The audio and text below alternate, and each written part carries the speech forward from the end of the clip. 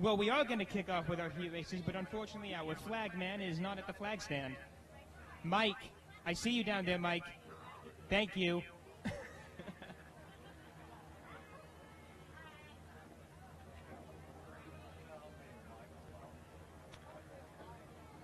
Real quick, couple things before we get started. Hearing protection is highly recommended here at River City Speedway. We have a lot of big V8 engines and a lot of small ears. Make sure to stop, grab some hearing protection. If you haven't already, you'll see exactly why I say that here in just a minute. Anyways, looks like we are getting ready with, these are our pure stocks? I don't even know. These are, in fact, your pure stocks, and leading the pack out onto the track, out of St. Helens, Oregon, it's Clint Petty in the number 2. The number 87 car is Castle Rock native Mike Michelson. Hailing from right here in St. Helens, Oregon, that's Chad Kuipers driving the 23. Number 61X is Del Rockwood, Oregon driver Red Smith. And out of Portland, Oregon, driving the 57, it's Tom Zawicki. Lights are out. We're going to go racing at the flag stand. 5 cars in total, 8 laps for this first heat race of the night. Once again, these are your pure stocks. Green flag is out, and we are underway. Championship night at River City Speedway. Already side by side now, nose to tail for the win, for the lead. Clint Petty's holding on to the top spot. Mike Michelson right on his bumper. Red Smith sitting in third with some new hardware for him this year. Picked that up just last time out. Sitting in 4th place, Tom Zawicki of the 57, looking to probe Smith of the 61X for any openings, any weak spots to try and move up to that 3rd position. Now, even though there is no trophy on the line here for these heat races, the finishing order will determine the start order for our main events later on. So Clint Petty naturally wants to hold on to that top spot for that reason. Clint Petty, a previous track champion here, 2-time track champion years ago. 61X in a previous track champion car in the 22 season.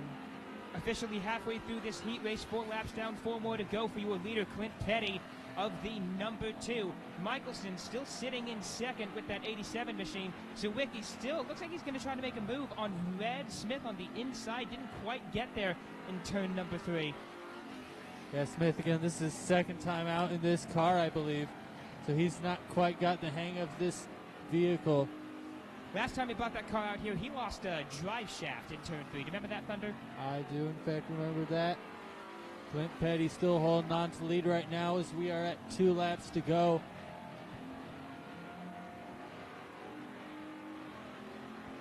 As a reminder, this is the final race of the season before all these cars go into hibernation for the winter. So everybody's going to give it their all as Zawicki now looks to the inside of Smith, who has a flat right tire. Red Smith with a right rear flat on the 61X, allowing Zawicki to get past on the final lap. Yeah, looks like he blew it off the beat. Doesn't matter. Checkered flag is out. Number 2 car of Clint Petty is your winner, followed by Mike Michelson, Tom Zawicki, Red Smith. Red Smith is going to finish the race even with a flat tire. That's impressive. And I wouldn't take a DNF if I could avoid it either way. And Chad Kuiper is going to round out the field. Chad Kuipers with a strong finish in that 23 machine. He picked up that car a couple of months ago after it was sitting on the River City Speedway property for a while, and he's been racing it himself. Hasn't been able to pick up a win in that car yet, but I'm confident that will change someday. Yep, car owned by Paul Haywood from Paul's Scrap Hauling. Also put up a little extra money for the Pure Stock purse for the winner tonight. Oh yes, because more money is always excellent motivation. Leading the pack out onto the track for your next Pure Stocks heat race. Piloting the 44 out of Scappoose, Oregon, just down the road, it's Brad Hamer. And the number 11-0, it is Gage Leveno out of St. Helens, Oregon. Also from right here in St. Helens, Oregon, Miss Consistency herself, driver of the 35, Lynette Phillips. Number 61 is Del Rockwood, Oregon native Mark Bell. And out of Vancouver, Washington, my co-host brother, pilot of the 07, it's Cutlass. Now, Thunder, because Cutlass is your co-host, are you going to judge him extra hard in this race? Co-host? He's your brother. What the heck am I saying? I don't even know. I'm going to refrain from giving any opinions. I think you should give it. I'm forcing you into a corner here. No, I'm not going to do that. Kind of rooting for him, honestly. Either way, green flag is out, and we are racing. Hamer with the early lead into turns 1 and 2. Phillips moving up to the second place spot. Cutlass now doing battle with Levno down the back straight. Those two are door to door. Entering turn number 3. Oh, Cutlass getting a little squirrely. Hold on to it, dude. It looks like still a little wet right on the bottom. Might have been why he got loose. Moving up to the front of the pack, Lynette Phillips now mounting a charge on Brad Hamer for that number 1 spot. Officially 2 laps down at the flag stand. Lynette looks to the inside of Hamer. Look out. She's trying to get there. Use that horsepower, Lynette, down the back straight, and she does get there. Both cars are now door to door into turns 3 and 4. Out of turn 4, Lynette takes the lead. Mark Bell and Gage Levno, your next battle to watch. That's battle for third. See Bell on the inside. And Bell gets past. Gage was getting loose a little bit earlier on. 4 laps down, 4 more to go. Officially at the halfway mark for Lynette Phillips of the 35. Hamer still in second place. Jetro Bell moving up to the 3rd place position in the 61. Levno in 4th place, and Cutlass rounding out the back of the field.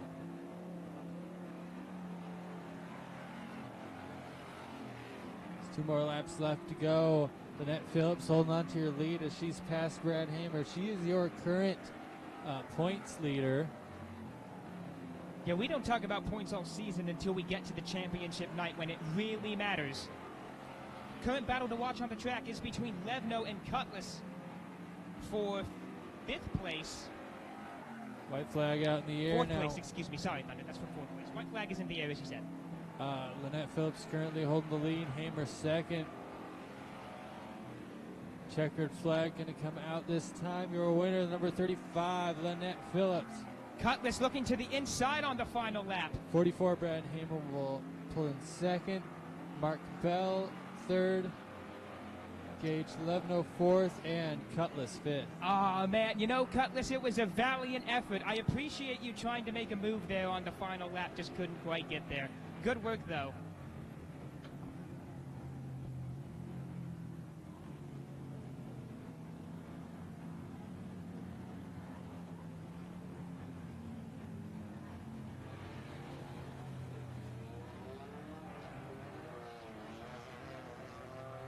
All right, folks, we are now moving on to our 4 cylinders class, a.k.a. the mini stocks. Leading the pack out onto the track, that is Sandy Simmet. Stand by, that is Sandy Simmet out of Vancouver, Washington in the number 3. The 3C car is Daryl Coles. Piloting the 41 machine out of Washougal, Washington is Austin Bowden. The number 12 is Jason Scheibel. Also hailing from Washougal, Washington, piloting the 55, Jacob Schultz. Number 08 out of Hillsborough, that's Riley Conroy. That is rounding out your field. We have 2, 4, 6 cars in this race, 8 laps in total. Once again, even though there are no trophies on the line here in these heat races, the finishing order will determine the starting order for your main event. So there is still something on the line here for these guys and gals. Lights are out. We're going to go green this time by with Sandy Simmet of the 3 on pole. Once again, 8 laps, 6 cars. Green flag is out, and we are 4 cylinders racing at River City Speedway. Sandy Simmet off to an early lead. We're still side by side for second place. 41 and 3C. Both Redneck Race Club members. Bodwin moves up to the second place spot. 3C drops down to third place. Battle to watch between McDonald and Conroy, except McDonald gets past, moving up to the fourth place position. Conroy dropping to 5th. Bodwin now mounting a charge on Simmet. Watch that number 1 position. Sandy Simmet still holding on to the lead, but Austin Bodwin not far behind. Also battle watch 3rd place Daryl Coles, and Jason Scheibel gets into the back of Coles for a second. Little bit of contact as is expected with your mini stocks. These guys, they like to play rough in the mud. It might also be a little bit rough and they're sliding around. Don't know. Either way, you gotta watch out. They say Lebanon's racing, but you gotta still race with class. Conroy slid we're in a dirt right track. There's not much class to be had here. Conroy taking over that position, sliding up in front, pushing through the corners. Simmet still holding on to that lead. 5 laps down, 3 more to go. Bodwin still in 2nd. Conroy moving up to 3rd. There's 2 more laps left to go. Things are starting to get hairy at the back of the pack. That's a 3-way duel for 4th place between the 3C, the 12, and the 55. 12 keeps touching the bumper of the 3C. He clearly is trying to get past. White flag in the air, one more time around the track. Sandy Simmet. Okay, Dan McDonald absolutely shunted the 3C coming out of turn 4. Nevertheless, checkers are out, and your winner for this heat race is going to be Sandy Simmet of the 3, followed by Bodwin of the 41, Conroy of the 08. The 3C machine will take the 4th place spot. McDonald of the 12 and 5th, and the 55 rounding out the pack. Excuse me, that's Scheibel in the 12. I've been saying McDonald this entire time. McDonald's got the tuner 12. You're right, he does, and that car is red. We'll be seeing it later. Apologies to everybody watching live who are probably shouting at their screen. It's Dan McDonald. Scheibel, I still got it wrong. Anyways, leading the pack out onto the track for our next 4 cylinders, aka Mini Stocks Heat Race, is TJ Jackson of the 8X. He hails from Longview, Washington. Number 17 is Jamison Epping. That 77 car, normally piloted by Riley Kelsey, but tonight is Sean Kane. Number 19 is Vancouver native Sam Simmet. And the 02 out of St. Helens is Tiffany Berg. Lights are out. We're going to go green this time by with Jackson on pole. Jackson, I believe, took the win last time out, or at least one of the last times. Either way, green flag is out. We are underway. Jamison slow off the start. Simmet was going to look to the outside. Epping was right there. 77 washes way out. Look Almost out, 77. They're all over the place trying to get past 17. And 17 was Tracer at the beginning of the lead. 77 also fairly inexperienced. 17 going to pull off the track. Might be in over his head a little too much for this comfort level. Are you saying he got scared? I say he might have. 8X, TJ Jackson, your current leader.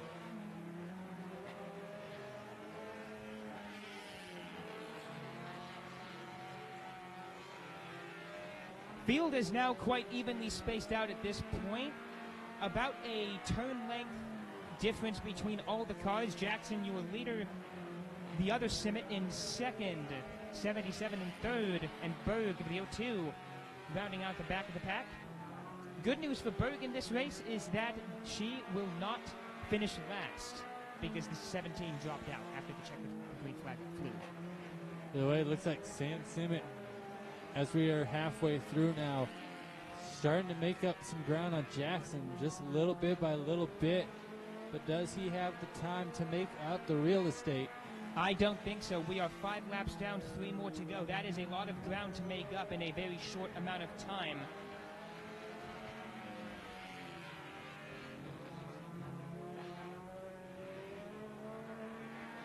Two more laps to go at the flag stand for TJ Jackson of the 8X.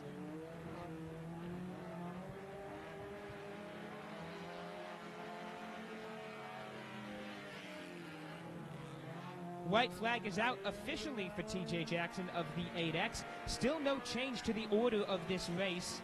And unless Jackson makes a mistake, this race is all his for the taking.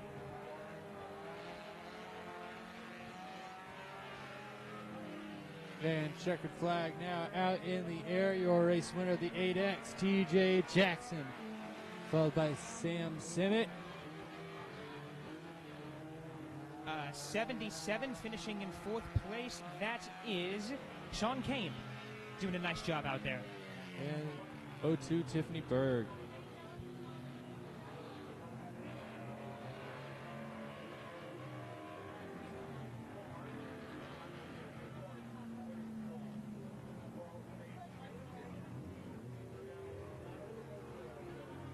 All right, one more heat race for your 4 cylinders, aka mini stocks. Leading the pack, or currently the only car on the track right now, is Potter. That is Ryan Potter out of Vernonia, Oregon, in the 10P. 24 car is Ruby Richmond from St. Helens. Chico Brinster, who normally is in a tuner here at this track, got his hands on a 4-cylinder as well, so he's doing double duty tonight in that 51 machine. 51 is for sale. You can see by the sign on it. And 4X Dan Bodwin. He makes his way from Washougal. Now, honest question here. That 51 is not actually Chico's car, so do you think he's going to take it easy? Oh, Chico doesn't take it easy. I don't think he's capable. Green flag is out in the air. And door to door are the 4X and 24. Well, not anymore. They were coming down back straight, but 4X is able to move up to 3rd place. 24 driver is only 16 years old, aged out of the Tracers. Still not quite experienced enough to hang with the big boys. That is okay. Potter Bodwin has a right front flat on Bodwin of the 4X. Sorry to interrupt you there, Thunder. I just had to point that out. All good, all good. Just stating the obvious, Ryan Potter out in the lead. Chico Brinster holding 2nd. Car used to belong to Darren Rye. Bodwin is going to pull off the track with 3 laps down at the flag stand for Potter.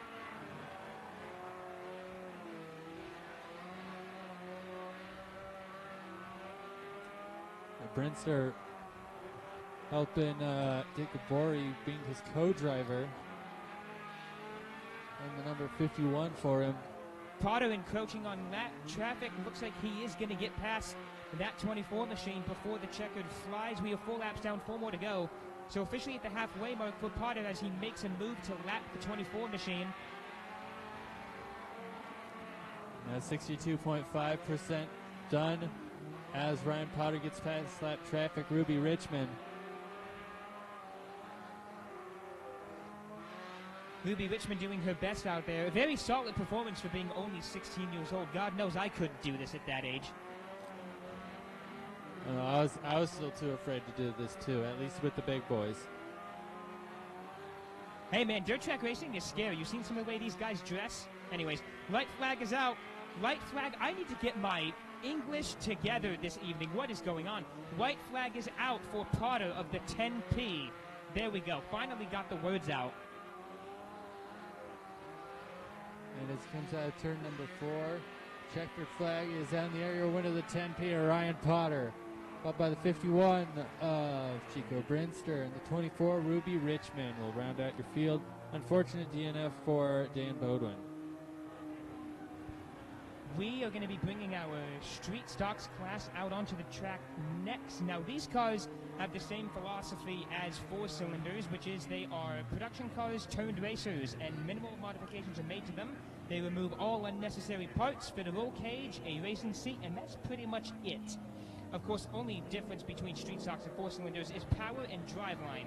These have got bigger engines and a rear-wheel drive, and leading the pack out onto the track, driver of the 07D is Dan Smith. Clint Petty once again brings out that 2 machine. That 35 car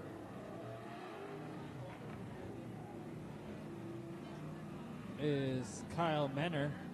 Hailing from Astoria, Oregon, Don Thompson of the 90X. It looks like that is going to round out your field for this heat race. 4 cars in total, 8 laps as per usual. And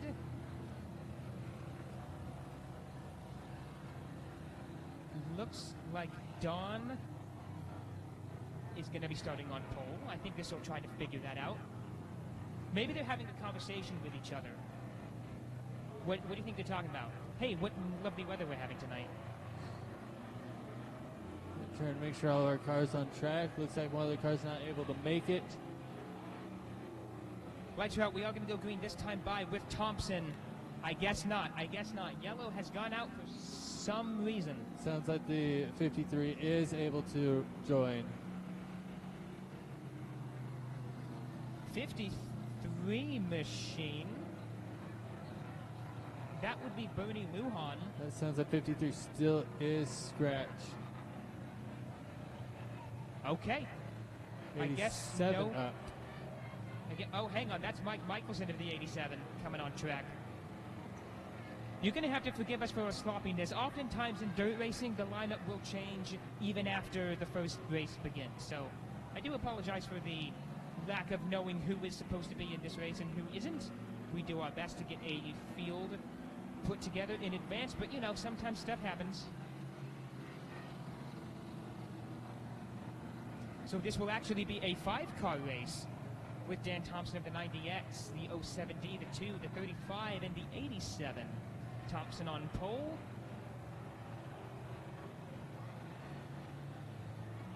Getting our field stage, trying to figure out where everybody is supposed to start. 1 to go sign is out. We are going to go green next time by. Once again, Thompson of the 90X is on pole.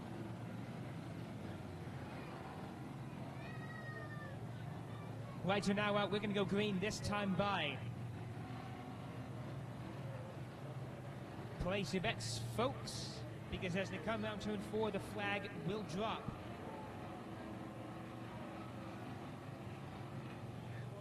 Five cars in total, 8 laps as per usual. Taking it nice and steady, coming out of turn 3 and into turn 4. Green flag is out. And we are underway at River City Speedway. 07D wasting no time to take an early lead in this race. 2 and 87 door-to-door out of turn 2.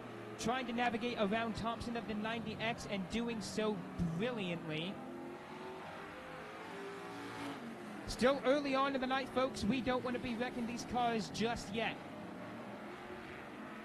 Everybody doing a good job keeping their equipment together. Clint Petty moves up to the number 3 spot, passing Thompson of the 90X. Now Thompson needs to deal with the 35 machine, trying to fend him off. Your leader still the 07D. Michelson moving up to the number 2 spot. And at this point, the field is beginning to spread out. 3 laps down at the flag stand.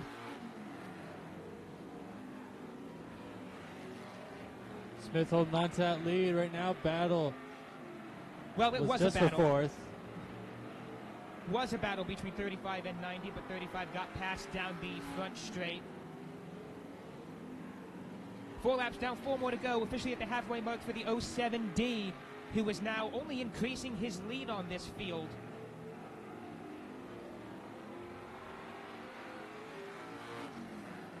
Goes a little deep in turn number 4, but that's not really going to hurt him that much. He's got such a substantial lead at this point in the race.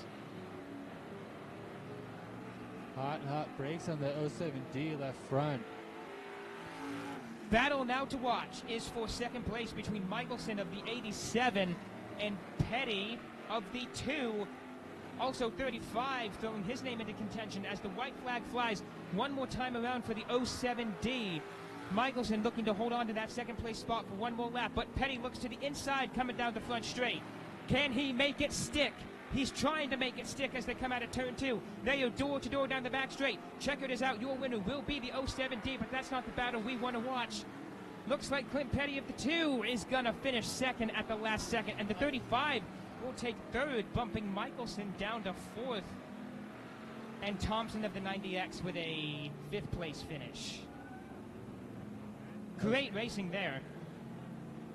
Yeah, fantastic battles right at the end. That one had me on the edge of my seat. He says standing up. I am standing up. It was metaphorical, Thunder. Leave me alone. All right, we're going to welcome more of our street stocks out onto the track. Out of Scappoose, Oregon, Piloting that 99 machine is Jordan Robinson. That 51N car is Scotty Wells. From right here in St. Helens, Oregon, looking to pick up more wins tonight, Brad Corpella of the number 9. Yeah, the 35, his spouse, Lynette Phillips, also out of St. Helens. That 66 machine is being piloted by Randy Nutting. And that is going to round out your field for this third heat race in the Street Stocks division.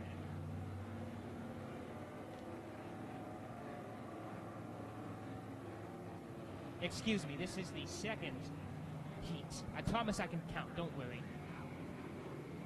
Just been an action-packed night. 1 to go sign is out. We're going to go green next time by. The 99 machine is on pole. 5 cars in total. 8 laps as per usual. Robinson looking to hold on, or looking to seize rather, the opportunity of starting on pole to get the early lead in this race. We'll see what happens as the green flag will drop as they come out of turn number 4. And we're back underway at River City Speedway. Look out for the 51N, trying to move up to first place out of turn 1, nearly 3 wide. Still door-to-door coming down the back straight is the 51 and the 99. Lynette throwing her hat into the ring. 66 getting into the back of the 9.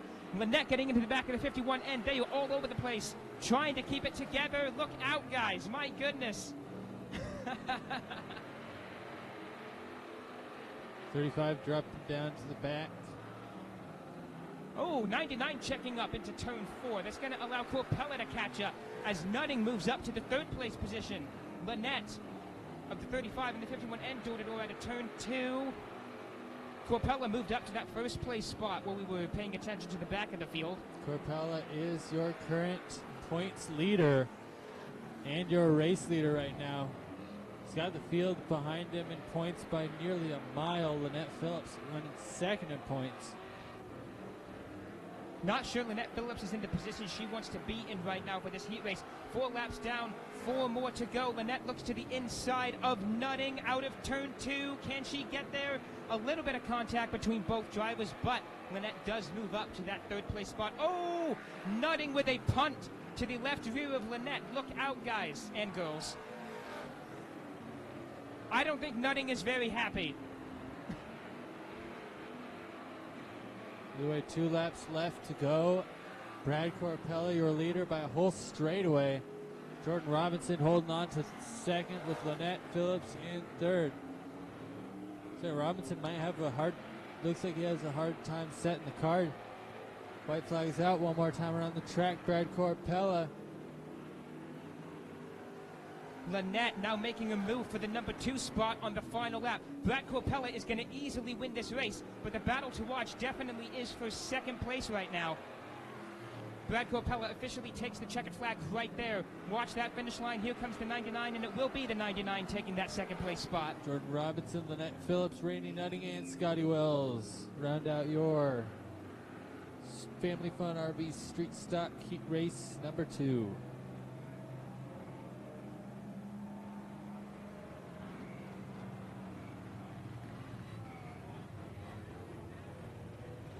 All right, folks, moving on to our next division of the night. It's going to be your tuner class, and leading the pack out onto the track, hailing from right here in St. Helens, Oregon, driver of the O, it's Bad Bob Bird. That's not his legal name. That's just his nickname. 51C, also out of St. Helens, Chico Brinster. Piloting the 18 machine, again hailing from St. Helens. A lot of St. Helens drivers in this race. That is Jacob Hilsinger. And the 4X. From Washougal, Washington, Austin Bodwin. Only driver in this field not from St. Helens is Bodwin of the 4X. Let's go Washington team. I find that funny.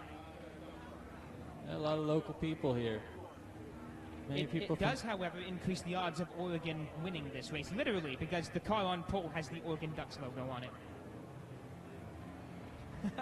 Anyways, green flag will drop as they come out of turn 4, and we are tuners racing at River City Speedway.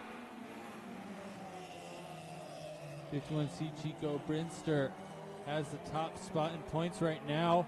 He's got it by quite a bit, and he gets clearly past Bob Berg in that O car. Thought bad Bob Berg had a little more than that coming out of turn number 2. I was hoping he was going to be able to hold off his own against Chico and bring down the mighty torrent that is the 51C, but not going to happen this race. Hilsinger now mounting a charge, I should say, on bad Bob Berg out of turn 2. That's definitely the battle to watch right now. Yeah, 18 of Hilsinger has been a rising star this past year. Got started last year, came back in this year with a new ramp and a new attitude, and has been putting people behind him ever since. And remember, Hilsinger was struggling at the start of this season in that 18 car. Halfway point, by the way, for Chico Brinster. 4 laps now, 4 more to go. But Hilsinger did struggle in that 18 car at the start of the season. He has it all put together now at this point. Still trying to get past Bob, but Bob just not letting it happen. He's holding a nice line on this track.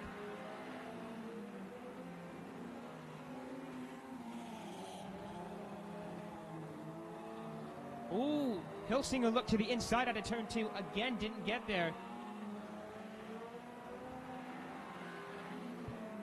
Still Brinster on the lead, as we are now a lap and a half left to go. Looks like Berg might have got loose for half a second. White flag out. Chico Brinster, your leader. Hilsinger looking to the inside out of turn 4. Again, doesn't get there. He just doesn't have the horsepower, it looks like, to catch up to Bob. He's trying, though. Checkered flag is out now.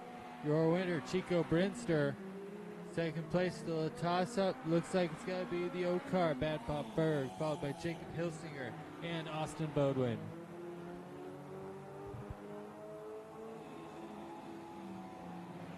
For those of you watching at home, the tuners look very similar to a 4-cylinders class, which we saw a moment ago. Tuners are to 4-cylinders what to Sportsmans are to street stocks. They are the same car in terms of the base, but they are allowed more modifications, such as more horsepower, better tires, all that good stuff, better suspension. You know the deal. Right up front, that number 12 car, that is Dan McDonald. I know it doesn't say 12 on the side of that car, but it does. Trust me, they drew it on with a pencil. Yeah. Piloting the 77 machine, hailing out of St. Helens, Oregon, Casey Lee. Number 24 is Wendy Vo. And Casey Lee's dad, also out of St. Helens, Oregon, driving the 01, Christopher Lee.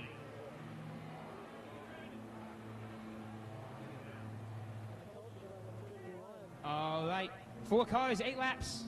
Green flag is out, and we are once again racing tuners at River City Speedway. Inside line is Longview and Kelso versus St. Helens. There's something I need to point out to you, Thunder. Casey Lee has not picked up any wins at all this season, not even heat race wins. And I gotta be honest, if he were to win a heat race, it would probably be this one. He's in very good shape right now. Again, that's Casey Lee of the 77. He's got to watch out for the 24, making a move on the inside. Well, that 12 car, I believe, is a previous championship car, if not common front runner, Tabori built car. Casey Lee, though, does have 2 Tracer championships. But Wendy Vo getting past. Looks like Casey Lee might have been spooked. Oh man, so Casey drops down to the 3rd place spot. McDonald still your leader in that 12 car. Wendy Vo holding on to second. Another championship car right there.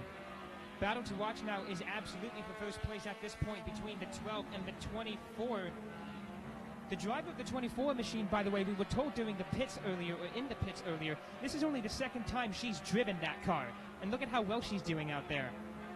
Yeah, not necessarily new to racing, but that car is a lot to handle, and she's putting the power down with it. Looking towards the inside of Dan McDonald. Not quite able to reach the inside line. Dan McDonald doing a good job fending her off. However, she is persistent. Got to give her credit for that. Persistent and consistent. She's right along the back bumper. Break a little early, but it's okay. White flag is out. Dan McDonald on to lead. Wendy Vo all along the back bumper. Trying to get move. Trying to get around. They're bumper to bumper. Checker flag is in the area. One of the 12, Dan McDonald, followed by 24, Wendy Vo. 77, Casey Lee, and the 01, Christopher Lee. Gotta say, Wendy Vo put on a great performance in that heat race. That was excellent. Nice job, Wendy. I know you're not watching this because you're in that car right now. Or maybe not. Maybe she's watching this on her phone right now while driving. Watching it on the phone or watching the replay. Either way, good job. All these drivers. Jamison Epping brings out the 17 all by himself, by the looks of things. I want to say safety lap, but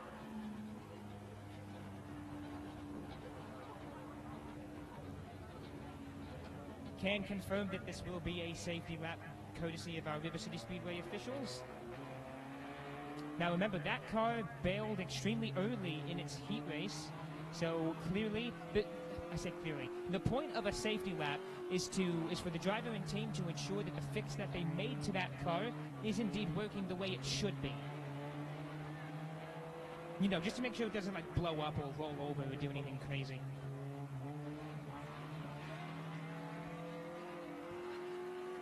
White flag is out for this safety lap for Jamison Epping of the 17. Hoping that car is all sorted out so we'll be able to see him later on in the main event. Are we doing trophy dashes tonight? We are doing trophy dashes tonight, so maybe we'll be able to see him in one of those. Anyways, checkered is out. This will conclude the safety laps for Jamison Epping of the 17. At this point, we can get back to racing action. And I believe our Sportsmen are going to be up next. Again, Sportsmen's are to street stocks. What tuners are to four-cylinders, they are fundamentally the same setup, just allowed more modification. So they can have more horsepower, better suspension, better tires, all that jazz. I'd say more of pure stocks to street stocks rather than street stocks to Sportsmen. Pure stocks and street stocks are the same. They are not the same. They are the same. Look at the rule books. I can't be bothered. Anyways, leading the pack out onto the track out of Longview, Washington, is Eddie Florence. Eddie Florence piloting that car tonight? 35 is Eddie Florence, yep. Cool. 69er is Austin Henderson. Ryan Potter brings out the 10P machine once again. Number 9 is Brad Corpella. And first time racing here at River City Speedway from Deer Island. Piloting the 26 is Clay Steifbold.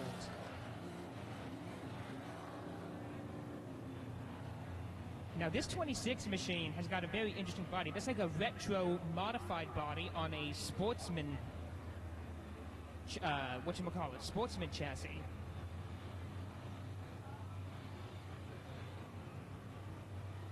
Here's the official. Somebody has their window net down. 26. Black flag is going to come out. Oh boy. Yeah, running without a receiver as well.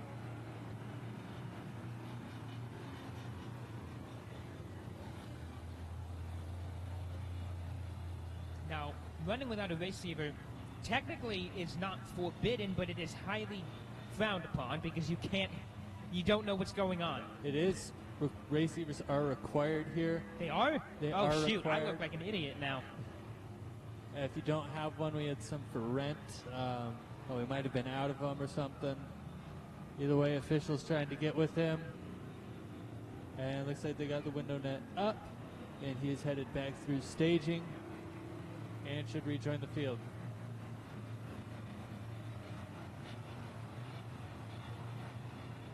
Lights are out. We're going to go green this time by, waiting to see if that 26 car will rejoin, and indeed it will. As per usual, 8 laps in total. This race is 5 cars. Pardon the voice crack, as the green flag comes out, and we're racing at River City Speedway. Told you you're going to lose your voice.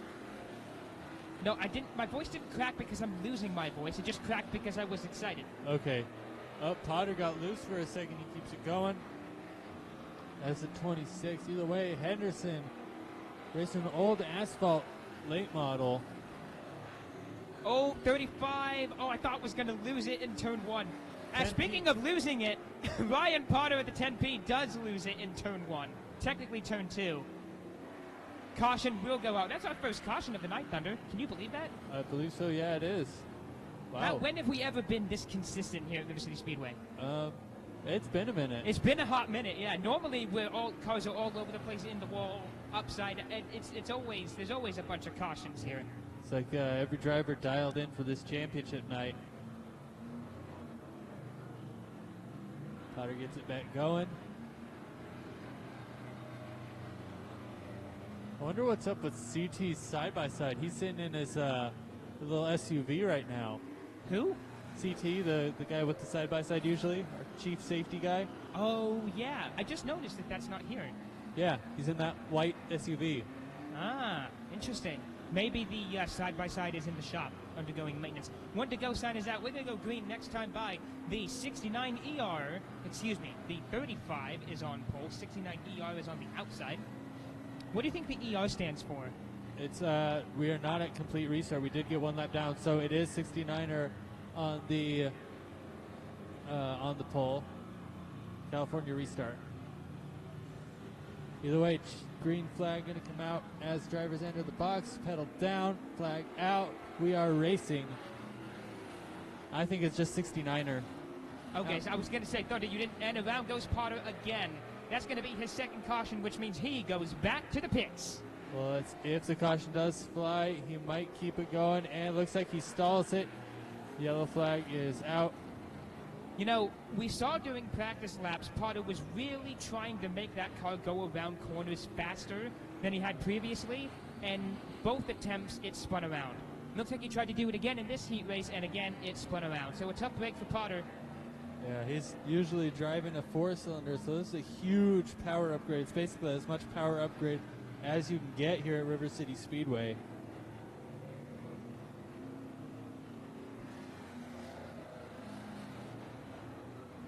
Just going to take some used to getting to a car that has that much power in comparison to one that you've driven previously.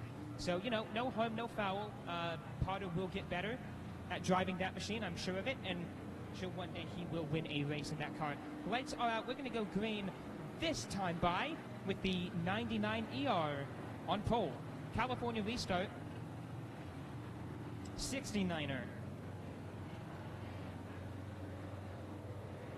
James Link on YouTube says, damn it, Ryan. Yeah, I don't blame you. Watch your mouth. Oops. Green flag now out in the air. Austin Henderson, your leader. Corpella looks to the inside. Excuse me, Thunder. Didn't mean to cut you off. Corpella looks to the inside. Doesn't quite get there. Corpella is your current points leader, followed closely by David Weaver, but he was not counting on Austin Henderson to be here. Henderson, a wizard with a rear-wheel drive. Did you say he's a wizard? Wizard with a rear-wheel drive. I'm going to start calling him Harry Potter from now on in that case. He used to be the Kid Wonder. No, he's Harry Potter now. Yeah, well, he's now 27, so he's not a kid anymore. Not sure what that has to do with my really bad joke. But your leader does remain the 69 ER. Oh, problems down the back straight for the 26. Lost it out of turn 2 and just couldn't keep it together. Caution goes out for the third time. This is incredible, Thunder. We've had, what, 5, 6 heat races, maybe even 7. Not a single caution. This one heat race, 3 cautions. This is our 10th heat race.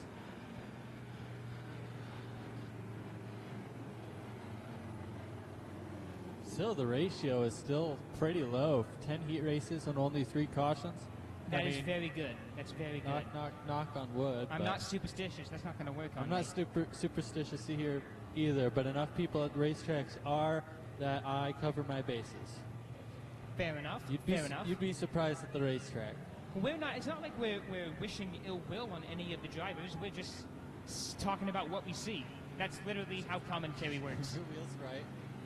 What was that? 26 had his wheels already turned left as he was trying to steer out.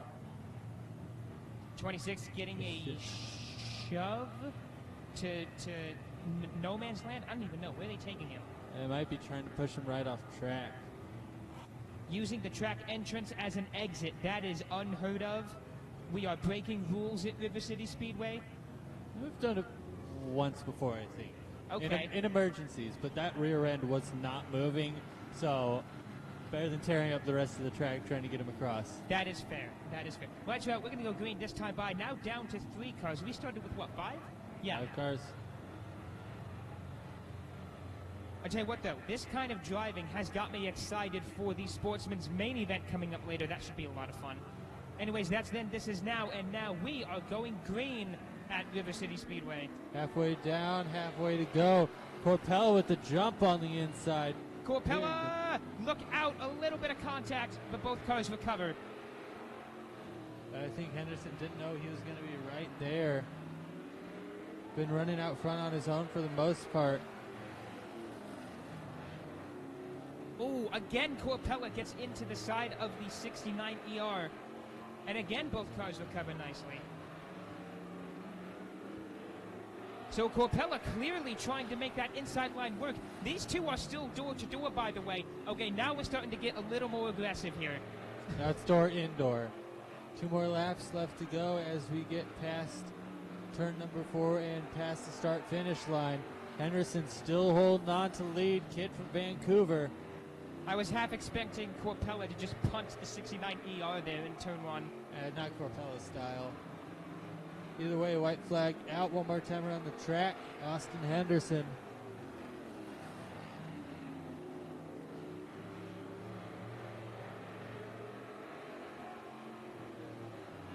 Checkered flag is out now. Your race winner, the number 69er, Austin Henderson, followed by 9 Brad Corpella, 35 of Eddie Florence.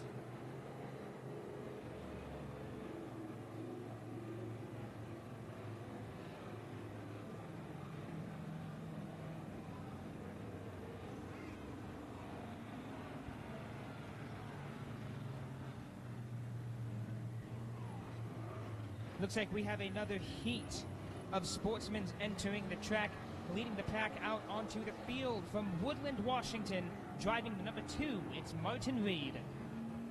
That number 90 car out of St. Helens is Stephen Capter. David Weaver is piloting that 7 Camaro.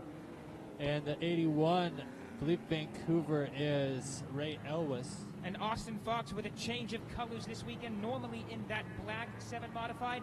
This week he is in the 7 Camaro Sportsman. Let's see how he does in that car. Cardinalson, the 81, is from Rainier, Oregon. Either way, green flag is out in the air. Martin Reed, your leader. And it looks like Capter gets the jump, hits the whole shot. Look out, boys. It's always hairy coming out of turn 2 on the green.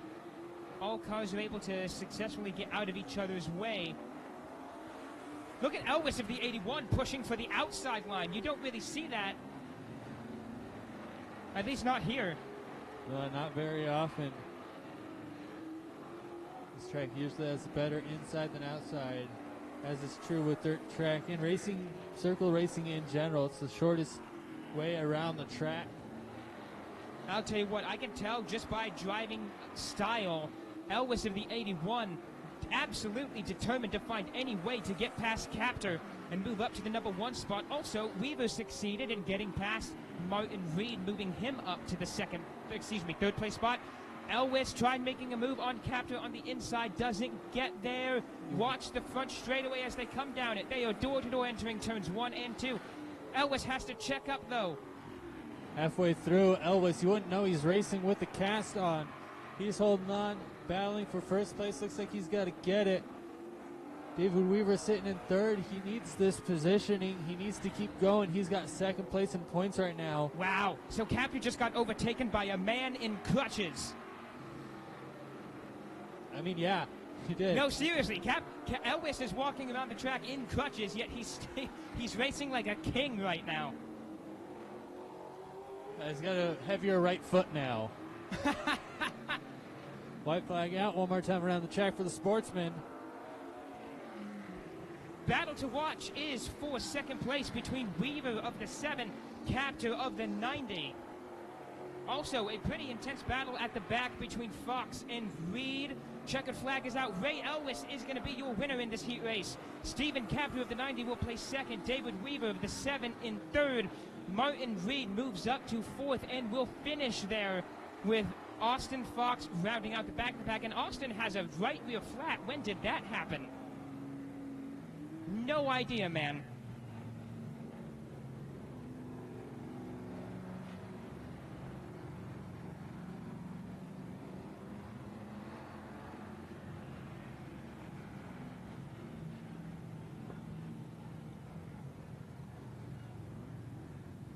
Oh boy.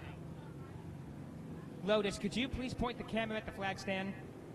Look at that. It's my co-host Thunder. He is going to be the flagman for our one and only Tracer here tonight.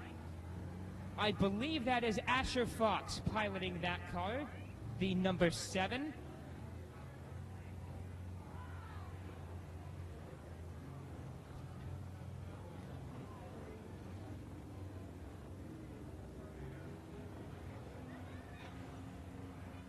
There it is. There's Fox. Again, I'm pretty confident that is Asher Fox of the 7. This is our only Tracer. Lights are out. We're going to go green this time by. A bit of context, I think, is owed for this driver and this car. Our Tracer class is unique amongst all the other classes here at River City Speedway because every driver in the Tracer class is, I believe, under 16 years of age. So these are very young kids indeed racing these cars out on this track.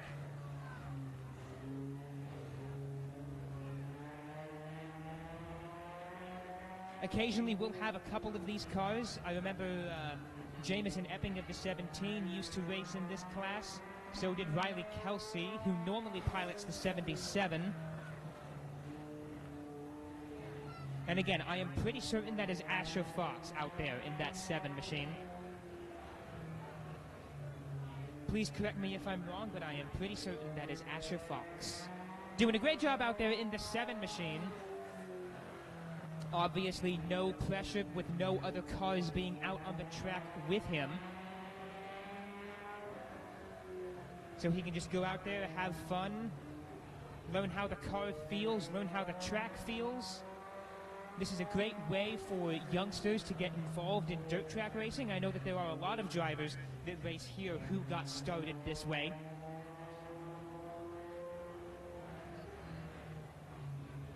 So I think some parents would argue here tonight that Asher is being raised right. But I wouldn't know because I am not a parent.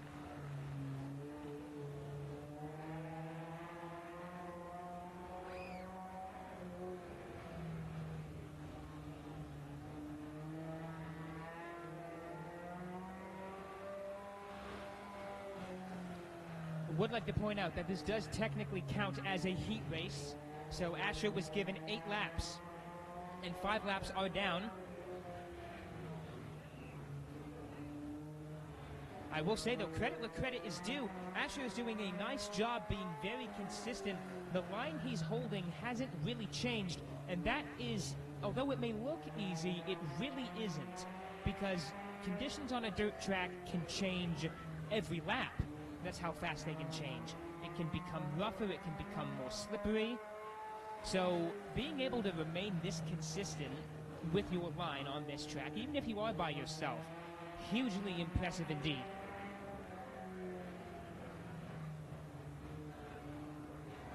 White flag is out one more time around for Asher Fox of the 7.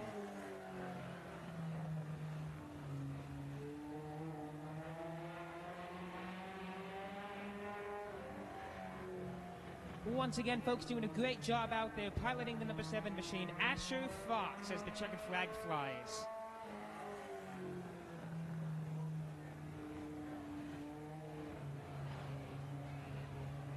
Good stuff, Asher. You looked great out there. Folks, let's hear it for Asher Fox as he comes by the front straight. Give him a hand, give him a hand.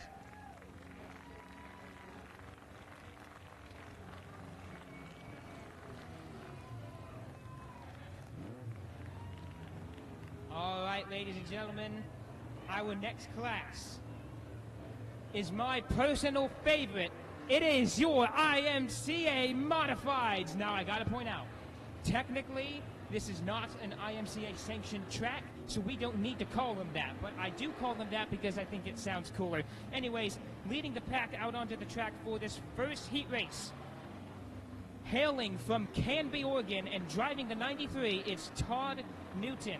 On his outside, out of Amboy, Washington, piloting the 57 is Kenny Miller. From my hometown of Forest Grove, Oregon, piloting the 7 machine is Trevor Labarge. The 99 machine.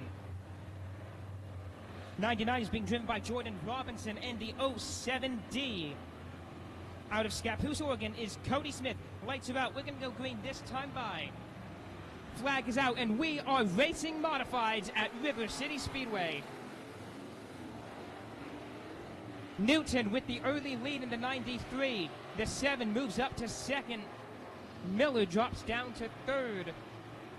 Miller and Labarge both raced each other a handful of times. I say handful as in many times. Miller gets past Labarge out of turn 2. That is definitely the battle to watch right now. Watch out for those two guys.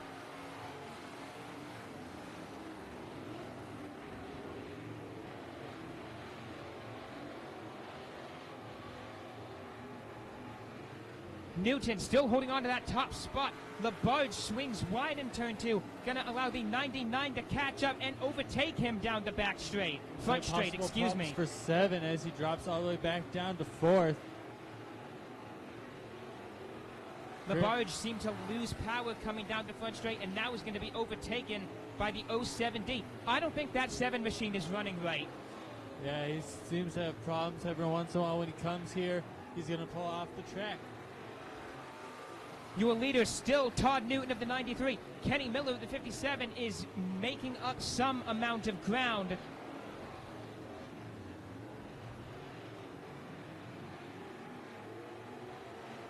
Miller has closed the gap with Newton with, what is that, 3 laps to go? This is the battle to watch for first place. Miller looks to the inside in turn 3. Newton shuts the door on him. White flag is out for the 93 of Todd Newton. Can he make it stand up? He's got just one more lap to do it. Miller gives it a little too much in turn 2. Has to check up ever so slightly as they come round turn 3 and turn 4. Check it out. Here comes Kenny Miller. He can't quite get there, though. Your winner, Todd Newton of the 93. Kenny Miller, the 57, finishes a strong second. In third place, the 99 machine. Fourth place will go to the 07D, and an unfortunate DNF for the 7 machine.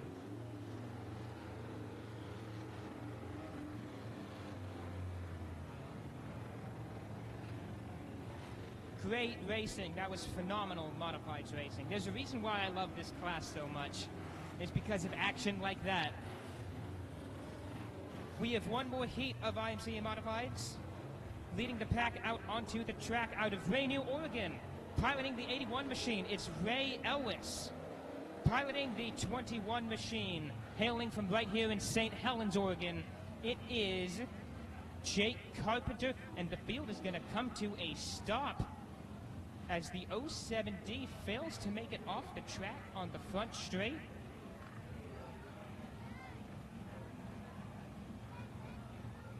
A little bit of steam there. I think that 07D has turned into a kettle.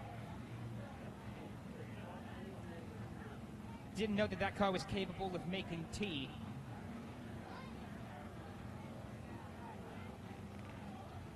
Looks like it is going to get a shove from our wonderful track crew.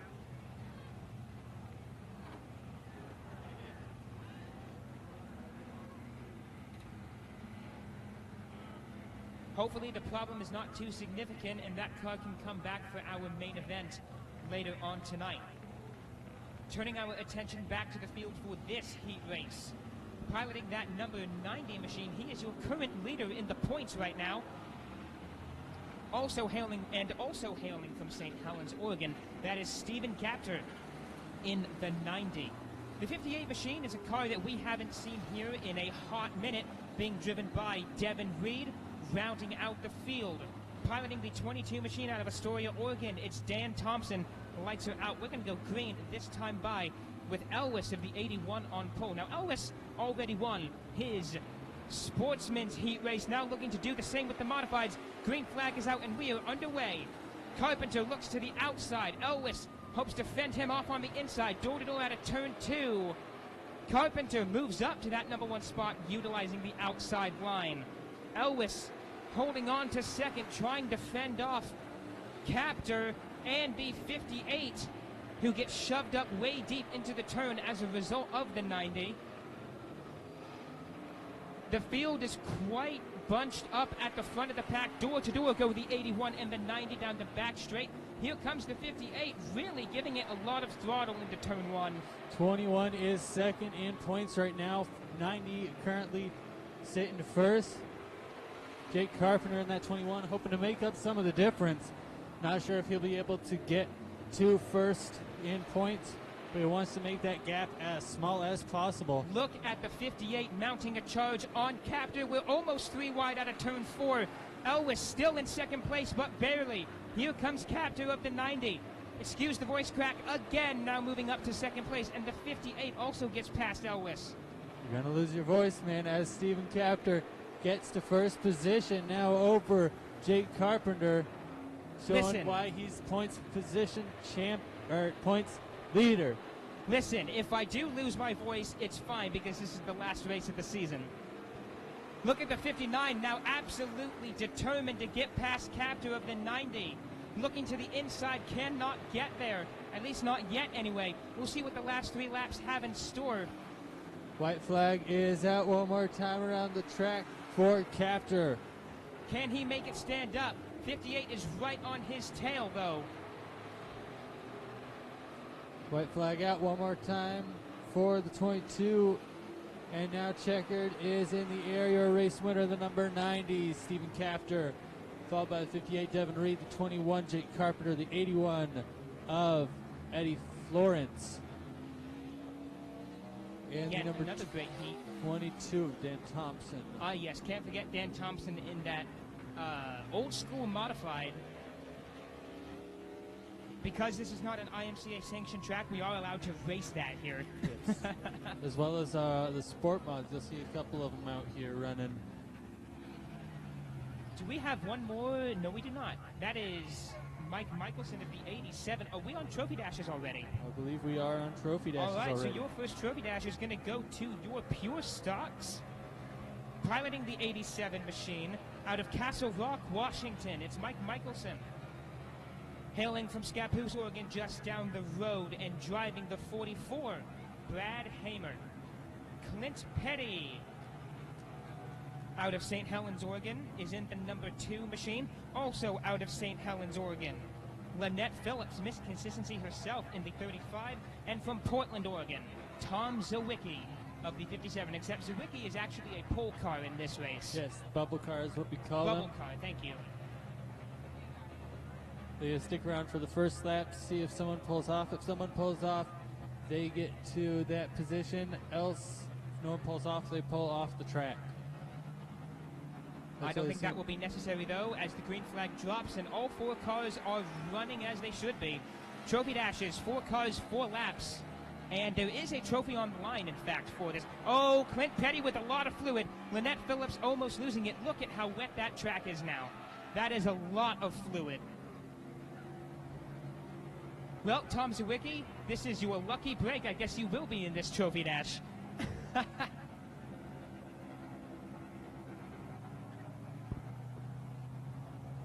lot of fluid came out of that number 2 car.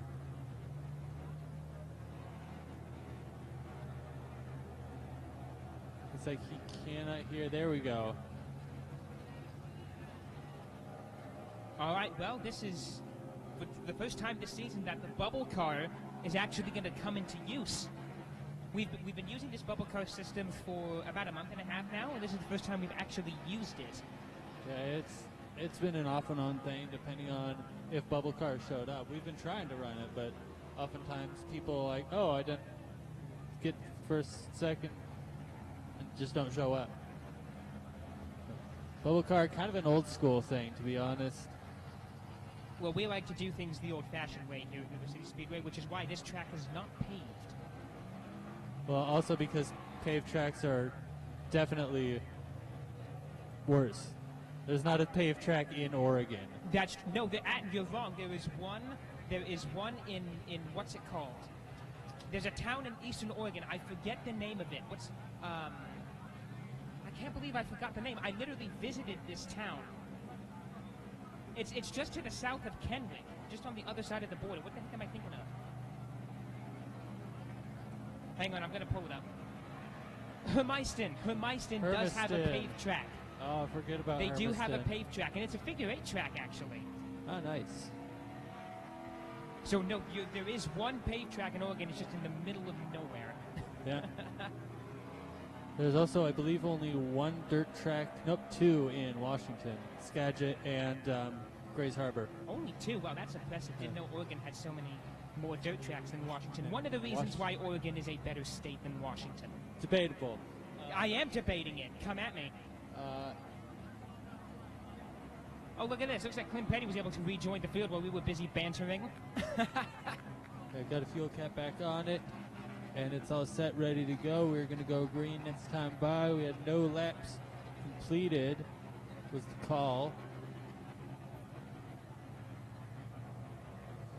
I want to point out, this happened last race, or 2 races ago, where Clint Petty lost a bunch of fluid in turns 1 and 2. So it's deja vu for him and that team, but it looks like they got it sorted out as they did the previous time. Mike Michelson taking it easy on pole. Nevertheless, green flag is out. We're back underway at River City Speedway. All four of these drivers with a victory of some sort or another throughout this season. Hamer jumps up to the second place spot, successfully navigating around Petty and Lynette. That was some excellent driving. The Hamer built, not bought race car. Lynette has the inside line, though. Excuse me, Thunder. They have door to door down the back straight. Excuse me again. We need to signal with each other or something, man. Either way, Michelson currently sitting up in front. Lynette Phillips right behind. Sawicki's going to pull off. Now we have laps down. Problems for Hamer. He loses power and hits the wall down the back straight. Keeps it going, though. No caution. White flag is out. One more time around the track. Michelson and Phillips side by side, first place. 44 is going to take it to the pits as Lynette looks to the inside. Coming around, here comes the checkered flag. Your winner for the Pure Stocks Trophy Dash is Lynette Phillips of the 35. Very nice. Looks like the 44 had a front right problem. He built, not bought that. It's been upgraded, both the car and that trailer throughout the season.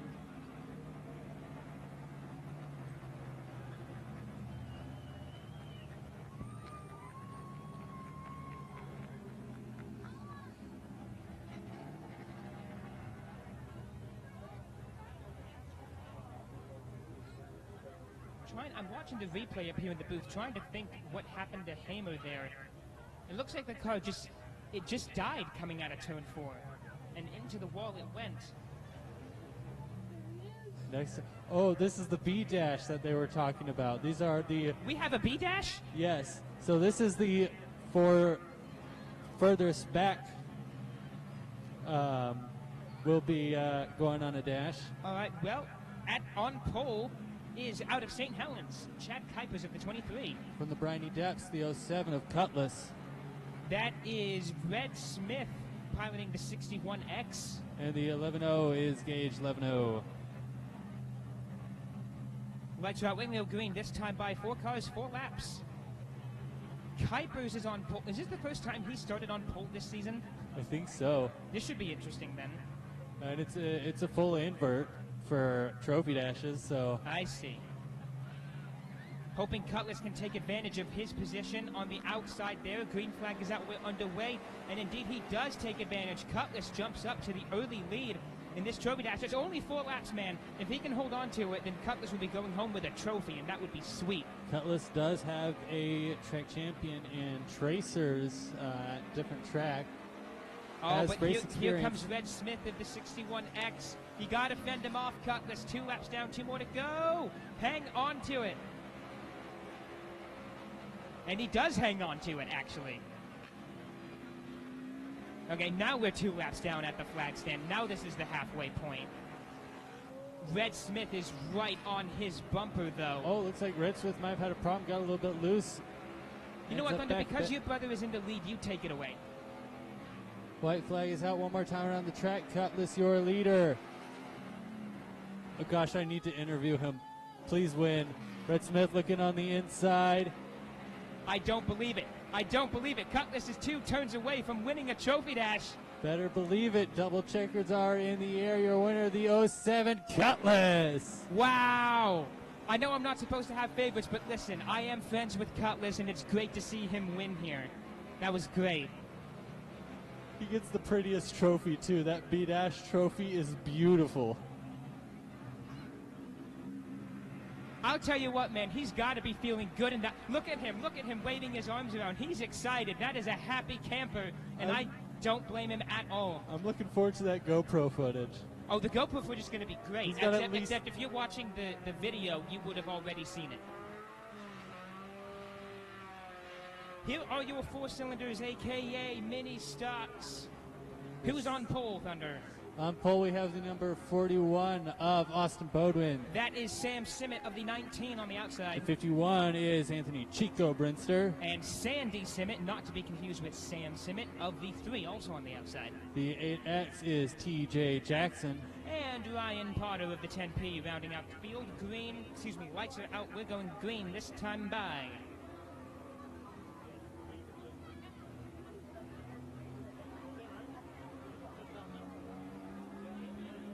And green flag is up in the air. We are racing. Look at Chico already trying to make it 3 wide off the start. Doesn't quite get there, though.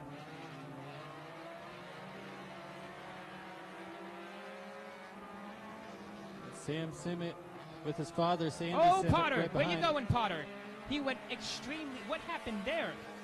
Not sure if there's a problem with the car or something else. Either way, Potter does recover.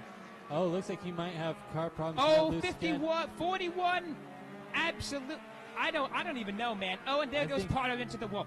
Guys, what's going on? I think 41 lost power. 10P is fighting something in that car. I tell you what, when he came down the front straight, the right rear suspension was looking very floppy. He's going to keep going, though. No idea what happened to Bodwin, however. Yeah, Bodwin looks like he just lost power. Couldn't go anywhere. Examining the replay, nobody touched Bodwin. That car literally just died, locked up in turn 3, and he just went into the wall. And, of course, Potter lost control in turn 4, and into the wall he went. But nevertheless, both drivers appear to be okay.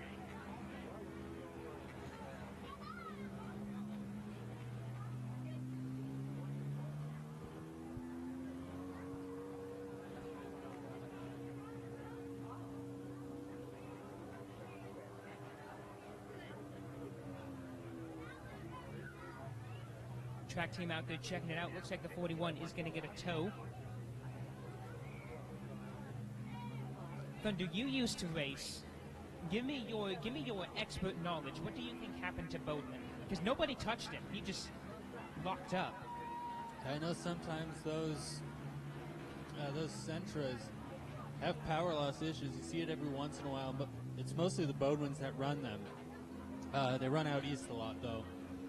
But they'll just seem to cut power, and he probably cut power, which would cut power steering, and just could not get the wheel turned in time. That's my guess. That would explain why he didn't turn away from the wall, because if the car died, then he had no power steering. With how slow it went, it didn't look like the tires locked up for braking. It was just dead in the water. But one to go, sign on the track. Your trophy dash is continuing next time by. 19 of Sam Simmet is your race leader.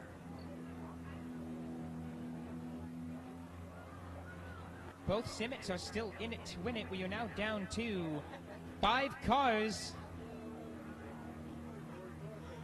Oh, Oh, boy. Can't believe Potter cylinders. I promise you that right rear suspension on that car is not right. But we'll see what happens. Green flag is out. We are racing 4 cylinders once again at River City Speedway. 1 lap down, 3 more to go. Simmett's now battling with each other. They really are trying to win this thing. Well, it's a family affair at the front of the pack. What happened to Sam? And Potter again goes into the wall. The 19 completely died coming out of turn 4. I'll tell you what, Potter is making friends with the wall in turn 4. But turning our attention back to the front of the pack, Sam Simmett is now your leader. Problems for the 19, so it will not be a family affair for the end of this race. Yeah, that 10P not looking happy. Met the wall twice. Really side-slapped it that second time. I said that we had 4 laps in this race, but I think there's more than that. It's 6. 6 yards, 6 laps. I see. I forgot to correct you earlier. Yeah, what's up, Hunter? You should be on form. White flag is out one more time around the track. Sandy Simmett, your leader.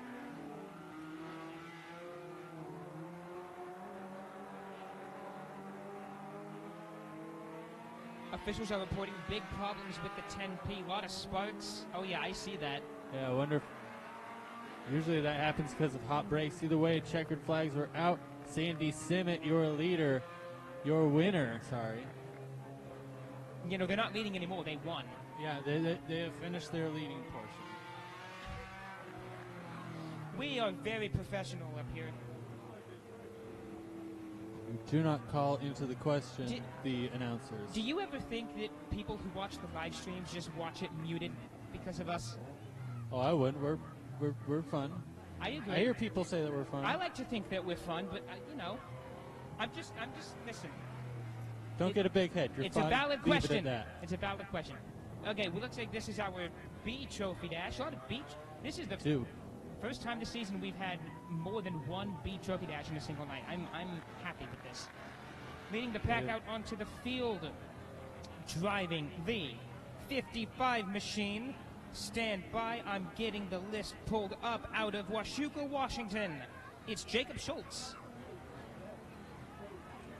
Looks like 02 is a scratch for this race. That would have been Berg.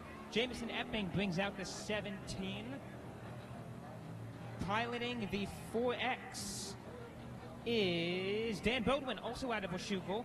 And in the 24, that is Ruby Richmond from right here in St. Helens, Oregon. Lights are out. We're going green this time by.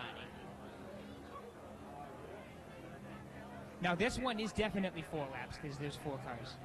Yes, it is. Thanks for the confirmation. I appreciate it. Confirmed.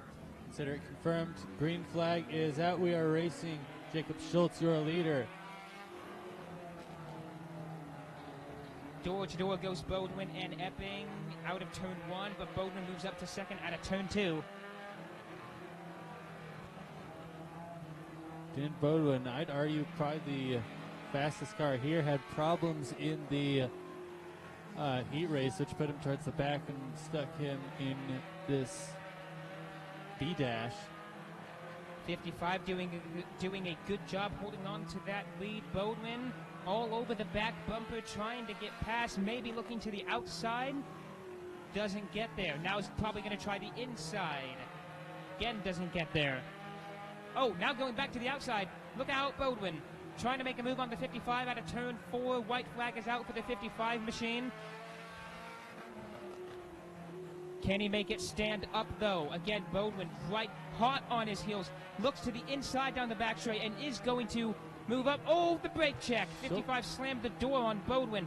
Double checkers are out. Your winner as they make contact out of turn 4 is that 55 machine. I forgot who drives it. Jacob Schultz. Thank you.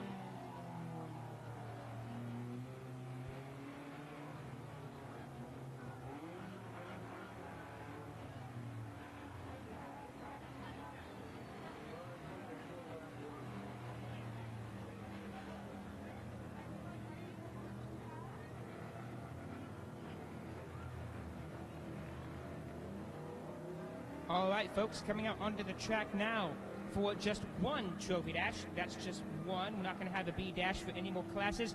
These are your street stocks. Leading the pack out onto the track out of St. Helens, Oregon is Clint Petty of the 2. On his outside, hailing from Scappoose, Oregon, Jordan Robinson of the 99. The 07D on the inside, that is Dan Smith. Brad Corpella from St. Helens, Oregon on the outside, and again from St. Helens, Oregon, Lynette Phillips of the 35, who is going to be the bubble car in this race.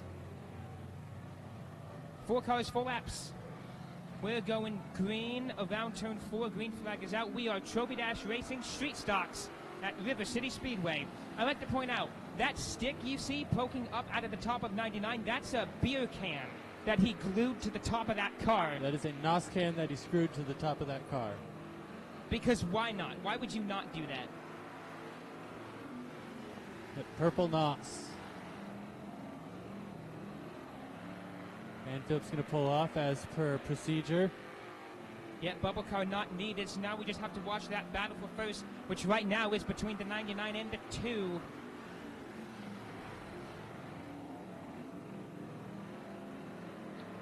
All the cars are closely packed together. This is a great Trophy Dash race. White flag out. One more time around the track. Robinson. Clint Petty not far behind. He still has a shot. Corpella looks to the outside, doesn't get there. 07D makes a move on the inside, moves up to 3rd as they come around the final turn. Your winner, driver of the 99, Jordan Robinson, and a very close finish for 2nd. Normally we don't call out 2nd place, but I think that went to the 07. I think. Nevertheless, Trophy Dash winner is Jordan Robinson.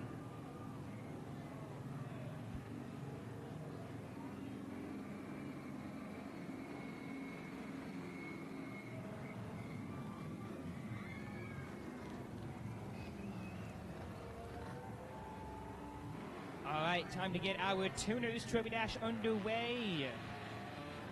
Thunder, who's on pole? On pole, the O car is Bad Bob Berg. Piloting the 24 out of Kelso, Washington, Wendy Vo.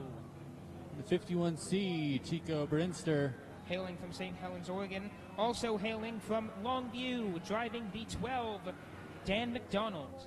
And your bubble car, the 18, Jacob Hilsinger, also St. Helens. A lot of St. Helens drivers that compete here at this track, which we love to see. A lot of local folks.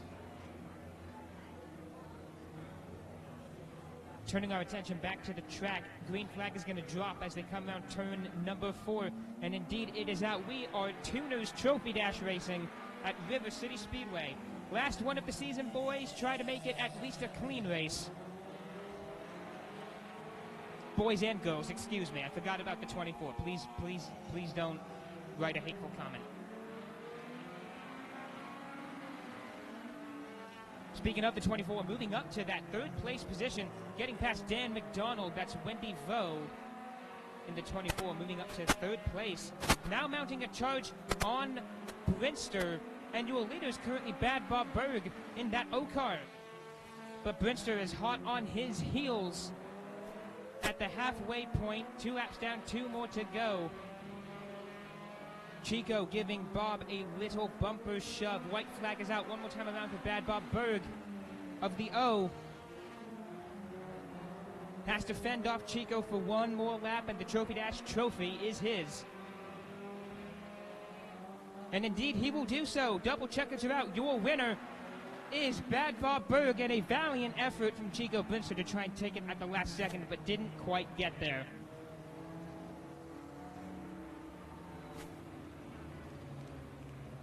Another great Trophy Dash race.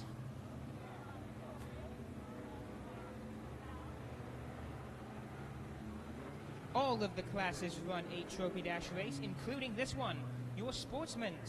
Leading the pack out onto the track, Brad Corpella out of St. Helens, Oregon in the number 9. The 90 machine is Steven Capter. The 96 out of Vancouver, Washington, Austin Henderson, and Ray Ellis out of Rainier, Oregon in the 81 machine. Lights are out. We're going to go green this time by, as per usual, 4 cars, 4 laps. Trophy on the line. Now remember, Brad Corpella had a fierce battle with the 69R in the heat race. However, he has the upper hand as the green flag flies with his pole position start. Hoping to make it stand up here in this trophy dash. Look at Elwes making it 3 wide out of turn 2. Threading the needle between the 90 and the 69. That was some great driving. Now Elwes mounts a charge on Corpella. The 90 and 69 ER door-to-door out of turn 2. Halfway point officially, 2 laps down, 2 more to go for Corpella of the 9. Elwes does not have a lot of time to get past if he is to do so. White flag is out one more time for Brad Corpella of the number 9.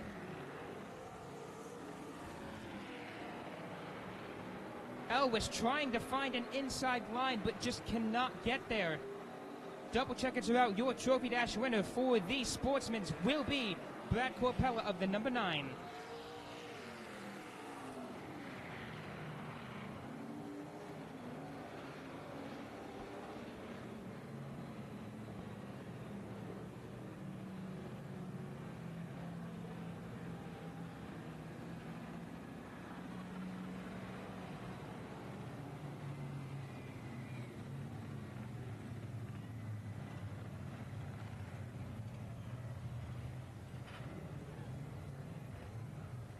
We have one more trophy dash left,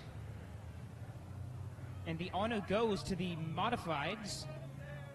But before we bring them out, a driver swap is in order. I believe Ray Elwes is going to hop out of his Sportsman and hop into his modified to join this race. We do have a few drivers here at this track that like to run double duty in different classes.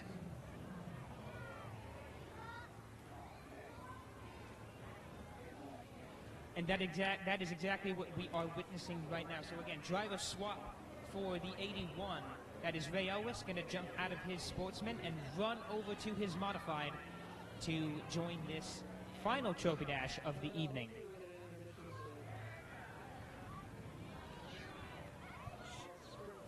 I think Captor might be there too.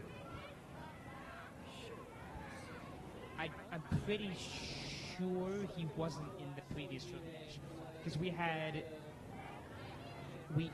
Henderson, Corpella, Elwes, the 69 Henderson, and oh boy, how have I forgotten who the 4th car was? Hang on, I take videos up here for a reason. Stand by. I have to know this now.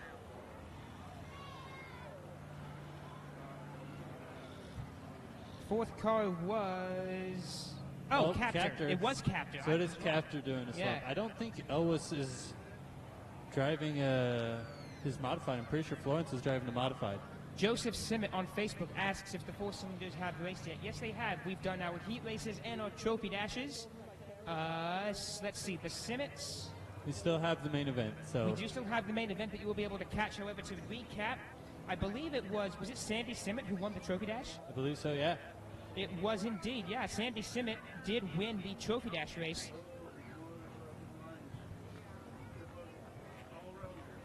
But again, we still have our 4-cylinder main event coming up later, so you'll be able to tune in and watch that. Once again, folks, we have one more trophy dash coming up. And it's my favorite class of them all.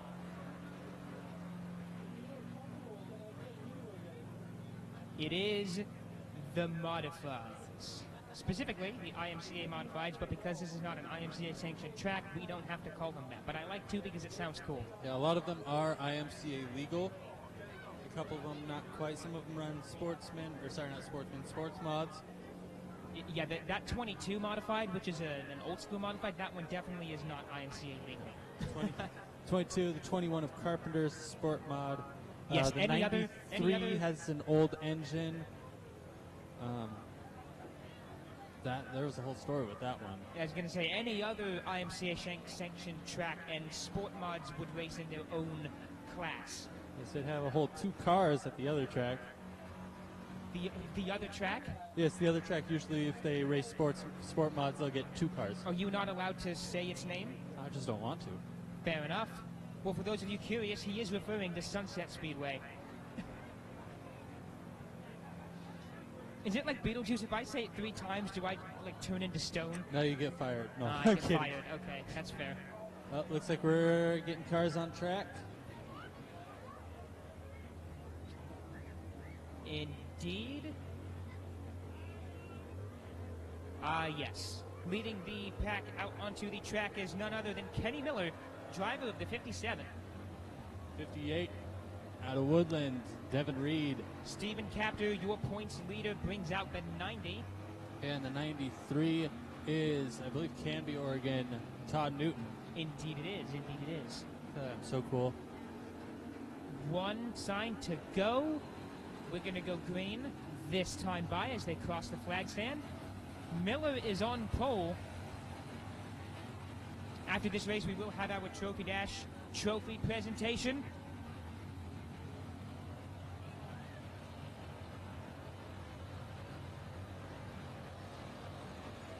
But that's then, this is now. And now we are racing modifieds, or we're about to race modifieds. We haven't gone yet. Waiting for it, still waiting for the green flag. Now it's out. Now we are modifieds Trophy Dash racing at River City Speedway. Door to door go the 57 and 58 in turn 1. Miller moves up to that top spot with Capter navigating around Newton of the 93. Look out, the 58 proved to be very aggressive during the heat races, trying to make it stand up here in the Trophy Dash. 58 having to check up at a turn 2. Problems with that car pulling off into the infield. We're now down to 3. Miller still your leader. Capter hoping to catch it, but he's got a lot of ground to make up to do it. Ariel Washington driver Kenny Miller been putting on a show every time he's been here. The last, I believe, 3 times. White flag is out now. He's been pounding the ground. And you see exactly the same thing this time out. When your points champion about a turn behind him, double checkers in the air, your modified Trophy Dash winner, the 57, Kenny Miller.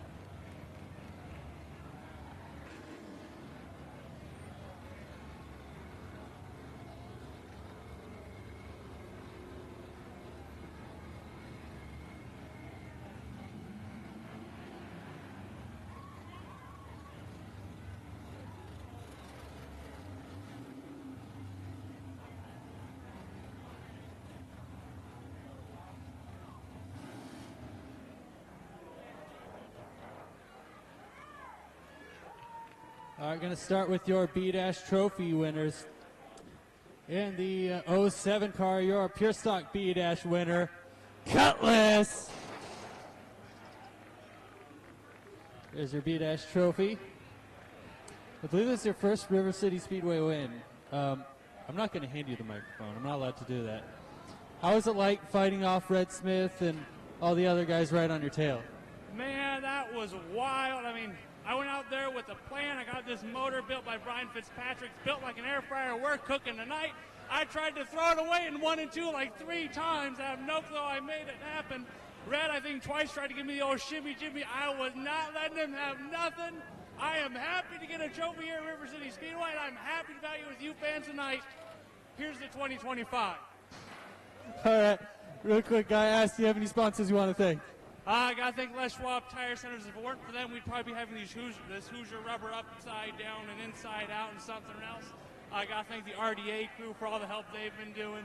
Yeah, Dude Racing, alloy wheel and tire repair specialist from Vancouver. And I mean, hey, I got these fancy cameras. Check them out on Cutlass 206 on YouTube. Ladies and gentlemen, the 07 of Cutlass.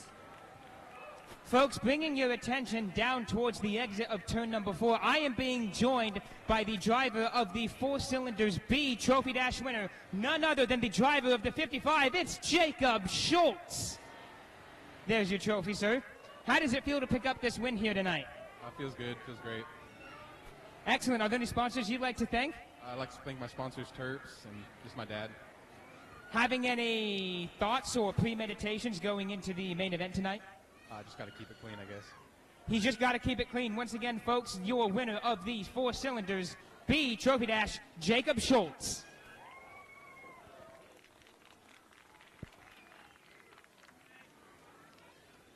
All right, I'm on the way to your 4-cylinder Trophy Dash winner, the number 3, Sandy Simmet.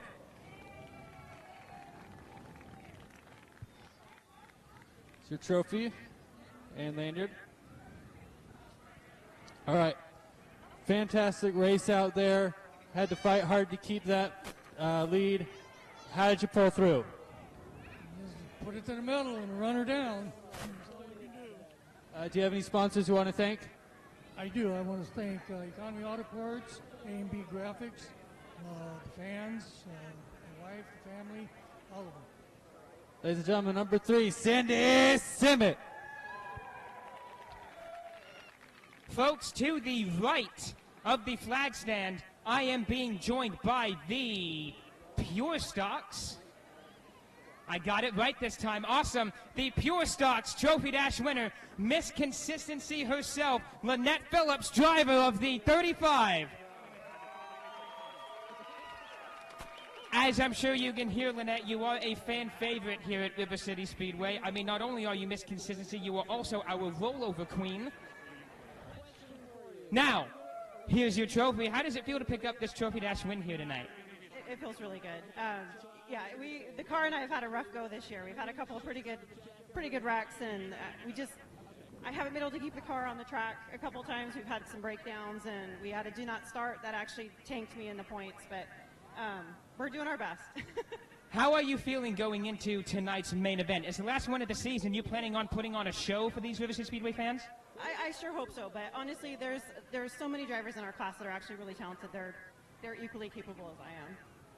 Well, listen, I don't call you Miss Consistency for no reason. I wish you the best of luck in your main event. Once again, winner of the Pure Stocks Trophy Dash, it is Lynette Phillips. All right, right in front of the flag stand with your Family Fun RV Street Stock Trophy Dash winner, the 99, Jordan Robinson.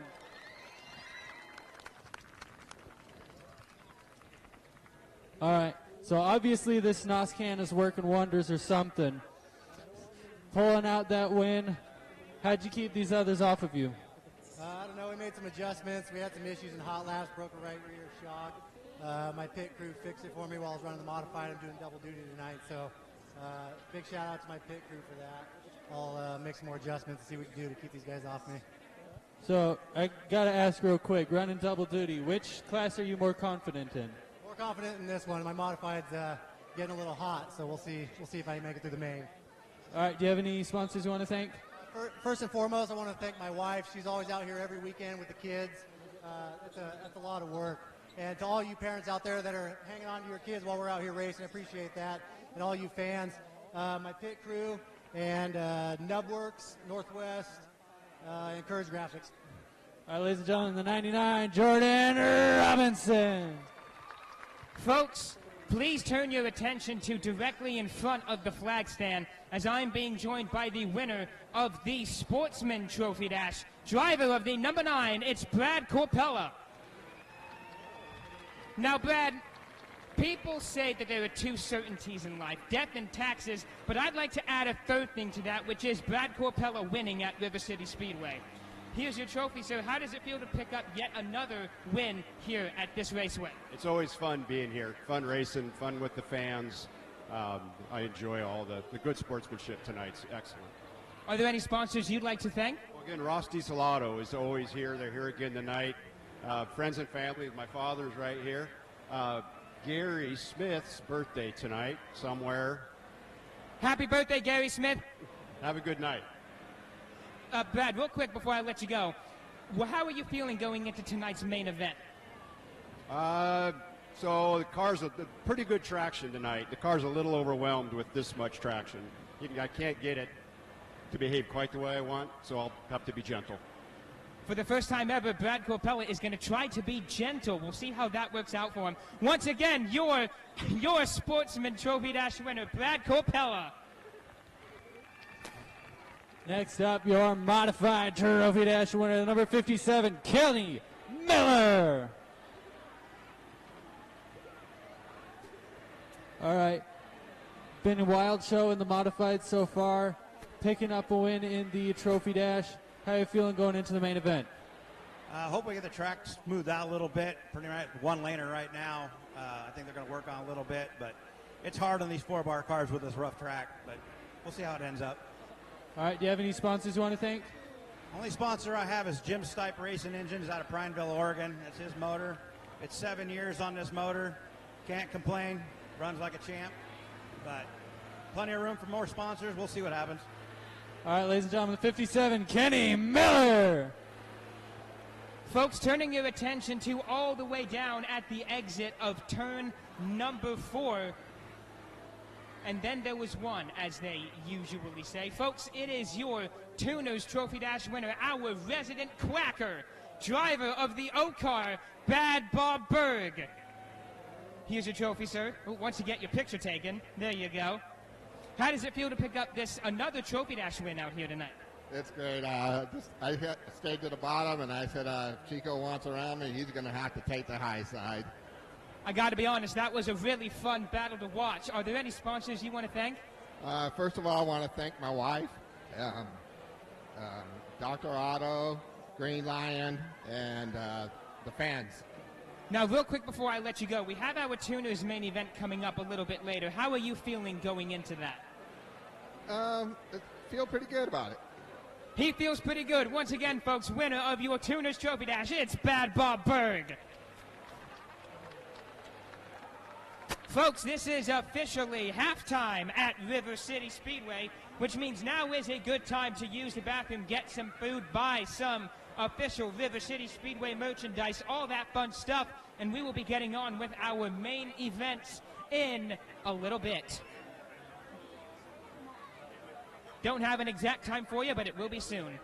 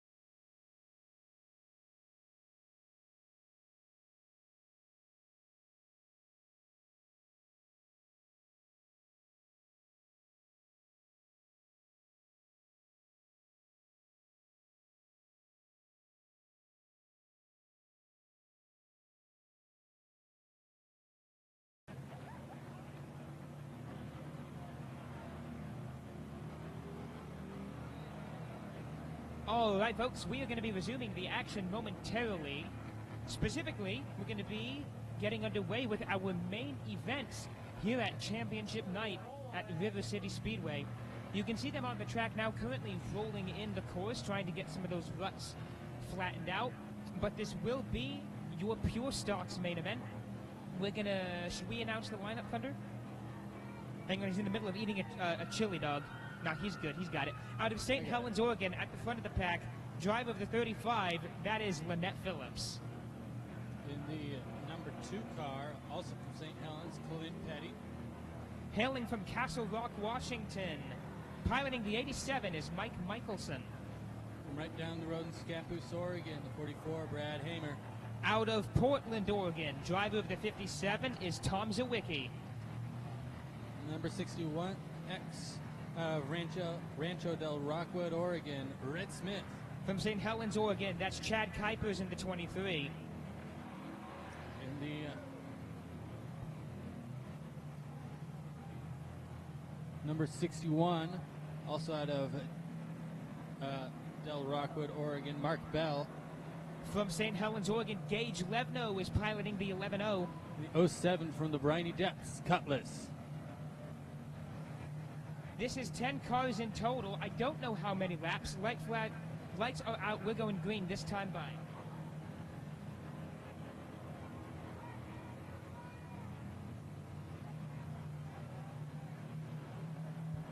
All right, folks. Green flag is out. We are Pure Stocks main event racing at River City Speedway. Clint Petty with the early lead in that number 2 machine. 87.35 door-to-door for second. Hamer in 4th place.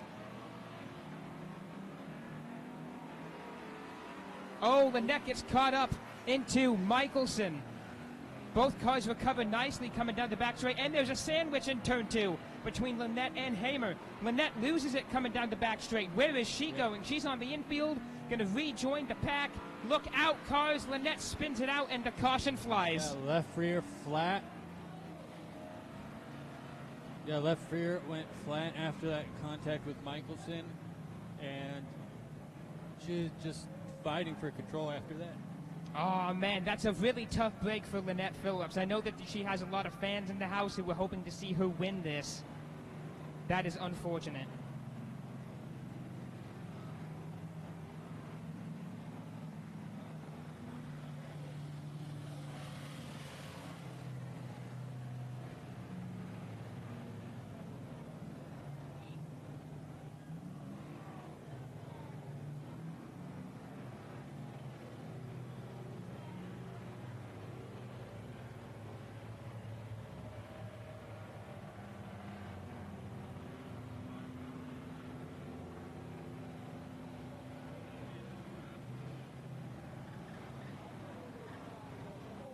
Watching the replay from up here in the booth, you can see as the cars come around turn number 2, 87 absolutely punts the left rear and shreds that tire on the 35.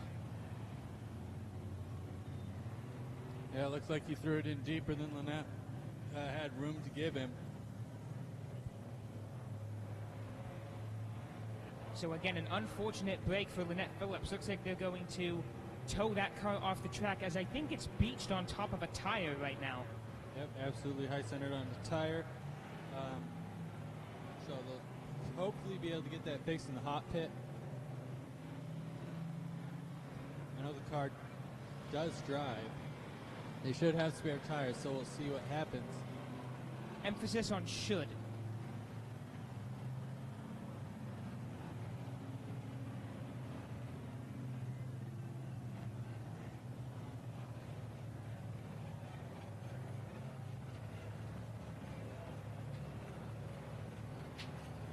All right, Lynette is going to drive that car under its own power into the pits.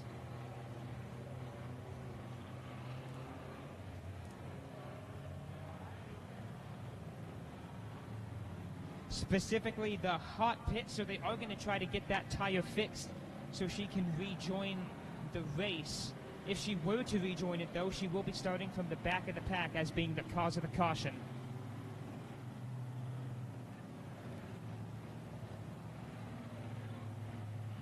Mike Michelson of the 87 is given lane choice. Looks like he is sticking with the inside. That's going to throw Hamer of the 44 to the outside. Getting them gridded up California restart style. Now, depending on who you ask, this style of restart has a couple different names, but we on the West Coast call it California restart.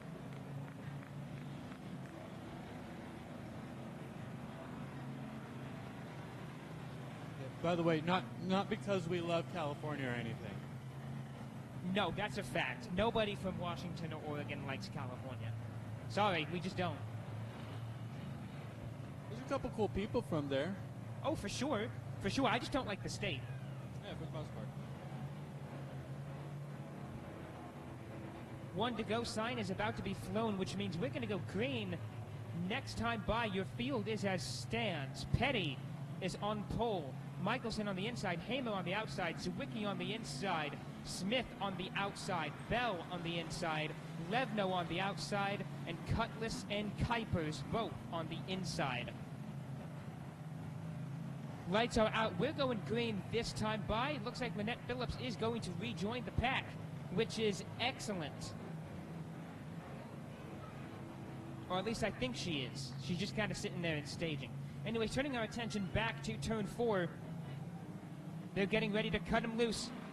Green flag is out, and we are once again racing Pure Stock's main event. River City Speedway. Lynette Phillips joins the track way too late. The entire field has to check up. Everybody look out. How is this going to work? Somehow we avoided disaster. I don't know how. Yellow goes out again. Yeah, it sounds like 35 got high centered or stuck or something way on the hill before she was able to rejoin the field, making it so she rejoined late. We're going to go yellow and try that again.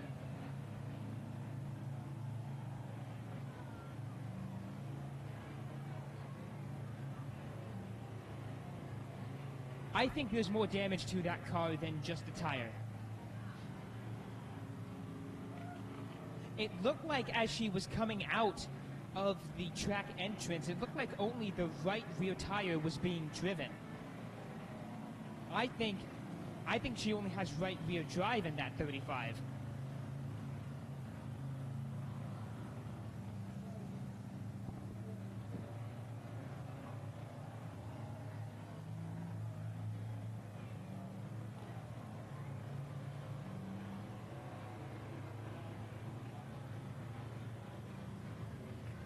Nevertheless, that was a great job from all the drivers, able not only to stay out of Lynette's way, but each other's way.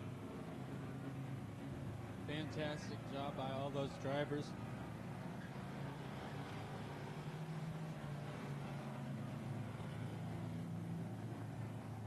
Now, even if Lynette Phillips was able to fix that car, she wouldn't be allowed to rejoin the race, as this was technically her second caution. So even if that car was fixable, which I'm pretty sure it's not, I'm pretty sure it only has right rear drive, she would not be allowed to resume racing anyway, as if you receive 2 cautions, you go back to your hauler.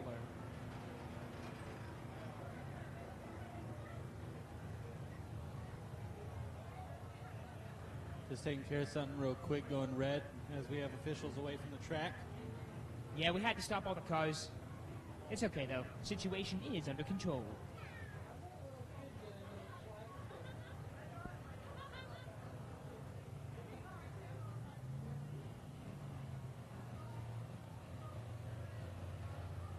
Folks, let's give a hand to Lynette Phillips in the 35. Hey, at the very least, she came home with a trophy dash win.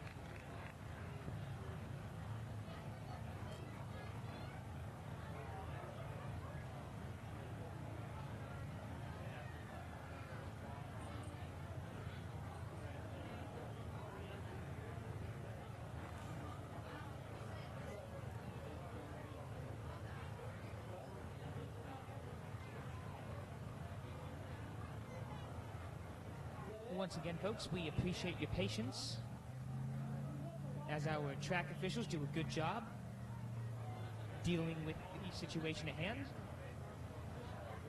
I can report that everything is under control. But just as an extra precaution, we asked to bring the entire field to a halt.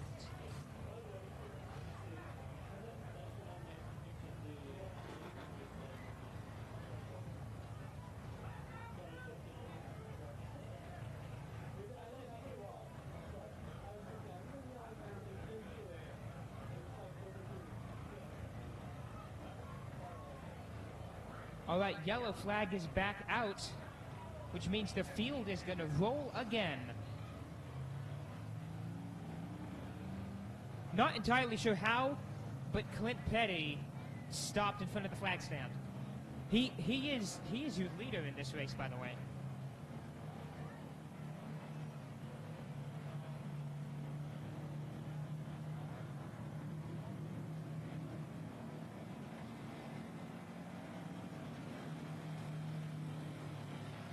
Making sure our lineup is all set to go.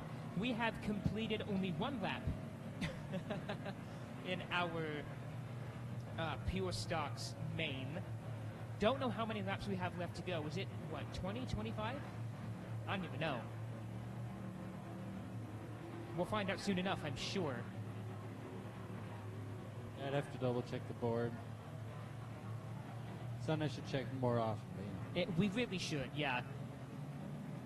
1 to go sign is out. We're going to go green next time by. Petty is on pole. Michelson on the inside. Hamer on the outside. Zawicki on the inside. Smith on the outside. Bell on the inside. Levno on the outside. And Cutlass and Kuipers on the inside.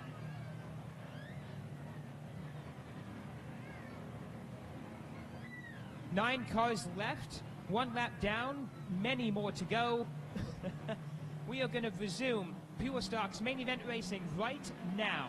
Green flag has dropped, and we're underway. Clint Petty hoping to hold on to that #1 spot, as there are a lot of battles happening at the back of the pack. Everybody seems to be battling with somebody at the moment. Zawicki against Smith. Oh, look at Smith thread that needle. That was impressive. Yes, went right across 57. 57 might have had to check up for that too, giving Red Smith a little bit more room. Cutlass and Levno door-to-door into turn 3. That's another battle to watch.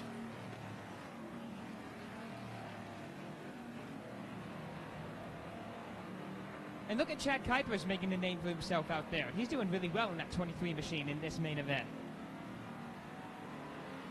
Still, leader remains Petty of the 2 machine. Michelson right on his heels. Looks to the inside. Can't quite get there. Michael's loving that inside for the turn. Throwing in deep every time. Watching way out for a diamond line. Now from Clint Petty's perspective, he's trying to stay calm, cool, and consistent and fend off Michelson, because believe me, he wants this win.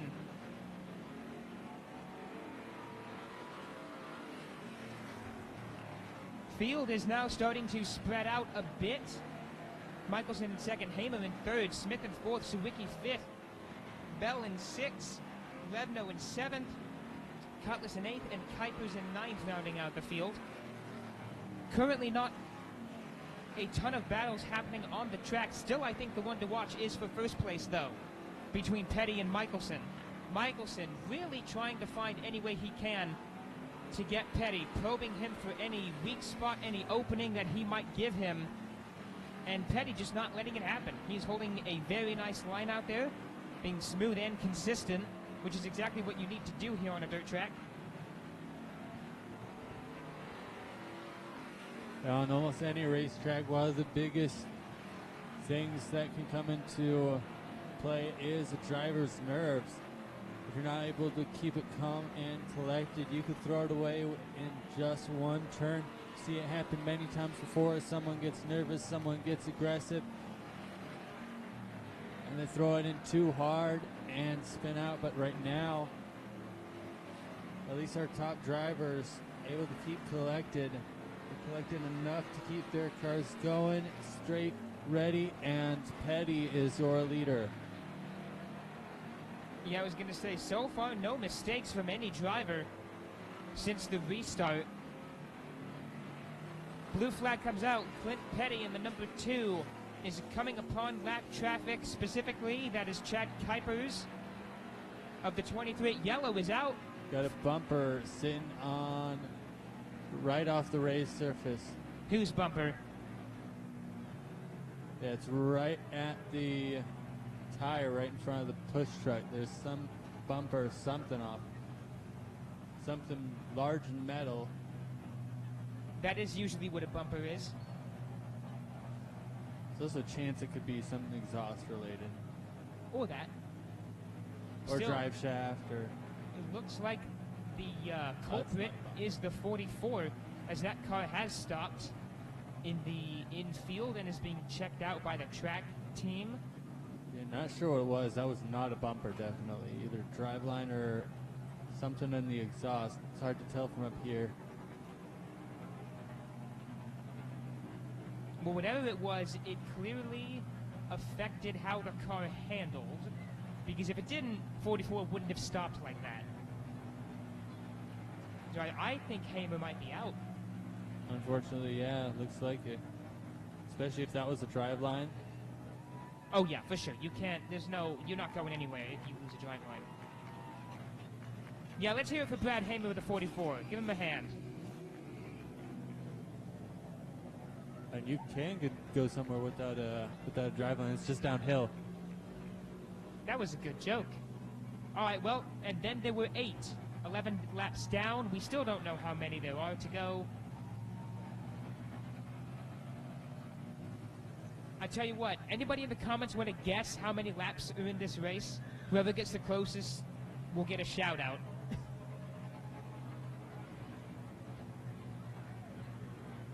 Looks like Hamer actually pulled off into the hot pit, so maybe the damage, whatever it is mendable. Well, I mean, all damage is mendable. I just mean mendable in a reasonable amount of time.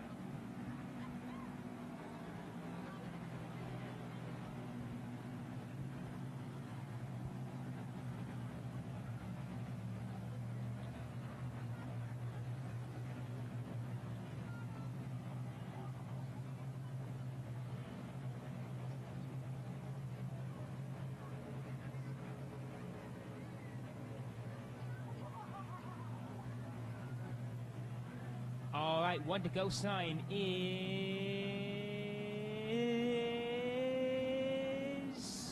not out. I think they said next time. I think they said 1 to go. Okay, hang on. Amber on Facebook says, I'm guessing 25 laps. Sierra Rose says 40 laps.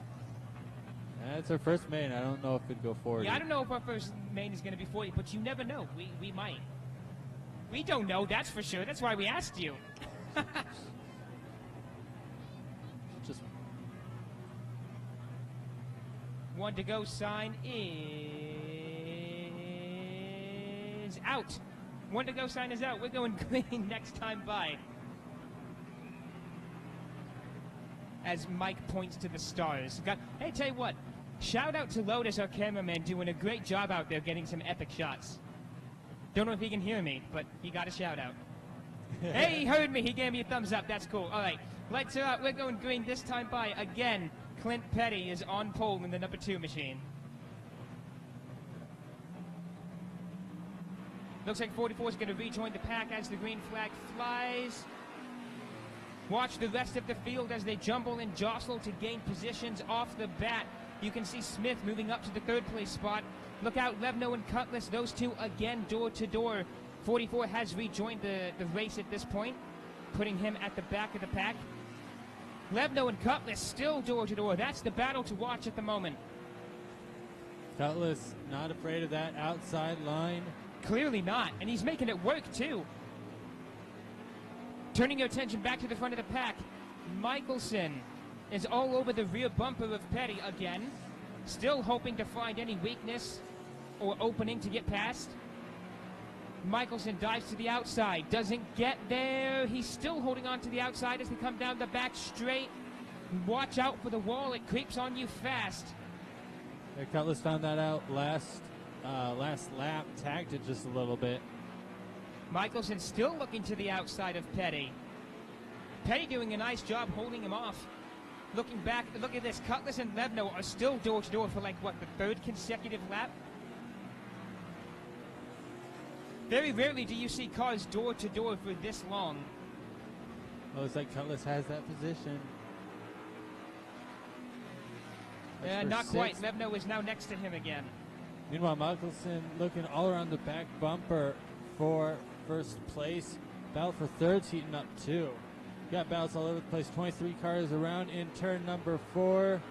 Look out, Kuipers. Caution is not going to go out. What a great save from Kuipers. But Petty checked up, completely checked up, and now drops down to third place. Michelson moves up to the top spot.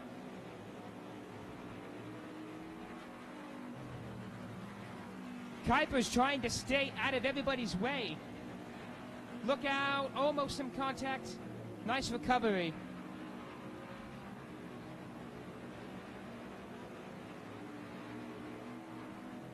Can't imagine Petty is all that happy. I think he was anticipating a caution and got upset when one wasn't flown.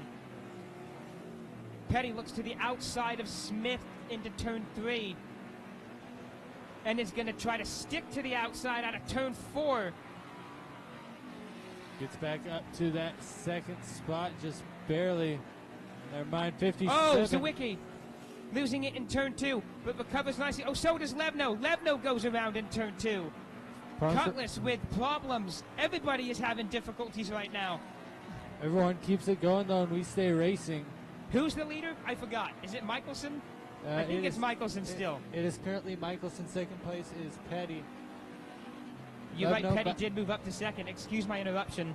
Levno now becoming lap traffic.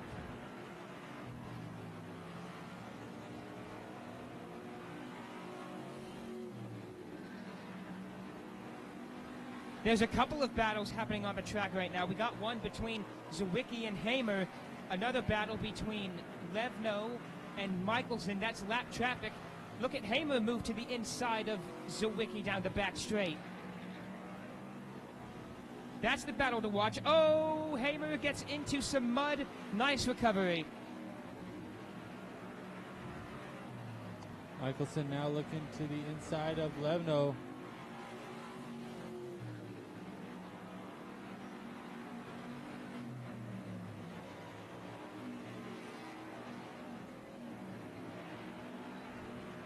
Puts another lap car between Michelson and Petty. Could be a huge help for Michelson. Well, we are 25 laps down, so Amber Digit's guess was not correct. Sorry, Amber. We have more than 25 laps in this race. Again, we don't know. We don't know how many laps there are. We're just watching. Check out the battle between between Zawicki and Hamer. Those two still going at it. Also, Petty trying to get past Levno. Again, that's lap traffic. Levno is one lap down, and Petty succeeds in getting past him down the back straight. Kuiper is now lap traffic. And Hamer and Zawicki might be soon as well.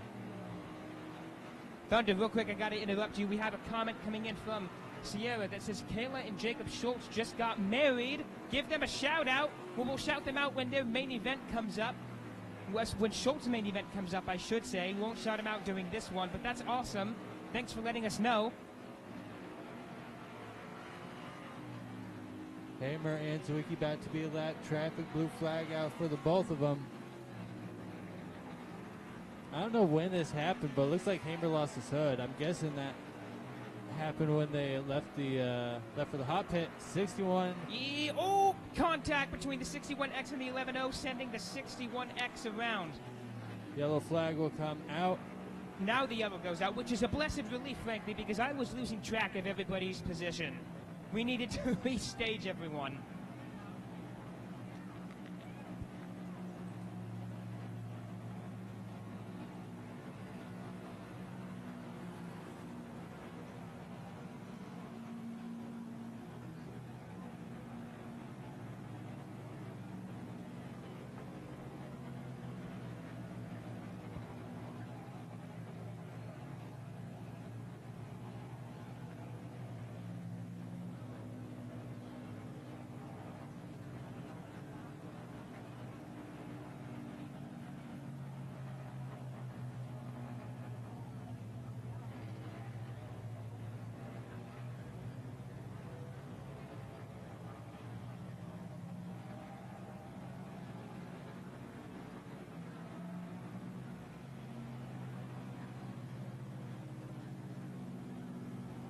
sounds like the 11 machine is in the hot pits.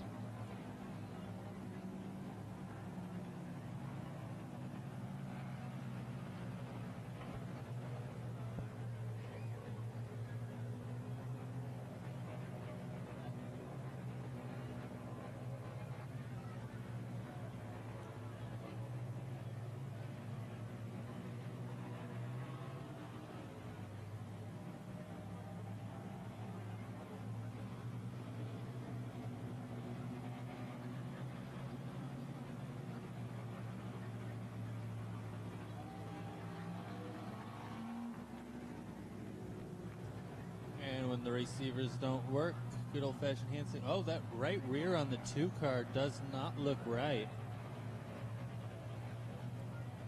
Right rear on the 2, what looks off about it?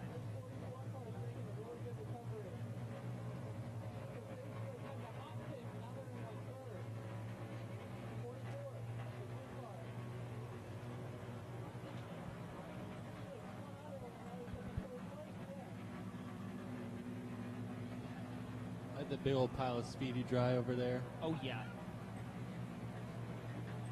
Oh, I see what you mean, yeah. The right rear tire on Petty looks a bit wobbly, I think is the technical term. Yeah, there's the professional term, yep, wobbly.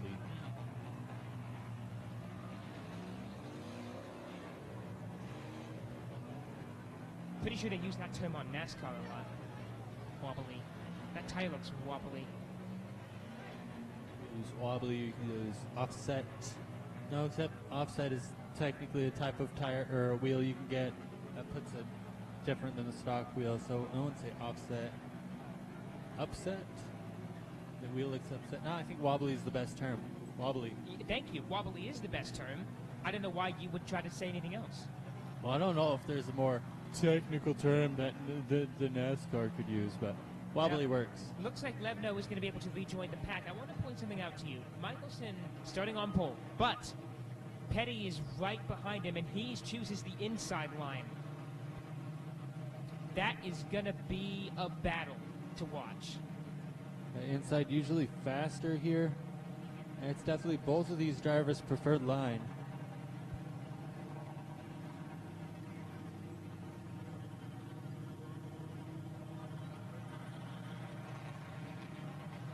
That is true. Very rarely do we get a driver that prefers the outside line, but occasionally we do, a.k.a. his name is Cutlass. I don't know if he always prefers it, but he's definitely not one of those not afraid of it people. Yeah. That's true. Really depends on the track. I've seen if the track has a high side, some people will not be afraid of the high side, but otherwise almost everyone defaults to inside. Want to go sign on the track we are racing next time by. Michelson is on pole. Folks, if you're watching us online on Facebook or YouTube and you haven't already, please let us know where you're tuning in from and who you're cheering for. We love hearing from you guys as we get ready to go green here once again for your Pure Stocks main event. Yeah, if your family or friends are not here, point them to our live stream. We are live on our Facebook, River City Speedway, and on YouTube. Look up TJM Pro or TJM Productions.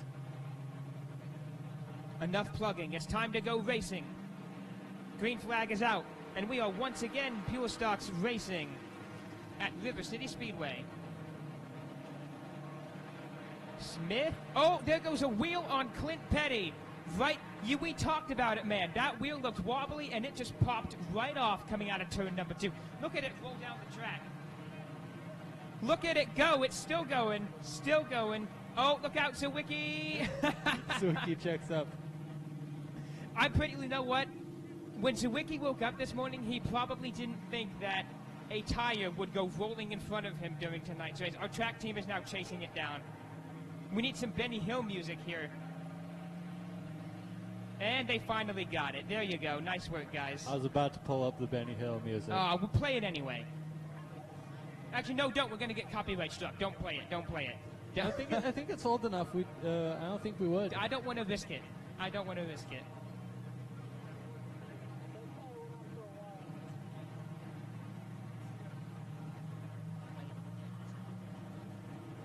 Oops, my mic was on. I think everybody heard that. By the way, if you want to know what's up with River City Speedway, all the news, and information, check us out on Facebook and TikTok. Look up River City Speedway. Should be the first to pop up. If you're not quite a social media person, but you're willing to brave the internet, look up river-city-speedway.com. Between those three mediums, you can find out all things River City Speedway. You'll know that tonight is our championship night. This is the last race for this season. Indeed, it's the last race before all of these cars go into hibernation for the next 7 months. Unless they want to hit up another track that races one more race. I think Coos Bay has another race after this. They do. Coos Bay has another race next weekend. I don't know what Willamette or Cottage Grove are like. I also know that Sunset Speedway ended its season tonight as well. So, I mean, if you're looking for more dirt track racing in the Pacific Northwest area, we can tell you that don't come here or Sunset Speedway, because we're both going to be done with our seasons after tonight. Off season, we should have Salem Indoor, and I think Roseburg has a kart track as well. Yeah, Both that's of them right. will be. I forgot about Salem. Salem has an indoor track that they run on during the winter time. Yeah, they'll be running karts, micro sprints, quarter midgets, dwarf cars, and some four-cylinder cars. I'm not as familiar with Roseburg's system, but I know they do run karts as well.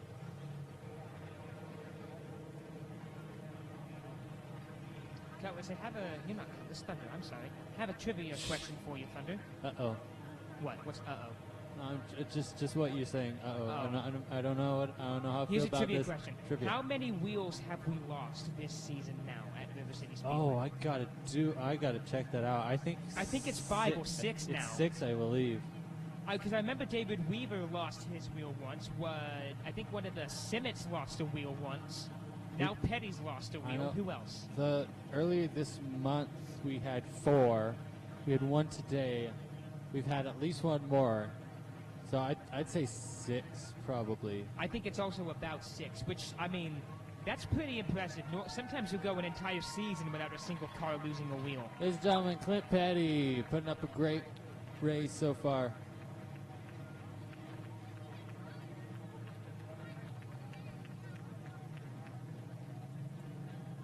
Looks like the 2 machine is still dropping parts off as it travels down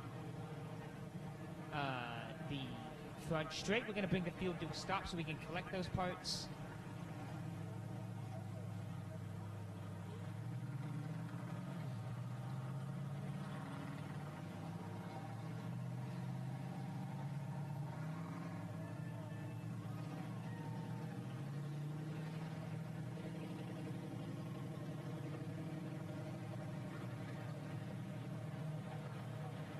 Probably a good thing to point out that this is still only our first main event of the night. Well, most of the way through it, though. That's true. But I'm just wondering, if this is how hard these drivers are going in this main event, I wonder what the others are going to be like. Well, I think Clint Petty might have to drop out of the street stock main. How so? Well, considering he just lost a tire or a wheel. Oh, that's true. Yeah, so he won't be able to get that put back together. Anyways, let's out. We're going to go green this Depending on time how by. the wheel came off, but yes. We're going to go green this time by with Michelson of the 87 on pole.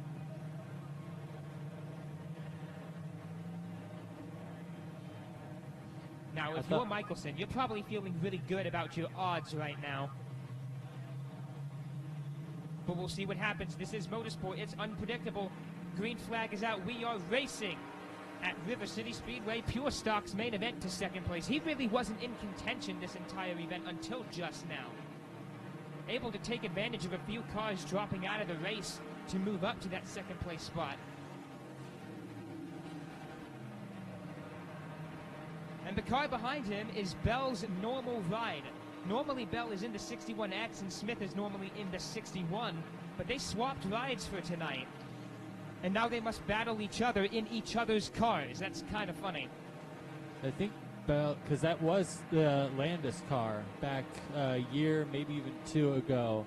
I think Red bought it and had Bell test drive it. So I'm guessing that's going to be Red's full-time car next year. Definitely seems like it. Anyways, we have a long ways to go till we need to even start thinking about next season. Michelson is your leader as the white flag comes out one more time around for the 87 machine. Unless he makes a mistake, this main event is his for the taking.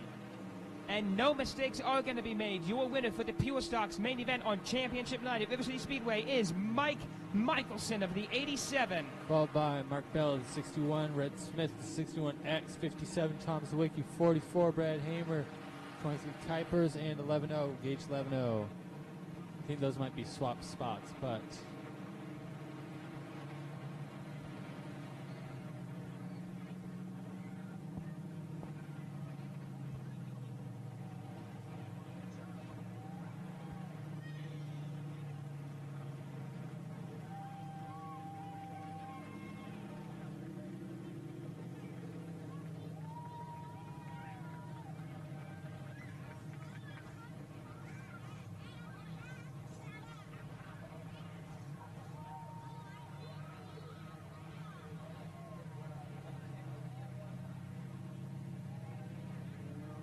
All right, well, one main event is down. We have several more to go.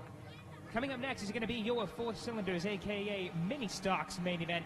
Leading the pack out onto the track, driving the number 3. That is Sandy Simmett. Number 8X is TJ Jackson.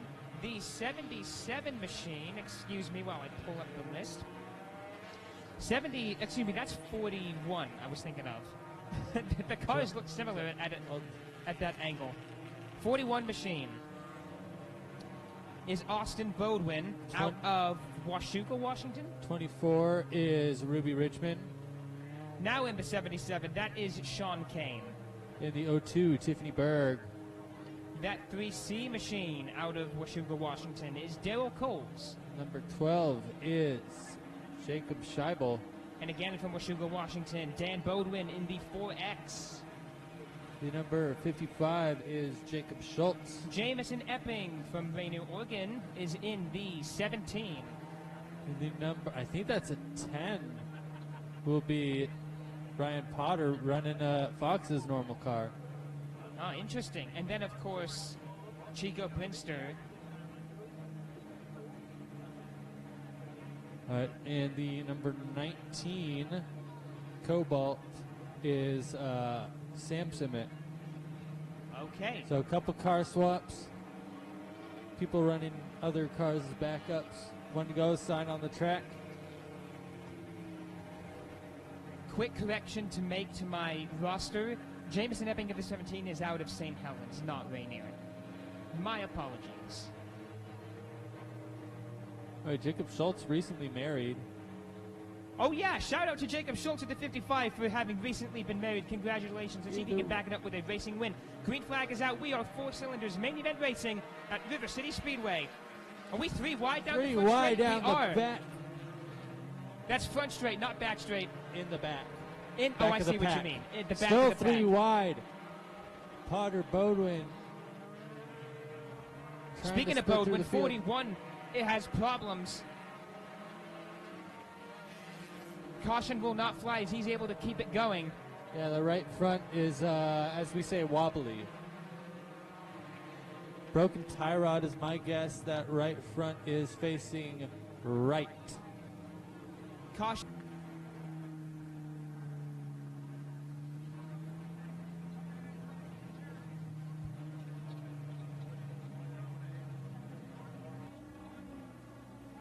Well, we completed 1 lap here in our Four Cylinders main event.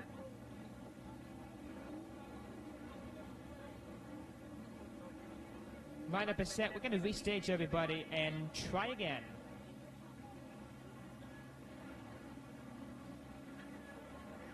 Total of 12 cars in this race now, starting with 13, now down to 12, which is a pretty large field. Normally we don't get more than 10 cars in a singular main event, so to have 12 of them, very impressive, very great showing from our Four Cylinders class.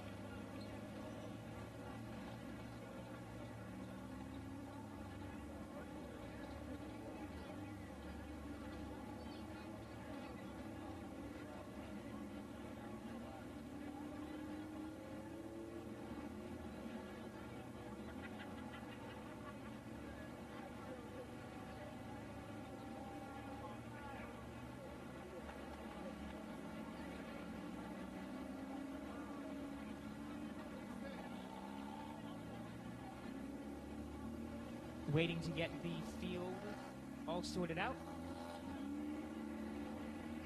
Trying to get them staged correctly. On pole is going to be Sandy Simmet of the 3. TJ Jackson of the 8X on the inside. McDonald of the 12 on the outside. 24 inside, 02 outside. 55 inside, 4X outside. One to go sign is out. We're going to go green next time by.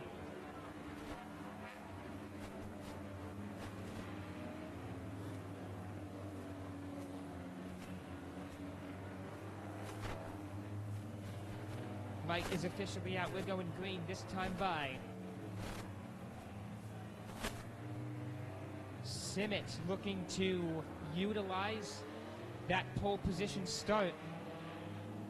Green flag is out. We'll see if she can make it stand up as we are once again racing 4 cylinders at River City Speedway. The 24 absolutely clobbers the 19 into turn number 1.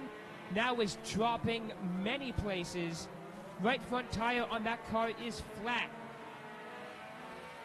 Once again, that's a flat right front on the 24. Moving up towards the front of the pack. Couple different battles going on between the 8X and the 4X, as well as the 19 and the 7.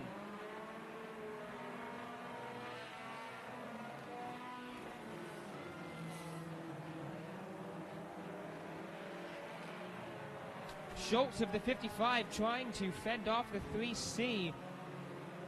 Quite a large clump of cars at the back of the pack that consists of the 24, the 02, the 77, and the 17. All of them trying to keep it together. Your leader is still Sandy Simmet of the 3.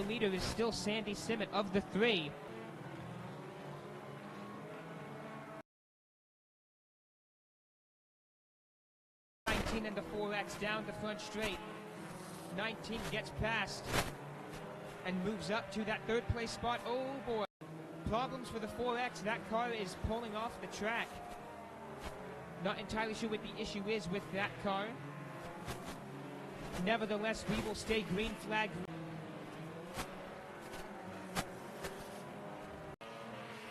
Blue flag is out for Tiffany Berg of the 02. Around goes the 77. That will send the yellow out.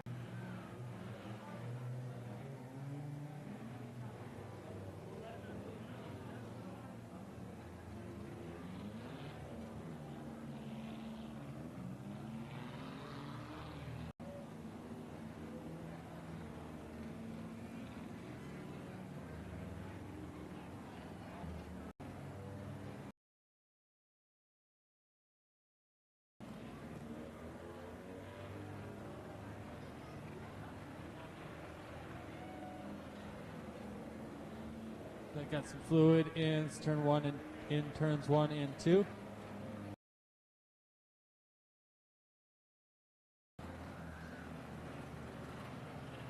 Feels like we're going to use all of it tonight, right there.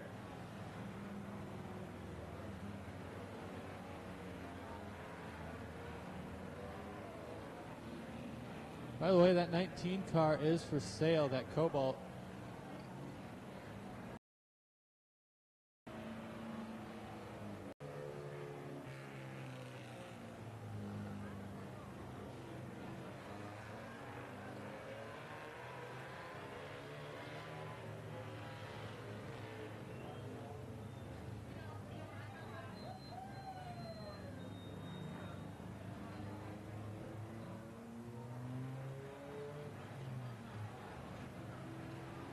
Fancy light bar on that Isuzu, man.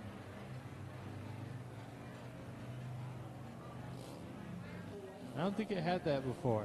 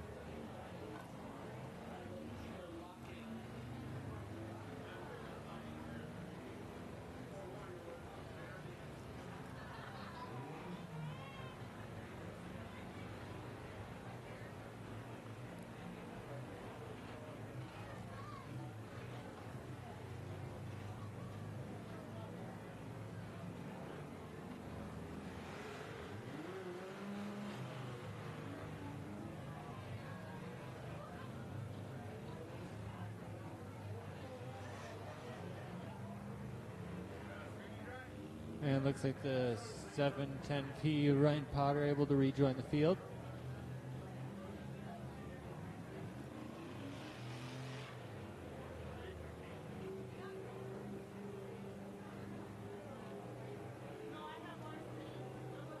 Potter up there in points, wants to try and keep as many points as possible. Same with the 19 that was. Brinster was running it for Gabori. Decided to switch out and let Simmet run it for some points.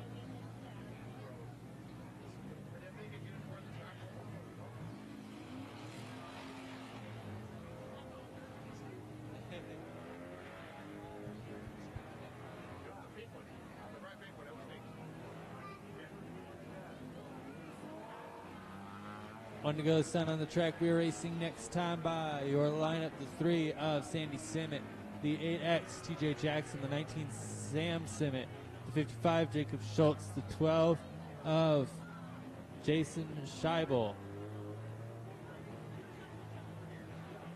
Is your top 5. We'll be racing as we come out of turn number 4 in the box.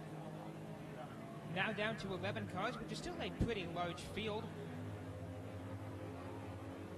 Green flag is out. We are once again racing 4 cylinders main event at River City Speedway.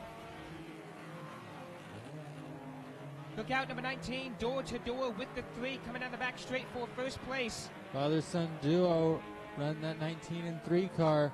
Both is out. We got a wheel off of oh my the goodness, 7. it happened again. Happened again. We'll make that 7 wheels lost this season.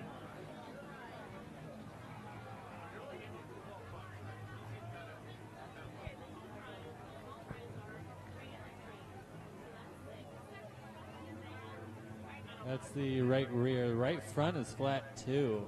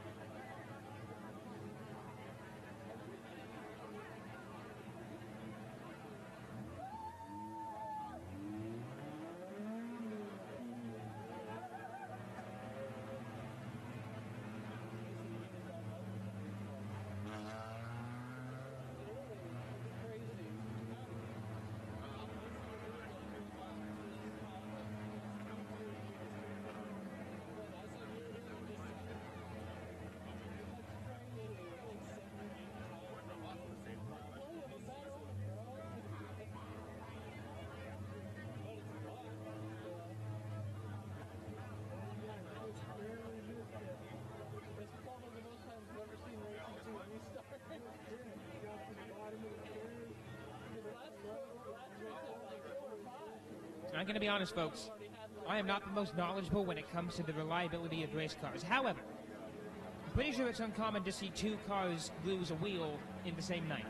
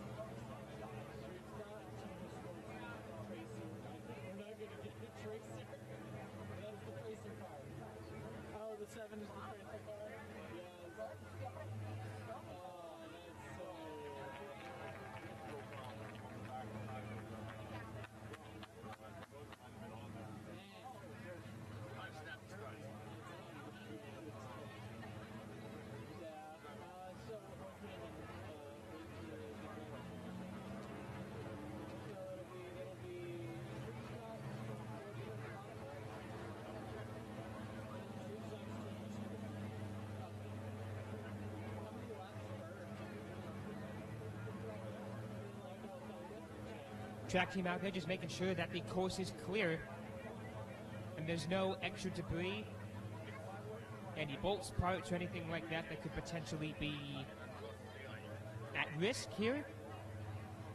And then once we get the all clear, we'll cut them loose again.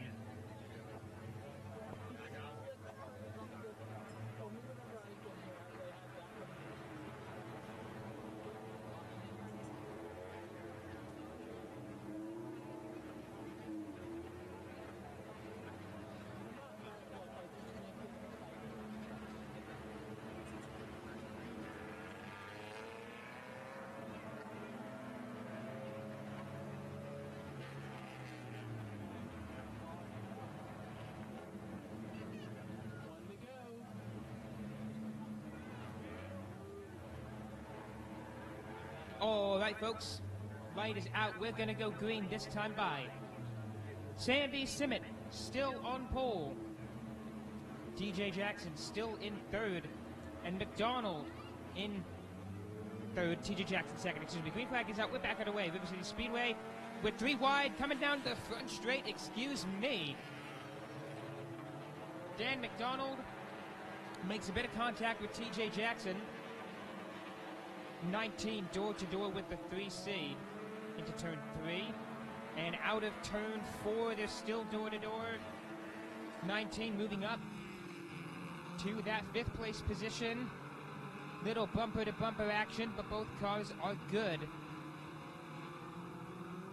TJ Jackson still in 2nd place. McDonald in 3rd, Schultz in 4th. However, 19 makes a move on the 55, getting past him down the back straight. Caution is out again.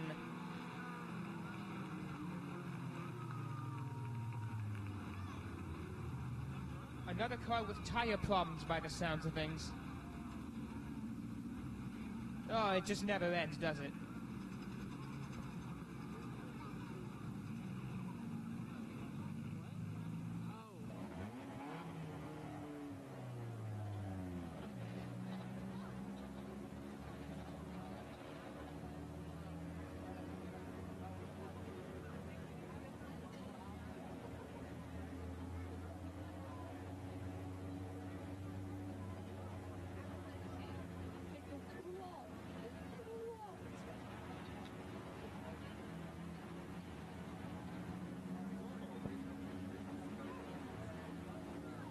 As per usual, we're going to get our field restaged.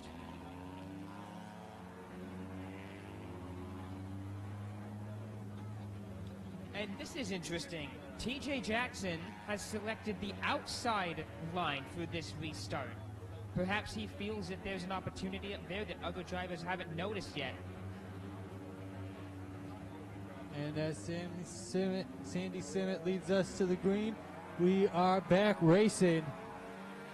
TJ Jackson opting on the outside. It's gonna get, oh, they get tangled up a little bit. Everyone stays straight. A little bit of bumper-to-bumper action, never hurt nobody. Oh, Dan McDonald still giving it more bumper-to-bumper action. Door-to-door now with the 19. Lovell, excuse me. Scheibel, heck. I got it, don't worry.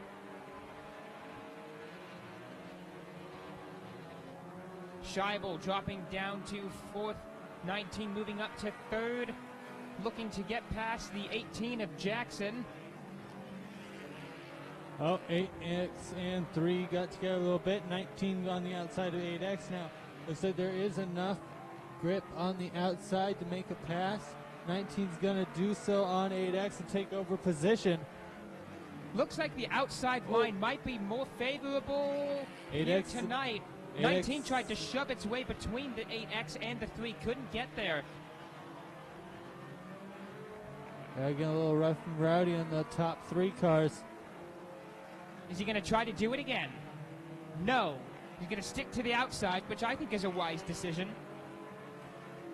Seeing the outside, it's Sam Simmet passing Sandy Simmet. Son passing father. For the first time this race, Sandy Simmet is being challenged by a member of her own family, nevertheless. That's Sandy Simmet in the 19.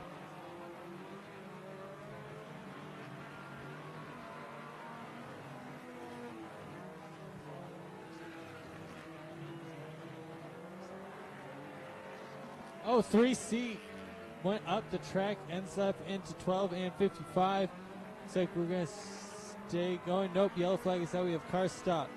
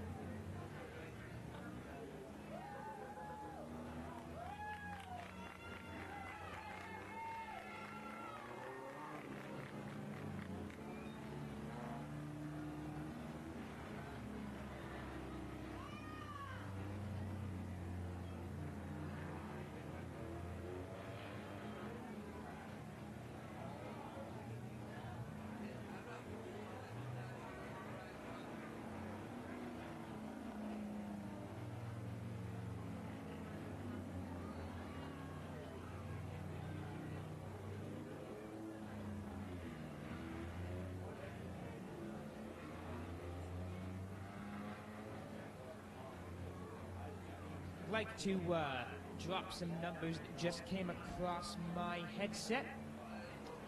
This is our 6th caution in this race, and we're only 17 laps in.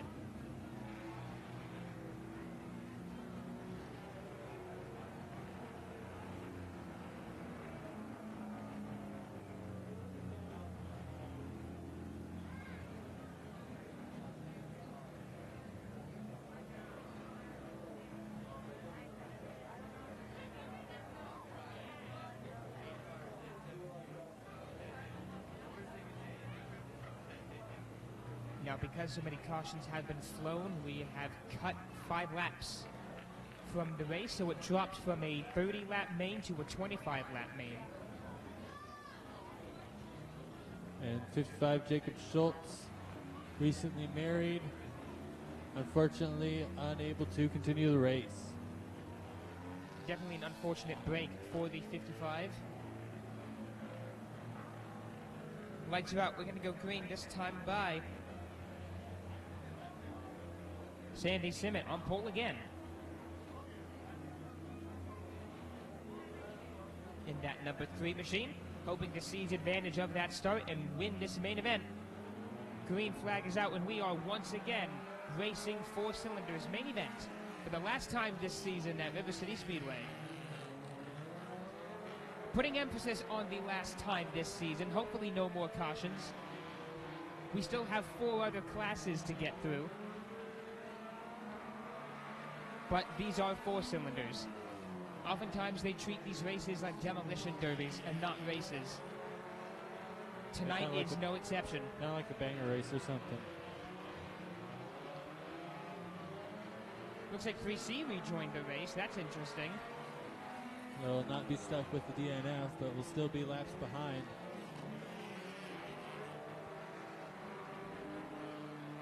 The pack of cars at the front doing a nice job keeping it together and staying off of one another. But I don't know if it's going to stay that way as we get closer to the checkered flag. And one of the reasons I like 4 cylinders is because you have such a variety of different cars. You have a Chevy Cavalier, Chevy Cobalt, Dodge Neon, a Ford something or other, a Nissan, a a Hyundai, another Neon, and another Nissan. It's all sorts of different cars in this class. 3 machine of Sandy Simmet still holding on to that top spot. I believe we have 3 more laps to go till the checkered flies. And right now, battle for first is father-son duo. Sam Simmet trying to get past. Oh, Sam Simmet's got a problem. So something might have broke on that. End up hooking straight to the right. Wow, completely lost control coming out of turn 4 and straight into the wall in turn 4 goes Sandy Simmet in the 19. Sam Simmet, sorry. Sam Simmet. Still can't get it right. It took me a minute too. I think I got it down this year is when I got it down. Track team on the scene, immediately checking on our driver.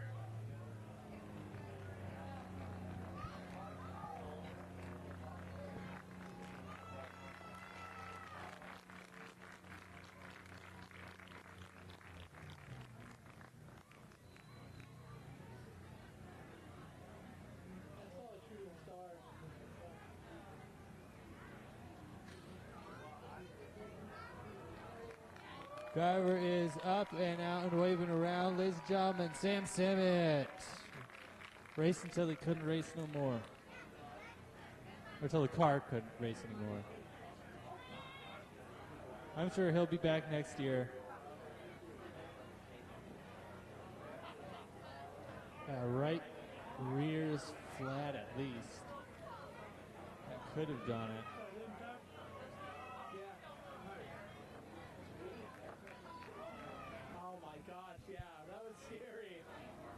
Glad to hear that the driver is okay. We're watching the replay from up here in the booth, trying to figure out what might have gone wrong. I think he just gave it too much and then overcorrected too much. I know the tire rolled off the bead. I'm wondering if it dug into the ground and something happened after that. But either way, driver's okay. Car, we're not quite sure. It is for sale. That is Simmet on the front straight now with his arms up, letting everybody know that he's okay. And a huge round of applause from the audience here. That was a hard impact. He almost went upside down in that car. Give a huge shout out to our safety crew on the scene right away. Can we get a quick hand for our safety crew?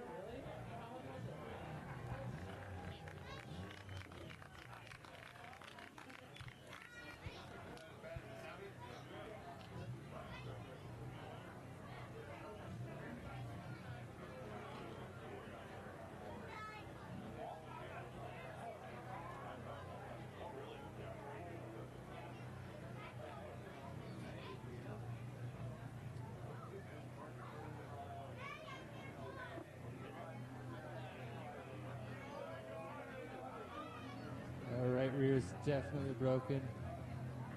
Is Darren driving his old car? Darren's driving his old car. That's great. That used to be Darren's old race car. Darren, our current CCRA president, departing at the end of this year, unfortunately. He's been working at this track in that role for, what, 10 years now? Something like that. He said. He's mentioned 10 years.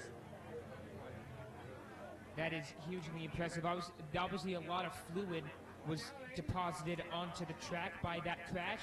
So some speedy dry was put down. The caution's going to go out. We're going to have the cars run through the speedy dry to make sure that it really set in before we cut them loose again. 3 laps to go. Oh, yeah, 3 laps to go.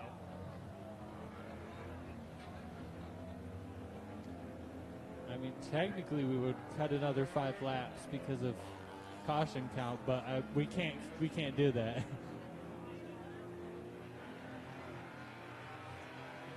We'll just revert back 2 laps or something.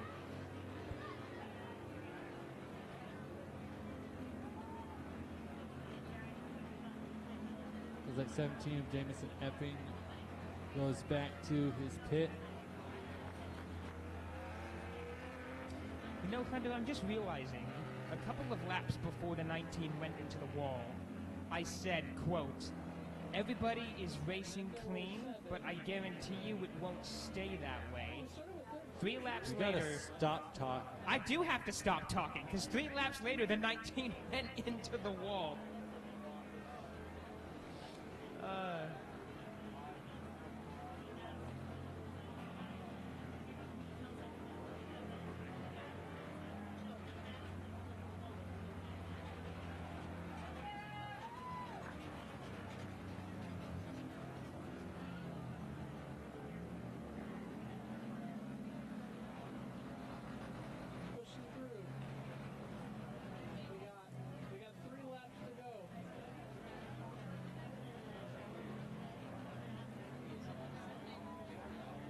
Well, we started this race with 13 cars. We're now down to 7.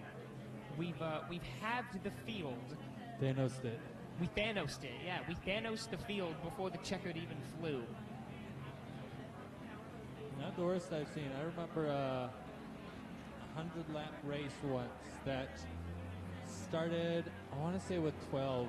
There was like 4 cars on the lead lap by the end of it and only 6 or 7 on the track. Wow. Yeah, the car that won was a lap down at one point. Like, had to pull off the track, come back on the lap down. And he still won. That's impressive. Still won, yeah. That was, I'll say Burt Pegg. That's who it was. We're going to see how this four-cylinders main wraps up. 3 laps to go. Green flag is going to drop as they come out of turn number 4 with Simmons on pole. Green flag is out. We are back underway once again, racing 4 cylinders at River City Speedway for the last time.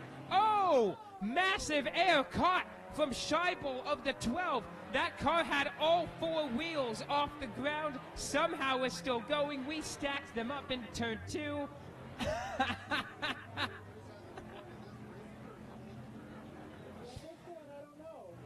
Scheibel, this is not a monster truck rally. You aren't supposed to do that. He's okay. Look at him. He's fine. I don't know how, but he's okay.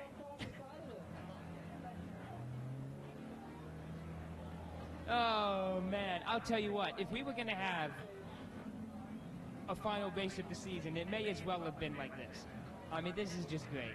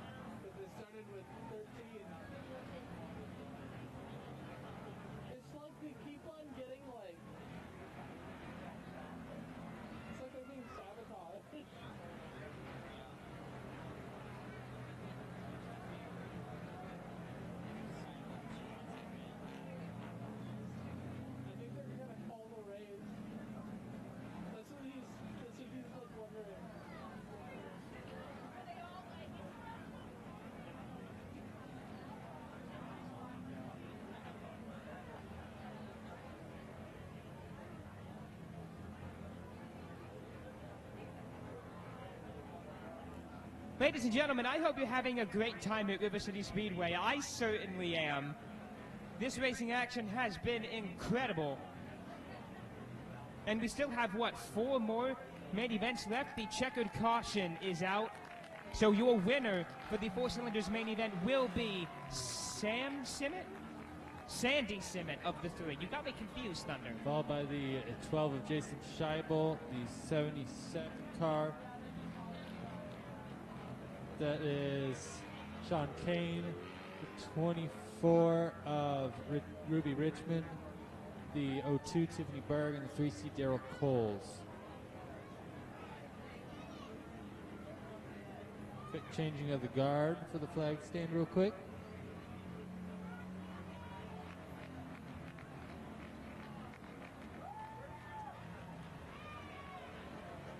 Now, I've said a few times this season, Thunder, there are times when the 4-cylinder class can be the most exciting of the night, and I think tonight is one of those nights.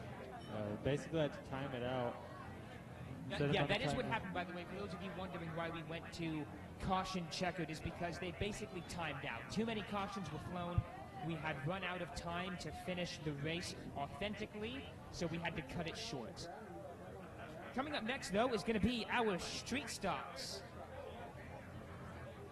Street Stocks main event coming up next. At least we think that's the plan. A lot of things have gone south tonight. Yeah, it is Street Stocks for 25 laps. The remainders are all 25-lap races.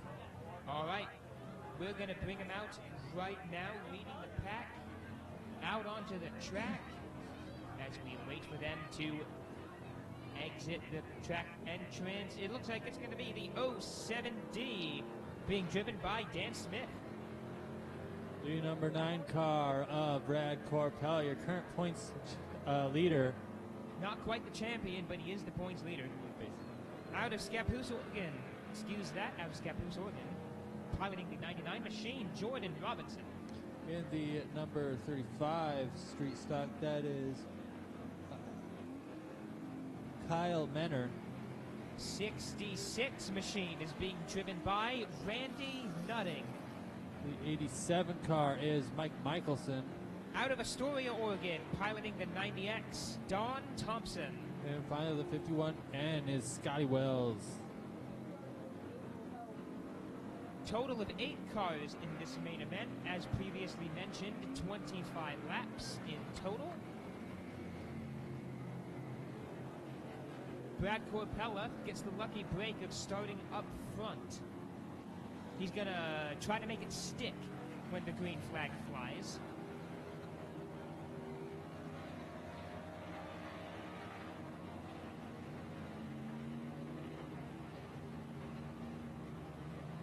All right, lineup is good. 1 to go sign is out. We're going to go green next time by with the 07D on pole.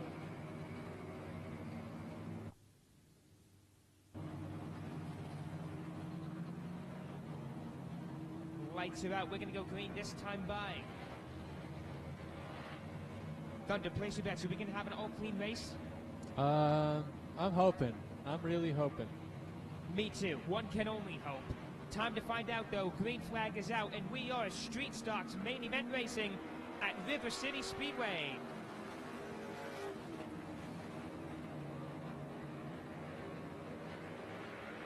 Brad Corpella jumps into the early lead. Look out, 66 clips the 87. That was a great save from Nutting. Corpella still holding on to that lead, familiar place for him with these family fun RV street stocks. Brad Corpella absolutely used to being up in front. Now, he said during our driver interview earlier that he was worried about the track conditions. He said that it was more sticky than usual, and he wasn't sure if he'd be able to put all his power down, but it really doesn't look like that's the case. Yeah, sticky track can be a fast track. It looks like whatever they've done has worked out in favor of the number 9, Brad Corpella, as he is running away from Dan Smith and the rest.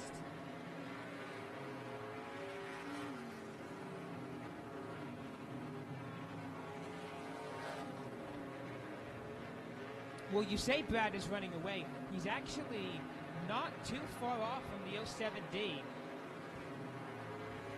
Yeah, oh, look at the back, 51N making a move on the 66 on the inside.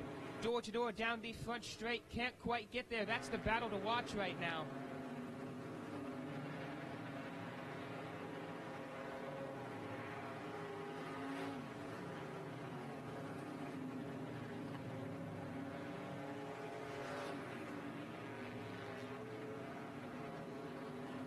.51N still looking for that inside line on the 66, trying to get it down the back straight, but can't quite. Clips the 66, absolutely spins him around in turn 3.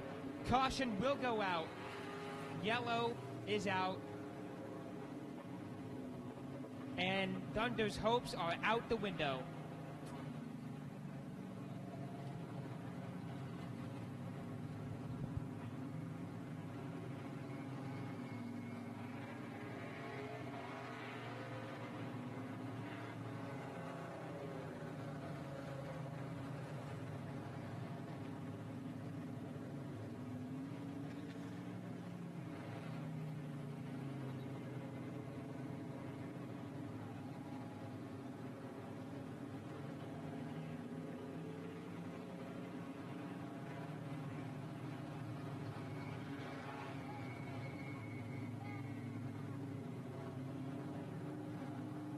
All right, we're going to get the field restaged and back underway.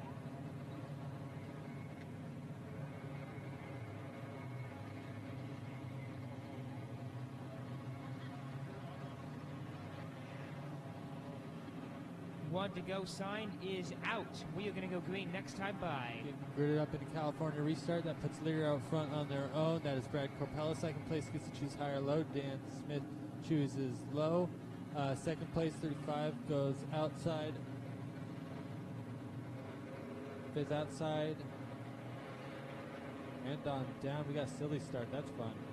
Oh, where's the 51 end going? Completely missed the restart. Nevertheless, the green flag will still fly.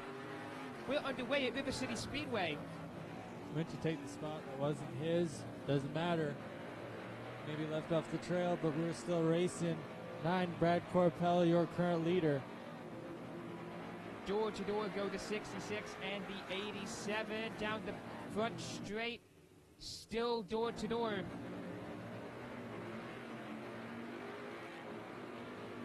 Now Nutting moving up in front of Michelson. Corpella increasing his lead in this race. 07D still in second. 35 trying to make a move on the 07D, potentially on the inside line. He's going for it at a turn 4. Can't quite get there. Fun fact, that number 9 car used to belong to Dan Smith some time ago.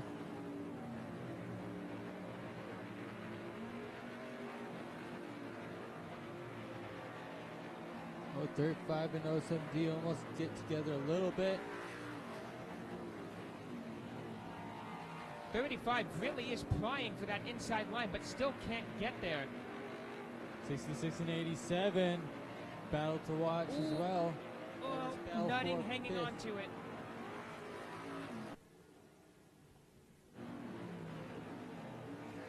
Nutting and Wells now one position away. 35 darts in the inside of Smith. They get together. A flash of spark. That was cool. Nice fireworks show courtesy of the 35 and 07. Either way, Brad Corpella now puts a lap car between him and the remainder of the pack. That's Don Thompson.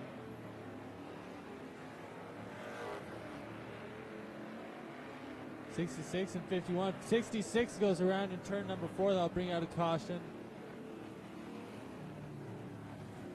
Did he just lose it, or did he clip the 51 He just end? lost it. Okay.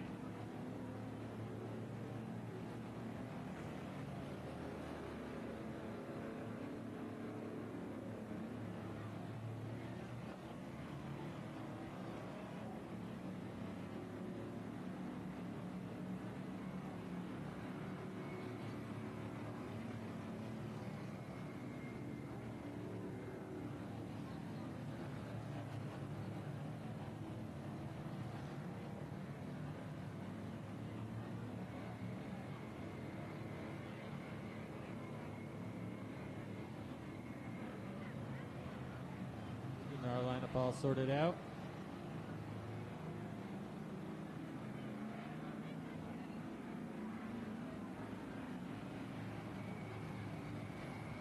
That 90X car is being told to start from the back. He opted. He was given the option to either sit in the second, where he was lapped, or opt to the rear, and he opted to the rear. 66 has to go rear no matter what because he is the cause of the caution. As is standard procedure here, if you cause the caution, you start from the back of the pack. 1 to go sign is out. We're going to go green next time by with Corpella on pole.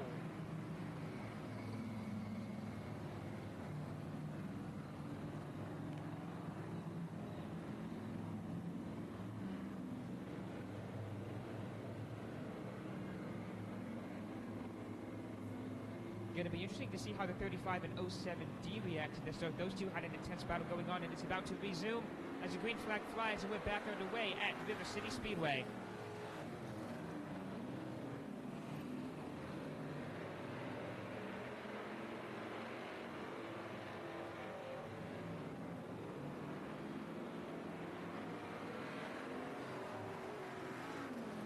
Corpella, your leader, 35, moves up to the second place spot. 07D drops down to third. Nutting again, almost losing it in turn 2, but keeps it together this time. 99 of Thompson. Not Thompson, that's Robinson, mounting a charge on Mike Michelson. Or at least trying to. current battle to watch appears to be for second place between the 07D and the 35. And Dan Smith and Kyle Kimmer, respectively. Menor, sorry.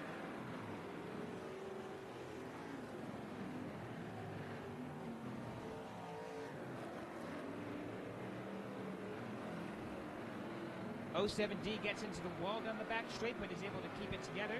Flash of spark for our amusement. And Michelson hoping to get by and move up to that third place spot. Corpella about half a straightaway ahead now, holding on to that lead. We are now 19 out of 25 laps in.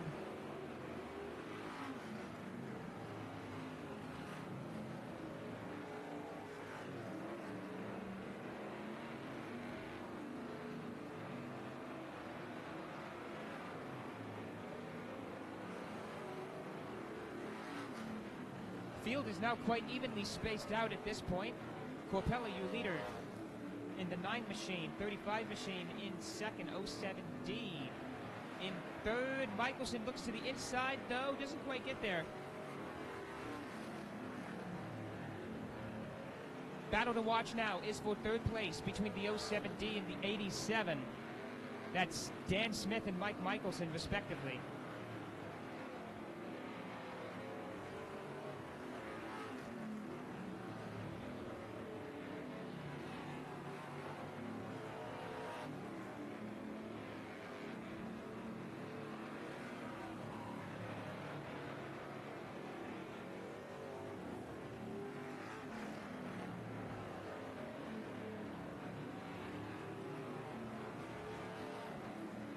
White flag is out for Brad Corpella of the number 9. With his substantial lead, unless he makes a mistake, this one will be his for the taking. And indeed it will be so. Your Street Stocks main event winner for the last time of the 2024 season, Brad Corpella of the number 9. Oh, problems for the 90. Oh my goodness, that car hand grenaded. Look out, drivers. Whoa!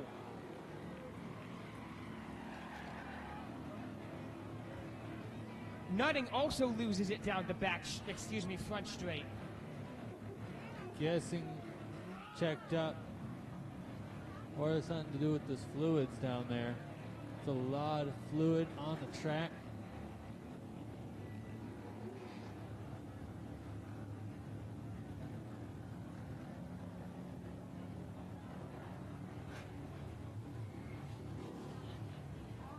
Now, that is the biggest tactical smokescreen of the season. We've seen a couple this season, but that's definitely the biggest.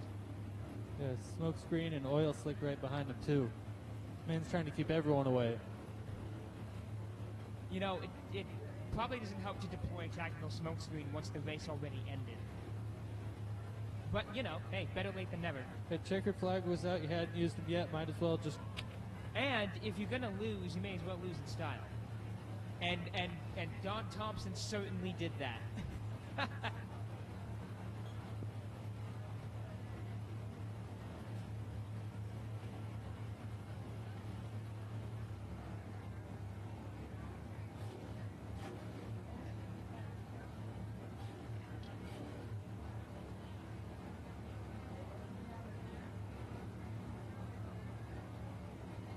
Either way, Brad Corpella is your winner. You can see him right in the front stretch. Give a hand, number 9, Brad Corpella.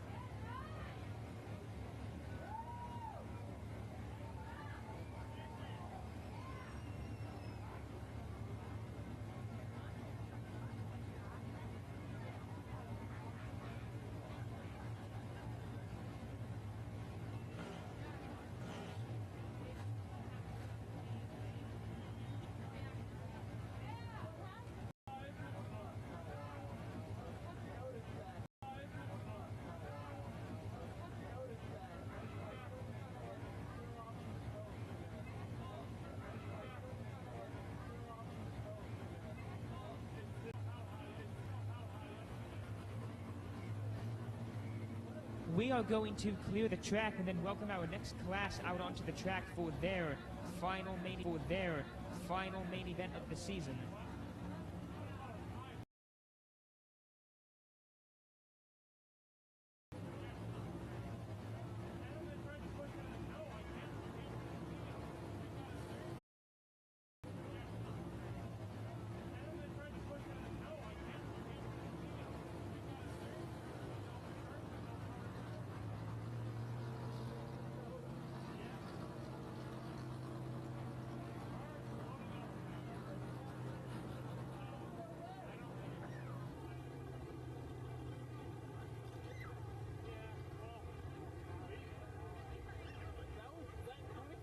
Once again, massive congratulations to Brad Corpella, the number 9, for winning the Street Stocks main event. We will be doing our trophy presentation at the end of the night, once all the races are finished. We have, checking my list, we have 3 more main events to go.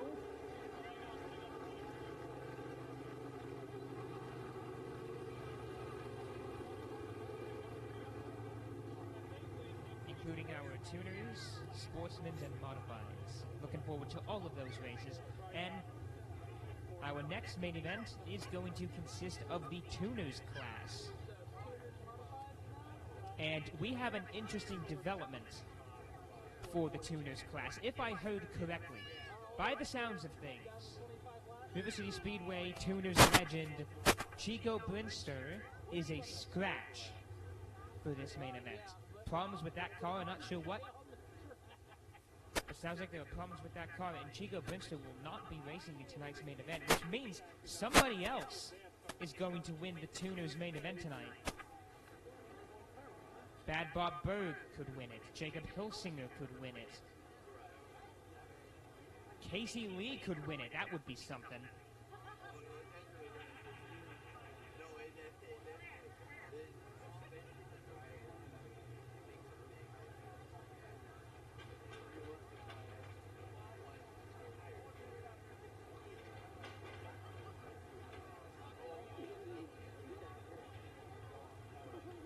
Well, without further ado, let us welcome our tuners onto the track for the tuners main event. Last one of the season for 2024. You know what? Forget what I said. Chico Brinster is here in the 51C to everybody's relief. So Chico Brinster, hailing from St. Helens, Oregon, does bring out the 51C. Dan McDonald is in that 12 car. Bad Bob Berg is in the O. 24 is being driven by Wendy Vo from Kelso, Washington. Jacob Hilsinger is in the 18. Casey Lee is piloting that 77. The 4X out of Washougal, Washington is Austin Bowlin. The 01 is Christopher Lee. The 3 is Sandy Simmet. The 12, I believe that is Scheibel, Jason Scheibel. In the 8X of TJ Jackson. Lights are out. We're going to go green this time by. Green flag is now out. Chico Brinster is on pole, and we are racing tuners main event. Oh, look out, 24. Gets caught up into the 18 coming off the start and goes right into the wall on the front straight. Caution obviously went out.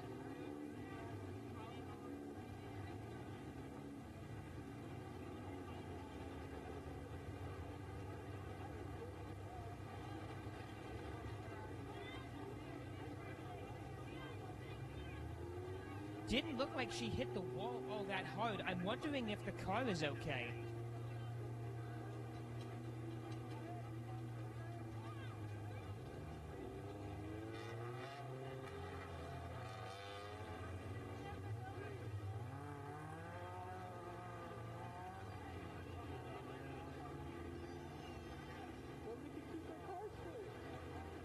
Indeed, there is nothing wrong with that 24 machine.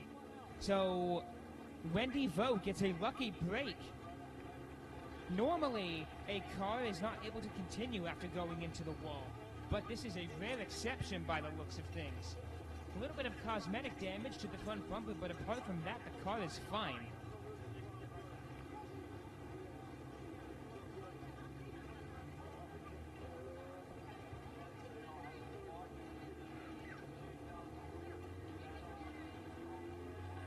We did not get a lap in, which means a complete restart for the tuners.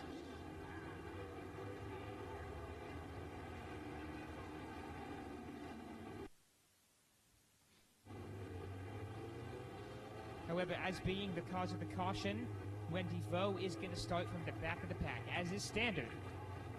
Light is out. We're going to go green this time by. In your lineup, Chico Brinster, Dan McDonald, Bob Berg, Jacob Hilsinger, Austin Bodwin, Christopher Lee. Green flag is out. We are racing. Let's see if they can keep it together this time.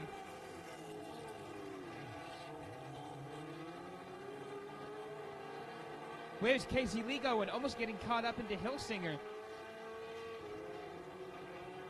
Everybody's fighting with somebody right now. There's battles all over the track.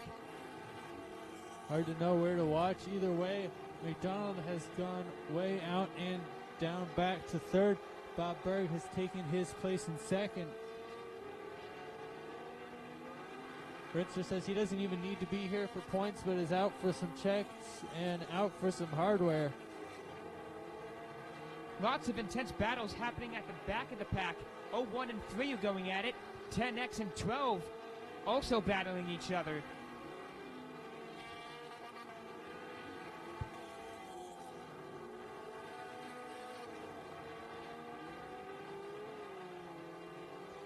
.12 and 8X almost making contact. Jason Scheibel and TJ Jackson respectively. I think both of those run in 4 cylinders in the tuners.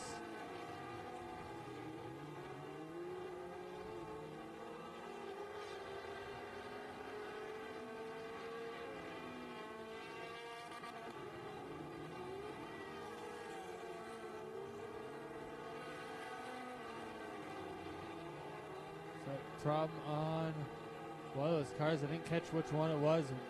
Broken right front. It's like probably the 8X as he pulls into the infield.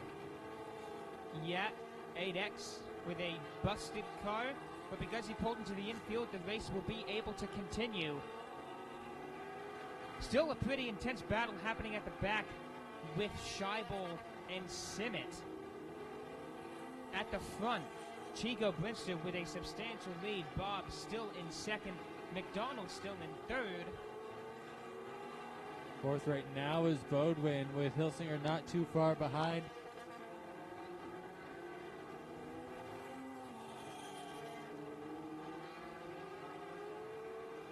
And 18 flew up the track, not sure why. Yellow flag is go out. Not sure why. There might be something at the bottom of the track. I think that might be what caused Hilsinger to end up skidding way up high. Luckily he didn't, or luckily for him at least, he didn't lose any position.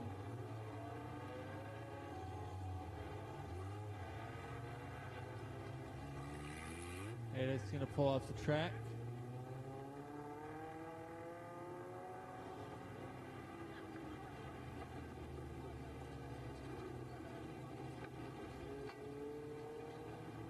Track team looks like a tire might be out of line. Or maybe not. Guess it was okay for them.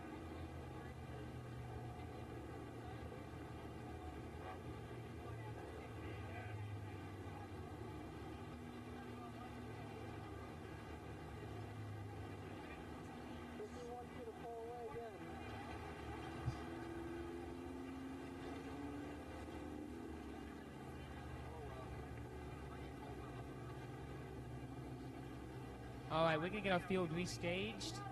Now down to Chico, Bob, McDonald, Bodwin, Hilsinger, Lee, Scheibel, Simmet, and Vo.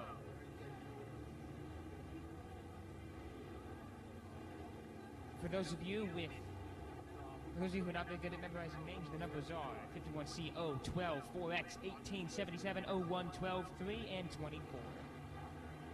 In that order from pole to rear.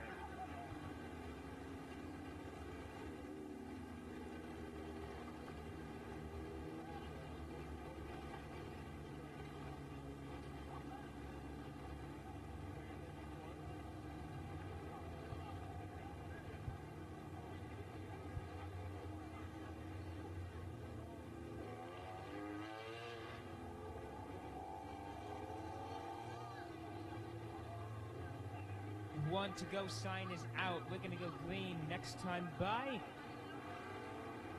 with Chico Brinster himself on pole.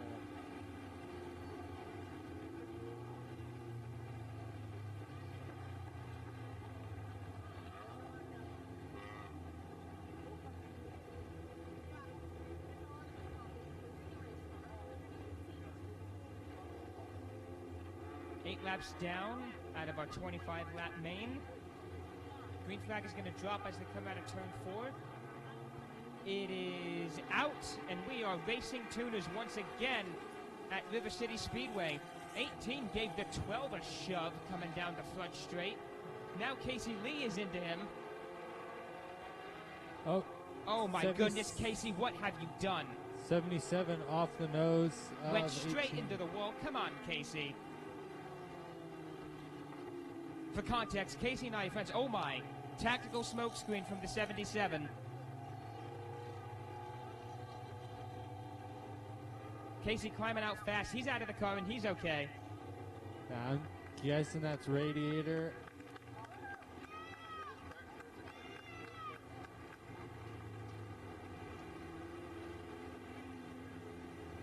Yeah, just went right off the nose of the 18. Guess he didn't know he was there or something. Nowhere to go but the wall.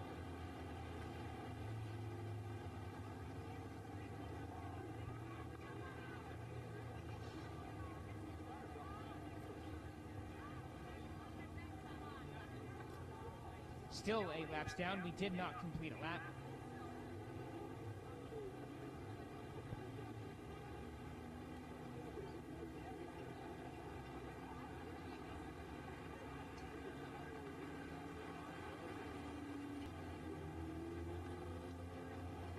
We are cutting 5 laps, so this is now a 20-lap main event. After 3 cautions, we cut 5 laps.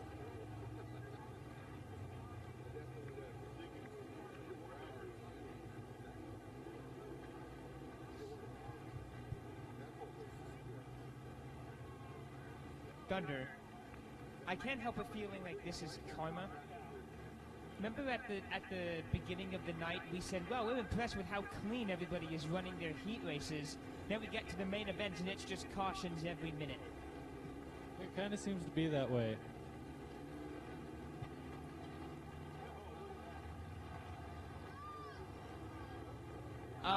The door just fell off of 4X. I'm not even joking. The door just fell off of 4X. The passenger door, to be specific. Okay. That door already fell off once this season. Fun fact about that car. That car is a, not backup car, but kind of a second build after the 4X last year ended up going upside down. So they rebuilt it and put the old panels on it. So technically, that's like the 4th time that's come off of a car. They need to do a better job bolting that on. Get some duct tape and some industrial bolts and just really drill that thing in there. Bigger rivets. Bigger rivets. Washers on the rivets. I think this is the 3rd or the 4th. No, as in our team. So let's count the parts. We've lost 2 wheels and a door tonight so far. That is something. There was something else that came off of Hamer's car. Oh yeah, like a drive shaft, I think, came off of Hamer's car. We think. We don't know for certain. We never got a confirmation on that. I'll ask Hamer about it later on. Lights are out. We're going to go green this time by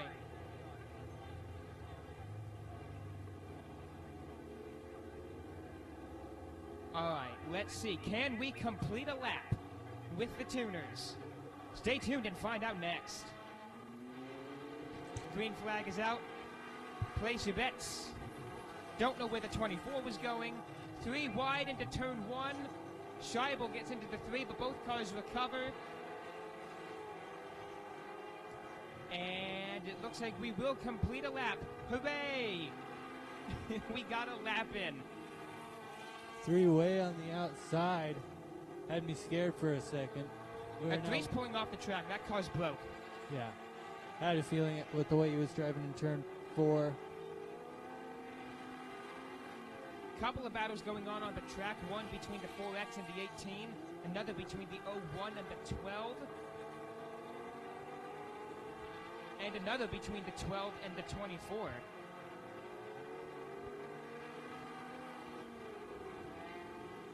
I just realized there are 2 12s in this field. It was 12 McDonald and 12 Scheibel. I think 12 is technically like the 12X. Yeah, it looks like it's got an X on it. Yellow flag is out. Fluid is on the track. Oh boy, who's that coming from? We don't know. One of the cars. Wonder if that wasn't 3. That's coming from one of the 12 cars. We don't know which one though. We think it's the red one of McDonald because that blue and black car is technically 12X. There's a little X on the door. Little tiny little X. Yeah. I only just now noticed that. Probably not a good time to notice that. Anyways. You just noticed that. Yes, you're right. I just noticed it. It's a little yellow like electrical tape. Yeah, I see that. 12 pulling off. Yeah, so it was Dan McDonald's car that leaked fluid. The track is soaked now. Oh, with there being that much fluid, I'd imagine it's got to be water. Yeah, I think that's an accurate guess. There's not that much of almost any other kind of fluid that is in a true. car. The only other fluid in a car of that quantity is the gas that it runs on. Yeah. There's no way that there's 12 liters of oil. No, wait, that's for V6 is 12 liters of oil. These are definitely not V6s. No, definitely not. I had to replace my oil recently, and it was... Oh, no, wait, that was transmission that was 12 liters.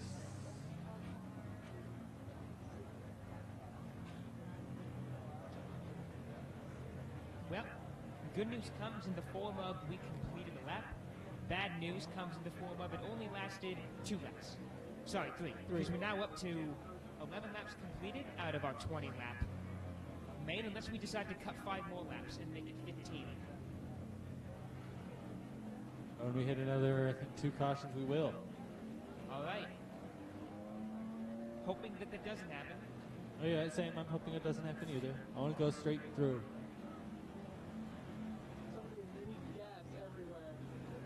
I mean, I would like to try and be home before midnight, but I don't think that's going to happen. The possible problem on the 01 gets the meatball flag. All right, so Christopher Lee's going to pull off and maybe go into the hot pits to get that checked out.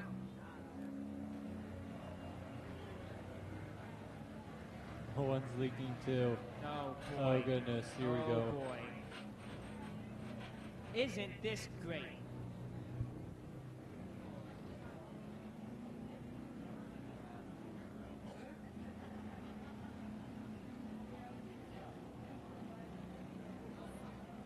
How are our live viewers on social media doing?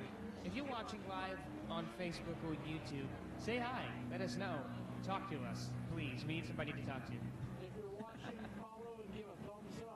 Or on Twitch. I don't talk about the Twitch as much because no one here has Twitch, but if you came across us on Twitch, thanks for coming. I have Twitch, but I wouldn't be on it now because I'm busy doing this. Yeah, it's easier to find on YouTube either way. That is true. Can't exactly search River City Speedway on Twitch the same way. And hey, if you are going to bring up Twitch, I may as well plug my own. You can watch me live stream games like BeamNG Drive, where we do car shenanigans. At Jack of all trades _TTV. Look at that. How's that plugging? Very good. Very good. You can also follow us at River City Speedway on, what is it, Facebook? Facebook and TikTok. Facebook and TikTok.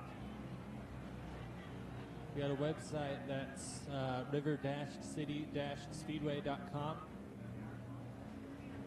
You want to check out the YouTube videos, the replays and stuff. You can find those at TGM Productions. Oh yes, if you'd like to go back and listen to our terrible jokes, you have the ability to do that.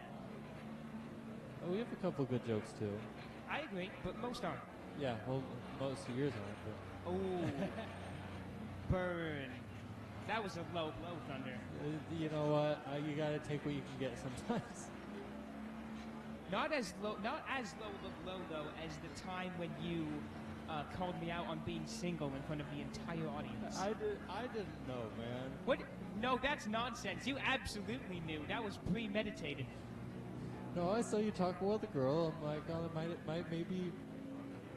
maybe Jackie Boy has a girlfriend or got a girlfriend. I don't know. Why would you assume that? I don't, because you said so happily, hey, I have some news. That's fair. That's fair. It's happy news when you get the significant other. Either way, enough of that. We're getting the fluid walked in and trying to get everything all smushed back down to the track, into the track, so we can get back racing.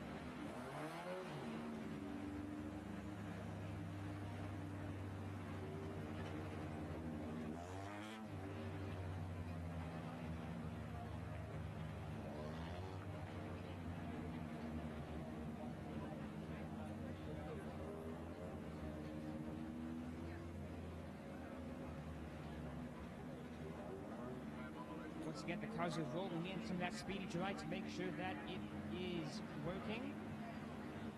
And then we will restage everybody and go green again.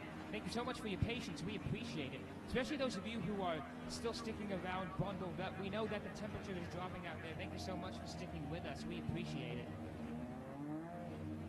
It's about to change up quite a bit. Yeah, we know it can get a little bit windy out here at River City Speedway. One of the reasons I don't go to almost any racetrack without a jacket and/or I know some people will come with blankets. You'll see people bundled up like that. Smart decision. I've been there.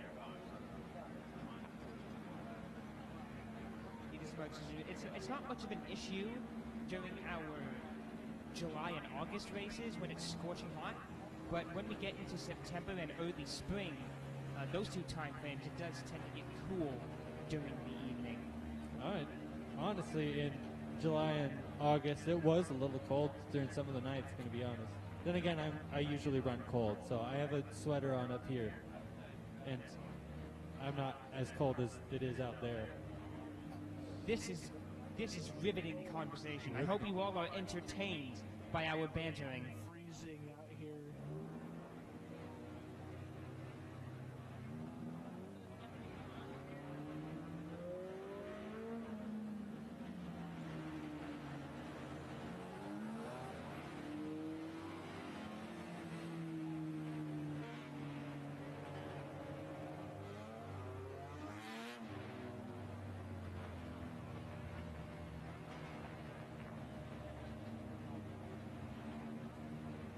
We still have a couple main events left to go. Next up will be our Sportsman, followed by our Modifieds. I think that's it.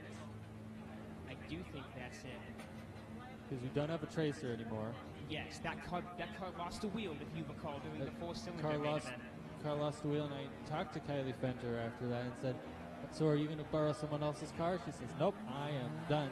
It is That's the second fair. time my car has been, I have lent out my car and it was broken. Ooh, that's unfortunate. Yeah, she was on Asher Fox's car as a loaner for that too. So next season, Kylie should just make a rule so where nobody is allowed to drive her car apart from her.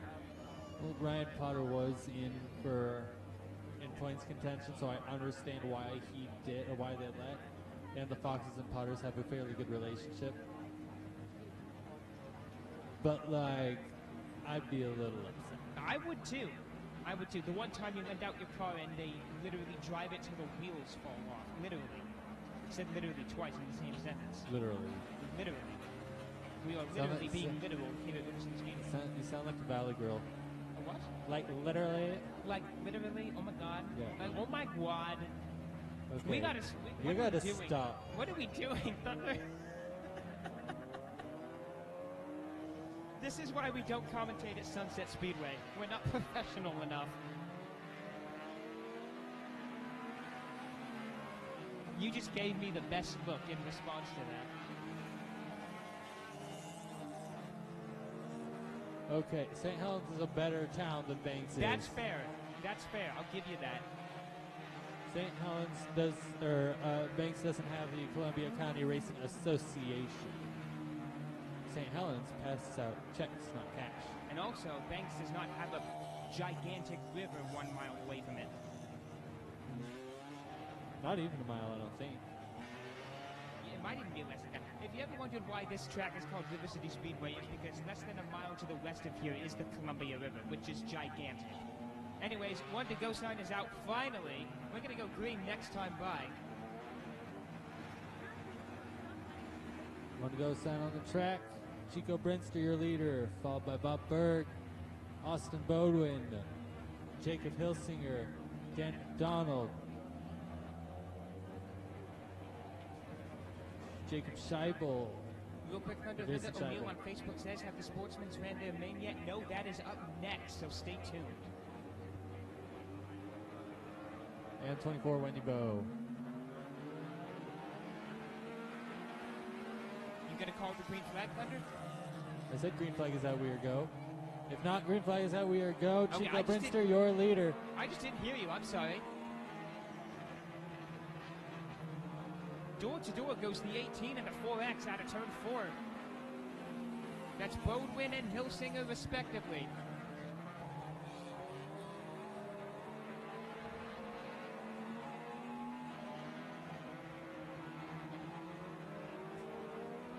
That is Battle to Watch is for third, fourth. See the 12 trying to poke his nose around the 4X.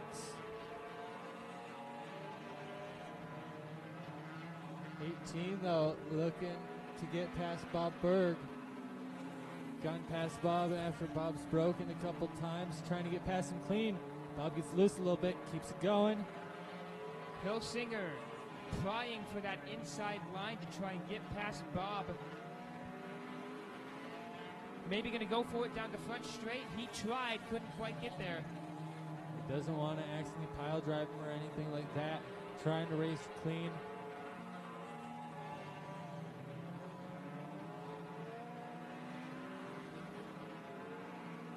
Now door to door goes 18 and 0.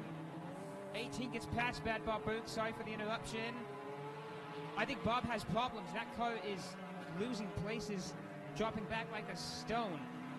It is, but either way, Hilsinger got past him clean before or during the break. Yeah, right front is down. Not sure how or when. Actually, probably sure when was about a lap ago. But currently it is 51C 18. Pass up between the 4X and 12. Turn 3, we have Bob Berg stop and slow. They'll bring out the caution.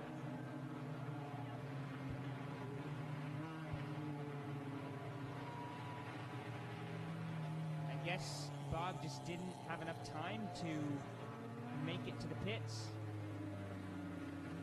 And the time is up on this race. We are yellow checkering. Yeah, we have timed out this heat race. We've timed out this main event, second main event to time out tonight. Did I say heat race 2? No, I'm pretty sure you said main. I don't even know. We're all getting groggy up here. It's the last race. We're all kind of tired from the season. That's fair. That's fair. I'm sure these cars are looking forward to 7 months in hibernation before they have to race again. It depends. Some of these guys might run in these with the Salem Indoor. That's true. That's true. That is possible. But I'd say for the most part, these are probably going to sit in the garage and not get work done for another 6 months until it's about 2 weeks until race season. And oh, wait a minute, I forgot my car doesn't work. March is going to roll around, and then these drivers are going to remember, oh, wait, I have a race car that hasn't ran since September. And there's our checkered yellow. And your winner, 51C Chico Brinster, the 18 Jacob Hilsinger second, 4X Austin Bodwin third, 12 of Dan McDonald fourth, 24 Wendy Vo fifth, and the 12X of Jason Scheibel will round out your field. We're hoping that the Sportsman main event is going to have a more climactic finish. Speaking of the Sportsmen, we are welcoming them onto the track now, I think. Yeah, here they come, leading the track out onto the field. From Vancouver, Washington, piloting the 69er is Austin Henderson. 81 out of Rainier, Oregon. I love Washington. Rainier, Oregon is Ray Elwes. From St. Helens, Oregon, Brad Corpella of the number 9 already won one main event, looking to pick up another. In the number 90 car, makes his way, I believe, right here in St. Helens. That's Stephen Capter. Out of Longview, Washington, piloting the 35 is Eddie Florence. In the number 7 car, that is, I believe, St. Helens, David Weaver. From Longview, Washington, from Deer Island, that's Clay Stiefbold in the 26. Out of Woodland, number 2, Martin Reed. Piloting the 7 is Austin Fox. And the 10P from Vernonia, that is Ryan Potter. Ryan Potter. 10 cars in total. Lights are out. We're going green this time by 25 laps, I think. Indeed, that's 25 laps. 69 is on pole. Place your bets now because the green flag is out. And we are Sportsman's main event racing at River City Speedway. By the way, your points battle right now is between the 7 and the 92 Martin goes Reed. around. Martin Reed of the 2 goes around in turn 1. Caution is going to go out as they come out of turn 4.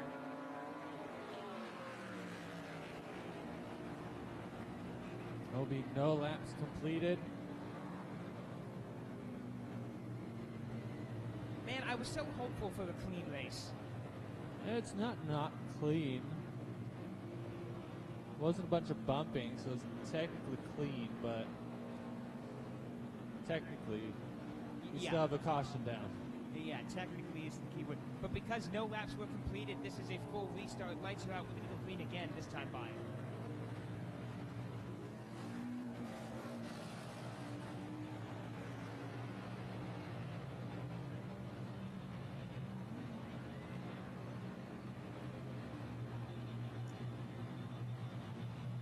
All right, let's try that again, guys and gals. Green flag is out, and we are racing once again at River City Speedway.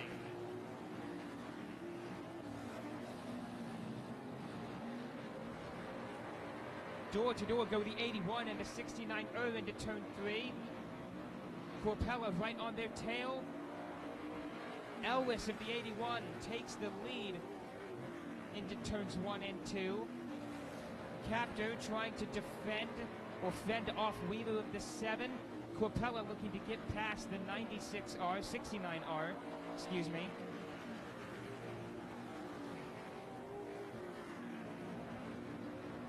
Oh, look out, we're stacking them up in turn 2. That is a big pile up. 69R lost it coming out of turn 2. Corpella had nowhere to go, and it was just a stack up from there. Shades of last time. I remember 69 here ended up backwards with another car pile driving. Good news, Thunder. We went red. And red's my favorite color, but hey, not at the there you racetrack. Not with the lights. Just covering too much of the track. Want to get our cars stopped so we can make sure we have enough room for all of our safety personnel to get around. I'll tell you what, watching that replay from up here in the booth, the 69er and the 9 didn't get together that hard. However, it's Weaver and Captor who really, that was a pretty hard shunt. Looks like both drivers are okay though, which is always good to hear. I think everyone all right. Cars maybe not as much. No, I'm not sure about the cars.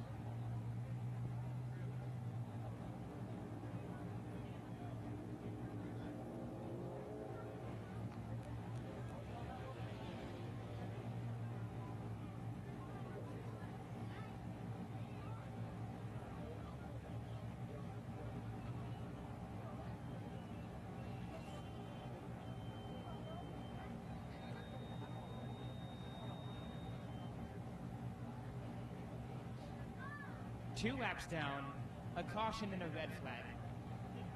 Actually, I would like to ask a question to our chat on Facebook and YouTube, for those of you who are still watching. Let's have some guesses from the audience. How many cautions, how many cautions in total are we going to see in this race? Go on, place your bets. Just based off how the night's been going, how many cautions do you think we're going to see in this race? We've already seen one, so make sure you count that. I'm gonna guess 5. I'm gonna guess 5 cautions. I'm gonna hope for no more. Well, yes, of course. We would love it if there were no more cautions. But as it is championship night, all these drivers are really going for it, and that results in things that we just saw. Looks like Captor of the 90 is able to get rolling, although, if not, maybe a flat tire perhaps. Linda O'Neill on Facebook says 3 cautions. That's a good guess. Amber says 7 cautions. Oh, I hope not. But considering that we're only 2 laps in and we got a caution and a red flag, you might be closer than you think.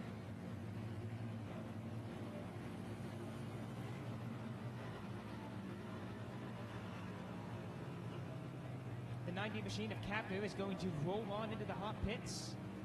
Potentially a flat tire on the left front, although I didn't get a good look at it, so I can't confirm.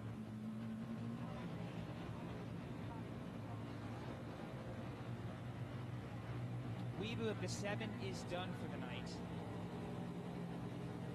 There was all sorts of suspension damage on that car, especially on the right front, which is where the impact occurred.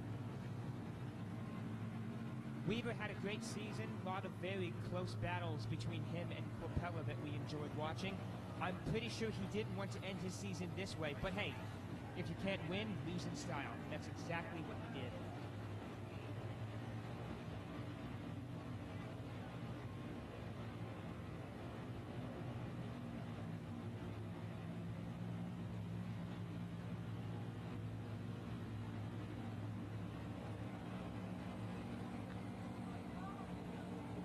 We are getting our field restaged.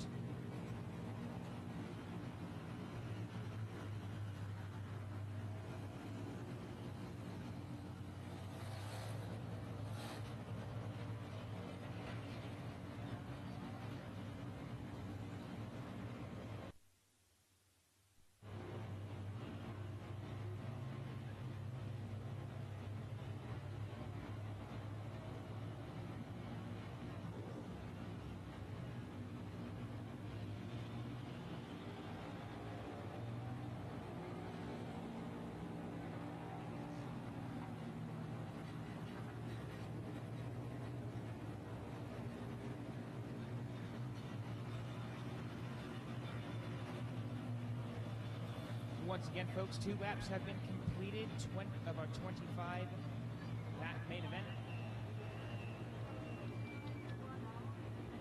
And we are making sure that the order is sorted. Looks like Captor of the 90 was able to rejoin the pack, which is excellent. 1 to go sign is out. We're going to go green next time by. Getting our cars restaged California style with Corpella on pole.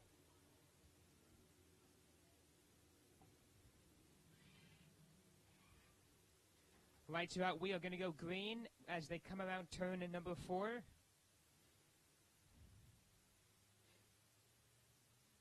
Green flag is out, and we are resuming the racing action at River City Speedway, and it's already trouble.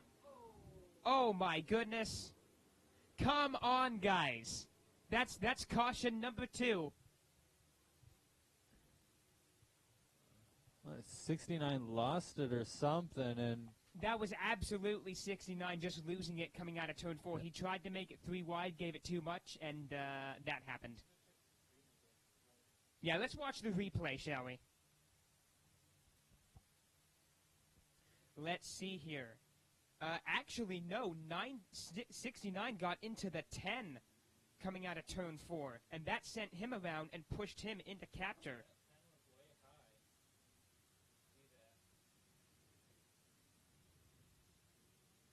But I'll tell you what, capture got a very good shunt. I will be shocked if that car is fine, because I doubt it is. The right rear suspension especially took a big hit. A direct hit, in fact.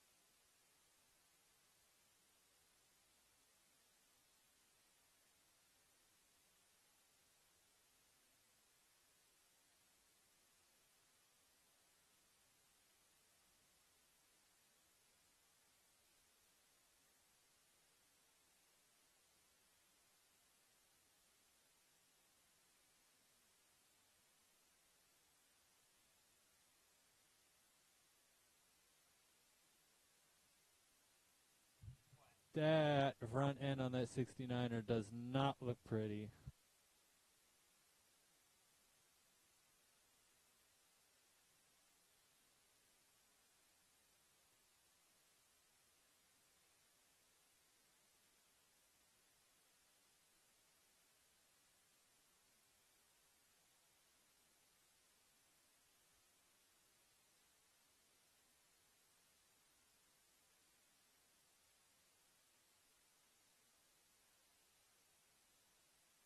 Well, in a stroke of... oh, hang on. 90's also pulling off. No, he's not. I thought he was. I was going to say, in a stroke of karma, the 69 pulled off the track after coming into contact with the 90. Yet, despite arguably the 10P being responsible, the 10P comes out unscathed and will continue racing. Kind of funny how that works sometimes. Motorsport is unpredictable. Sometimes that's a blessing, other times it's a curse, and for the 69 tonight, it was a curse. It still does move. Did they say it went to its pit? They didn't say it went to the hot pit. I guess not. Maybe it is in the hot pit. I guess you're going to pull the front end off and race with no front. I've seen weirder. That's fair. Like what? Boatwood running around with only one door? I've seen one doors. I've seen hoods flying up. I've seen wheels fall off, but that's apparently common now. Yeah, I guess. That is how many... Yeah, exactly. We've seen so many wheels fall off this season. I've seen Brad Copella lose his front bumper twice this season. Looks like the 69 is going to rejoin the field minus some body panels on the front. But I guess mechanically the car is fine. If it runs, it runs. Let's go. Yeah, there were no body panels left on the front of that car, but who cares?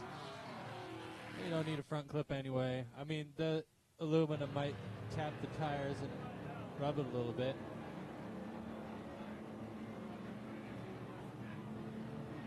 One to go sign is out. Windmill Green next time by. Still have a full field, which, well, no, we don't. We're missing Weaver. Unfortunately. Still, I'm surprised we have as many cars left as we do, considering the action that's happened. Anyways, lights are out. We're going green this time by with Elvis on pole. Will they keep it together? Place your bets now because the green flag is out and we're back underway at River City.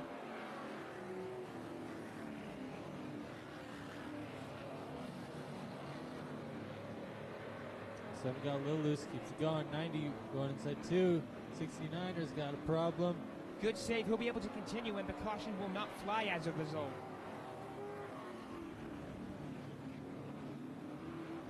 Ray Ellis holding on to the top spot with Brad Corpella right behind.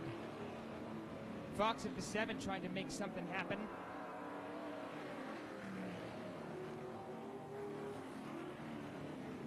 .26 having difficulties. Black flag is out for the 10P. That's interesting. They say that something is broken on that car.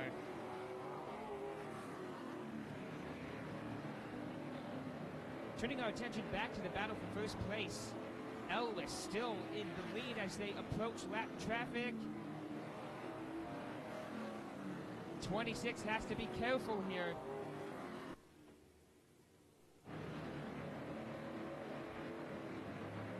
Ellis gets around nicely, so does Corpella. And looks like 10P gonna pull off. Oh, that was close. Oh. Oh my goodness! Corpella! Corpella gets caught up into the 10P, gets some air, and I don't know what happened to Captor. Did he hit somebody? Captor might have bumped somebody. No, that's from the tire. He just stuffed the brake, spinning, trying to keep away from everything.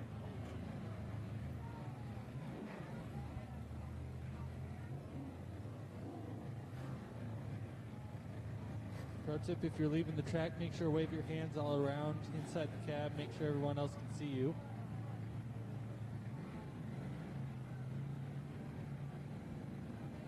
Yeah, that was something.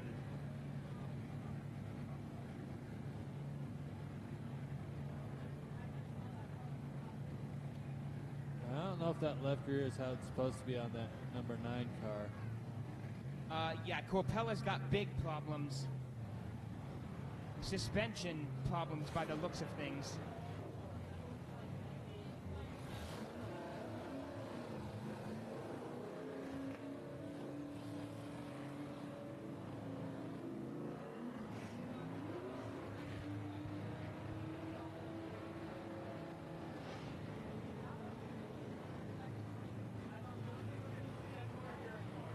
And we just have Sportsman and Modified left to go.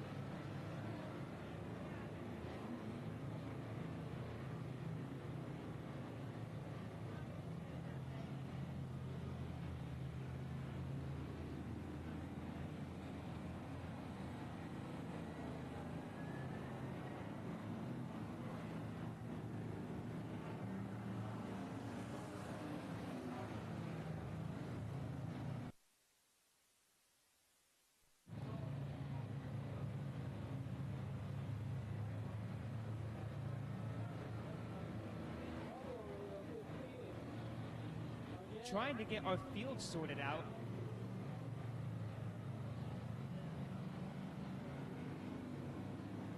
Sasha Blatt on YouTube says, who stops a track like that? Well, I'm no race car driver, so I couldn't tell you. Lights are out. We're going to go green this time by.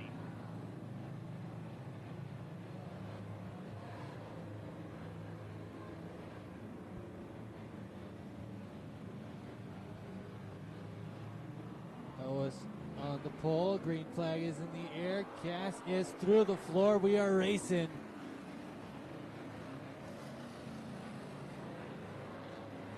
Let's have a clean race, gentlemen.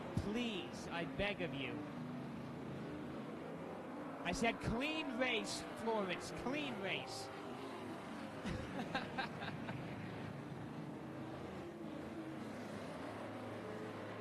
Fox got a little loose, keeps going. I am keeping my eye on Fox at the 7. He's been getting pretty squirrely in that car.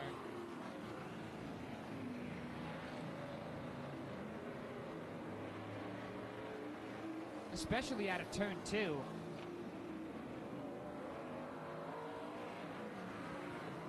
Either way, heavy foot Ray Ellis still holding on to the first position. We're just passing halfway now.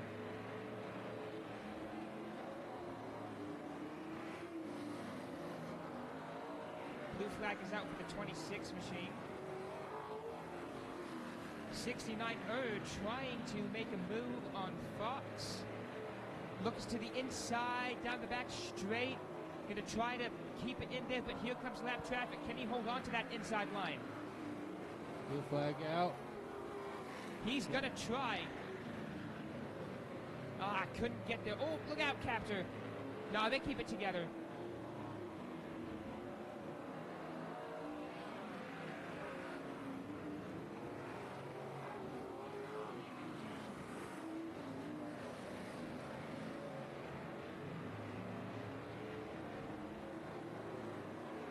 This does mean that 69 has the ground to make up all over again to try and get past Fox. That does seem to be the battle to watch right now, as Elvis is still your leader in that 81 machine. Corpella still in second, Florence still in third.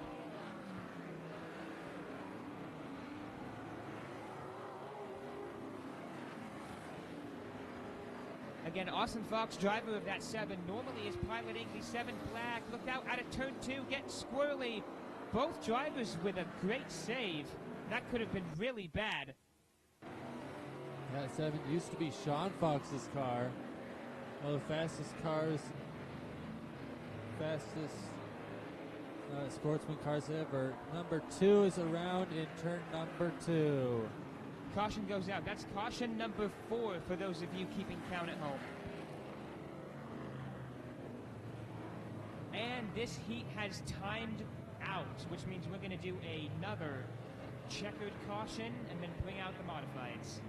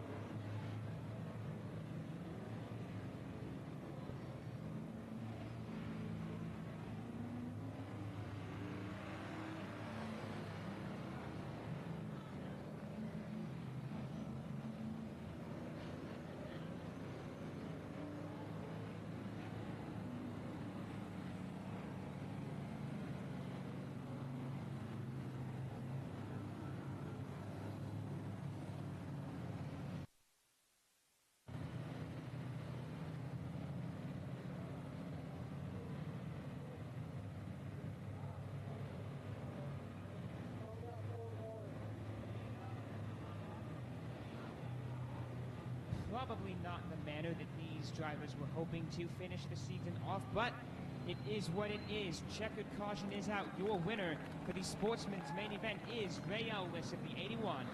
Brad Corpella of the 9 will place second. Eddie Florence of the 35 in third place. 69 in fourth, 7, 5th, 96, 2, 7, and the 26 rounding out the field.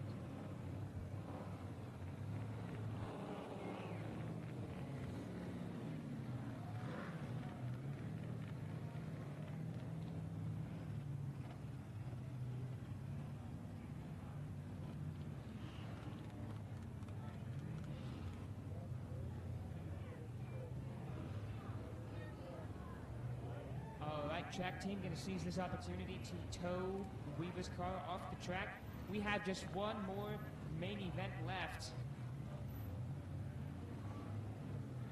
Can you guess which class it's for?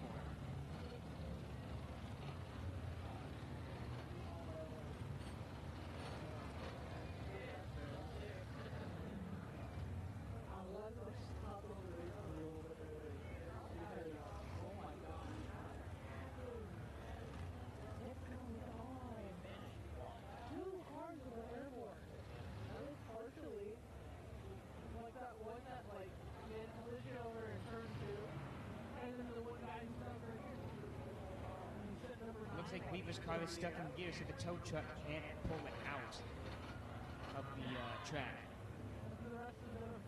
So they're going to pull and push it at the same time. Well, it sounds like they're going to try to just push. Not sure. Maybe. Oh, no. Let's see. Nope, they're pulling and pushing at the same time. Oh, careful. Excellent work by our safety crew. Can I get another hand for our safety crew?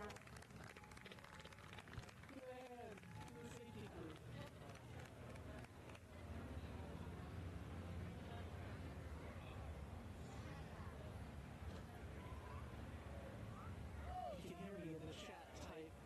The cameraman's freezing.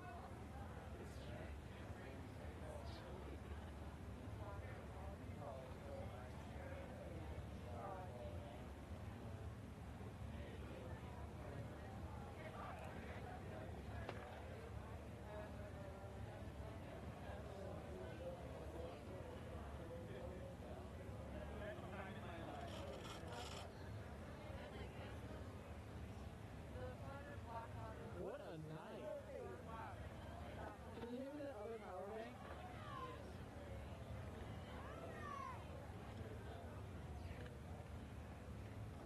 That was just getting really hot. Oh, geez, warm my hands. Did it?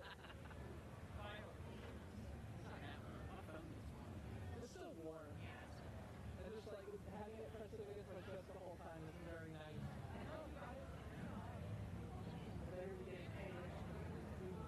All right, with one race left, are you guys having a good time so far? Well, let me come out of the booth so I can hear you. You guys having a good time so far? You ready for some modifieds? I know it's cold. I know it's getting late. Come on, are you guys ready for some modifieds? All right. All right, I think they're ready, Thunder. We are going to bring them out onto the track right now. Leading the pack out onto the track. Out of Canby, Oregon, driving the 93, it's Todd Newton. And the number 57 is Kenny Miller from Ariel, Washington. Out of St. Helens, Oregon, is Jake Carpenter, pilot of the 21. And the number 90 car from St. Helens, Oregon, Stephen Capter. The 99 machine is being driven by Jordan Robinson. The 07D is Cody Smith. That 7 machine out of Forest Grove, Oregon, is Trevor Labarge. Number 22, Dan Thompson. A late entry, the 23 machine, that is Chris Quinn. And number 81, Eddie Florence.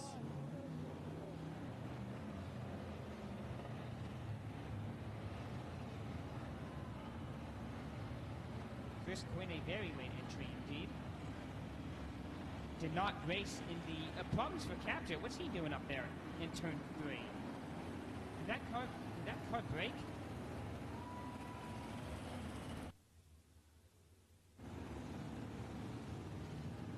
Track team going to investigate the situation. Not sure what's going on there. Remember, that is your points leader, folks, in this class. Second place is the 21 of Carpenter. Oh dear, maybe he just needs a bump start. Hopefully. I think that's what they're trying to do. I'd hate to go down a mud before we even get started. I agree. We should at least wait for a caution to happen.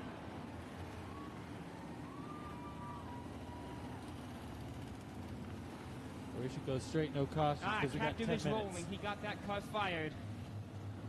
That is a blessed relief for all of us. We didn't want to see him go down like that. All right. Mods can do it. We have 10 minutes to get 25 laps in. They run about 15-second lap times. This is possible. That is true. Our track curfew is in 10 minutes. So we have 10 minutes to do, what, a 20-lap main? 25 laps. 25-lap main, which means we cannot afford any cautions here. Yeah, we can do this. We got this.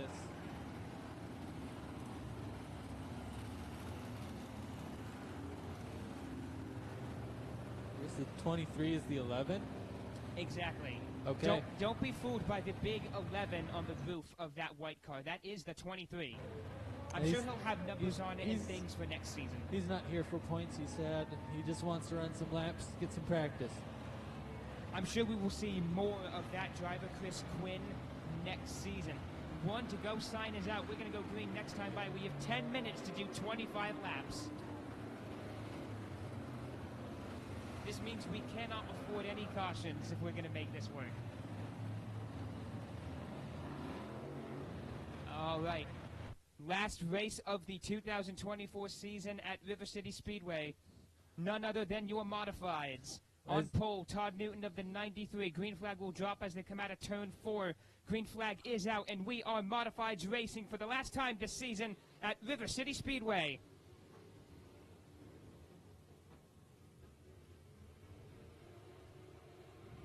Elvis trying to stay out of the way of the 99.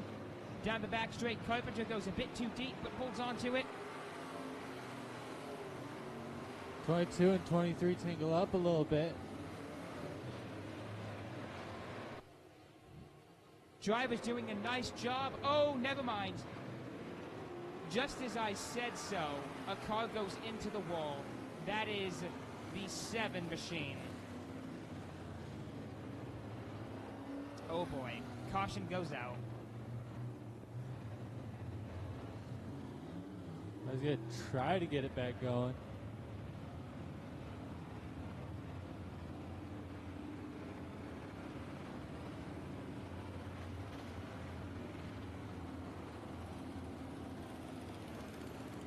Now, he didn't hit the wall that hard,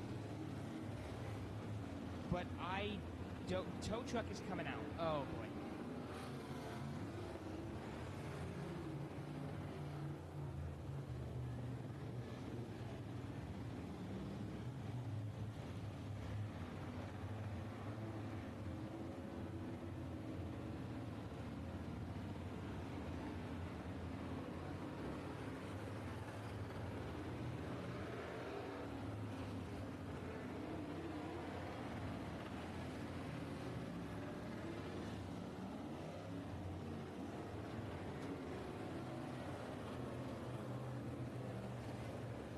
In a night full of calamities, this is not what we were hoping for.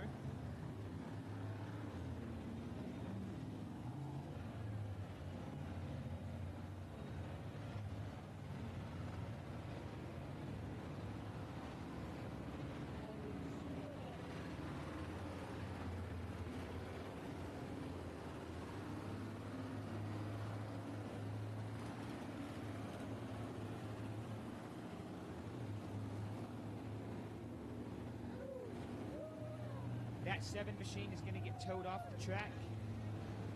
As soon as it leaves the track, we are going to cut him loose again. 1 to go sign is going out right now.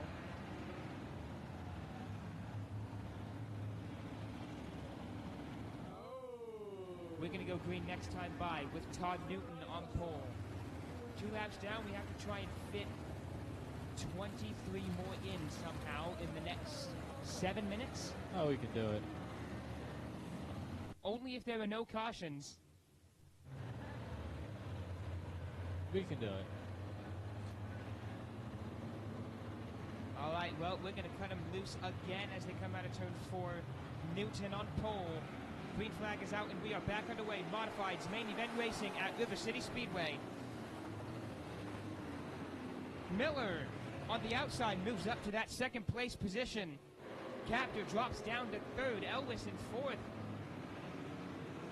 Look out, Carpenter trying to stay out of the way of the 07D, or rather the other way around. Carpenter can't see the 07D, and Carpenter goes around. Oh. No, he's going to keep it going. He's going to keep it going. Caution, we will stay green flag racing. There will be no caution.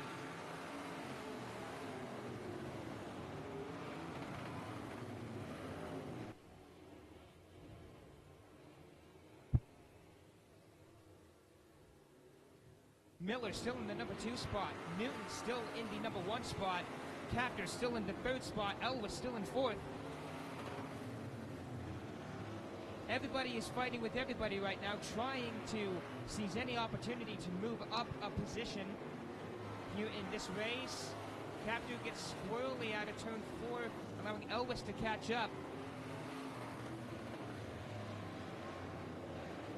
Quite an intense battle happening between the 07D and the 99, the two of them coming down the back straight together. 23 machine pulling off into the infield, not sure what's going on there.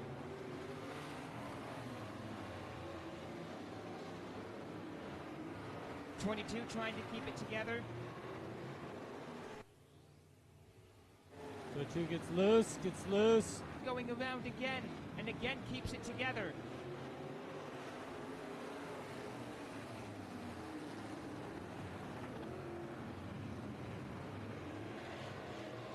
Caprio also trying to get past 22. The two of them get together but recover nicely. 90 is your points leader right now.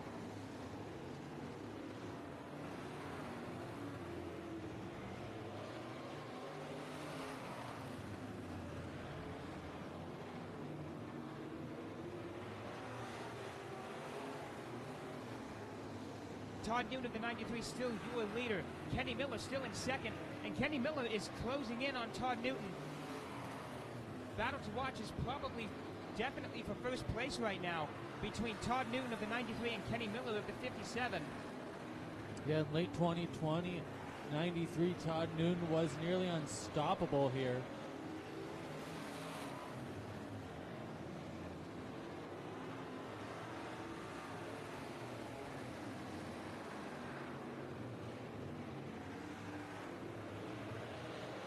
.07D and 99 still battling it out at the back. Elwes and Captor also doing battle for third place. First stop, top two. With 3 minutes to go till track curfew. A little bit of steam. It's okay. We got 10 laps. We can do this. There's not enough time to move that car out of the way.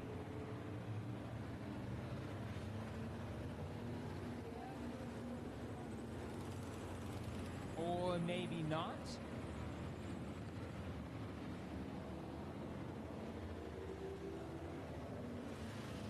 Looks like they're going to push 07D into the infield so that we can continue racing. And indeed they do just that.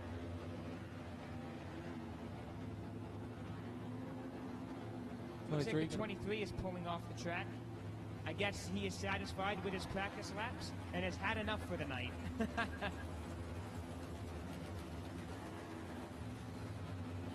Light is out. We're going to go green this time by 2 minutes. I guess whoever is at the front by the time we hit curfew is going to be the winner. Quite possibly. Yo, again, these guys make about 15-second lap times, so they can get there.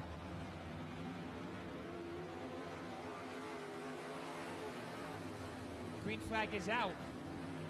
We are resuming modified racing action for the last time this season at River City Speedway.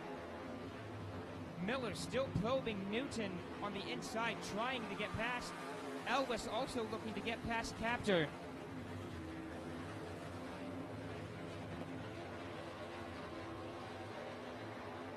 And we are out of time, so the white flag is going to fly right now for Todd Newton of the 93. One more time around.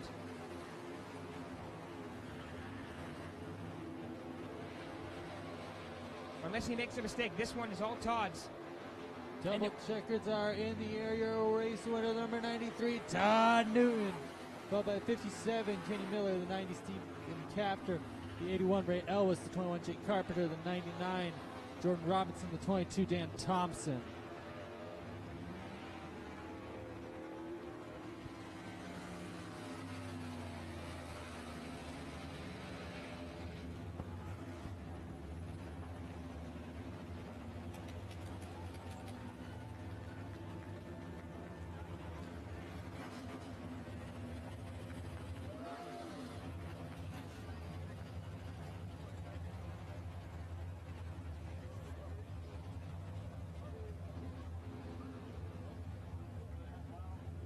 Exactly 11.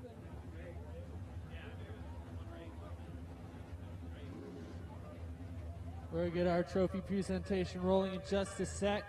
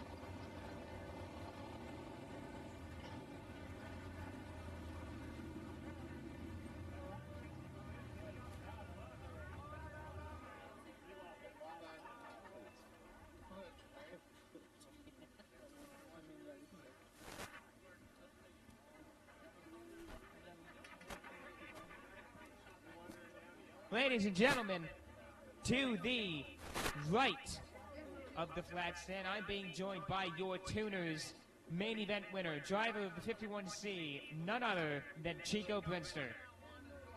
Here's your trophy, sir. Chico, how does it feel to pick up the final tuners main event win here for this season at River City Speedway? It feels the same as all the rest of them. I mean, I'm here to have fun and turn laps. I've been turning laps. I've had pretty good luck.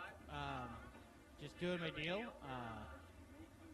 Yeah, you seem to start in the front. Seems to work out pretty well for you. It seems tonight was a little rough on everybody.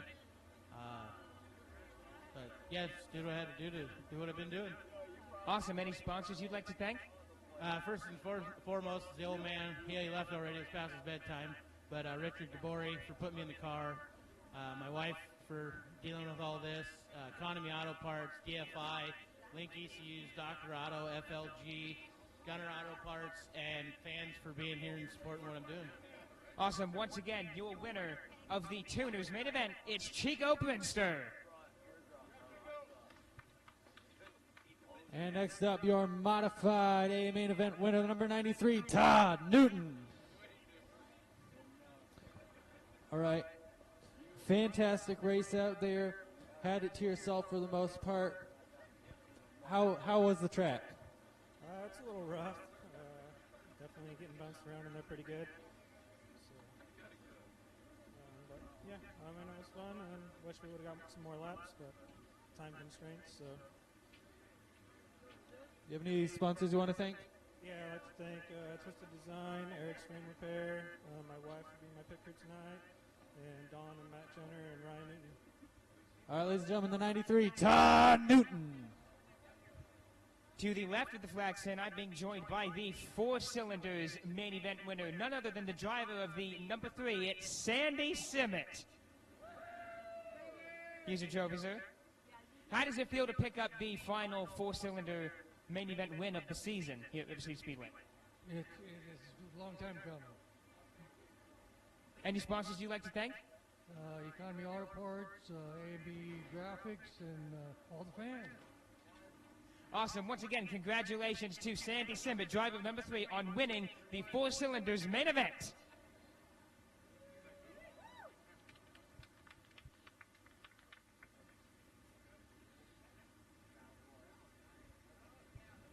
Next up, your Pure Stock main event winner, number 87, Mike Michelson.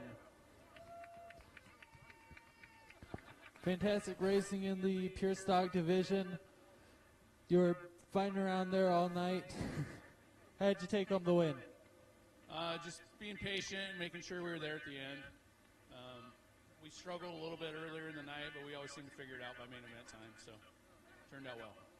All right, do you have any sponsors you want to thank?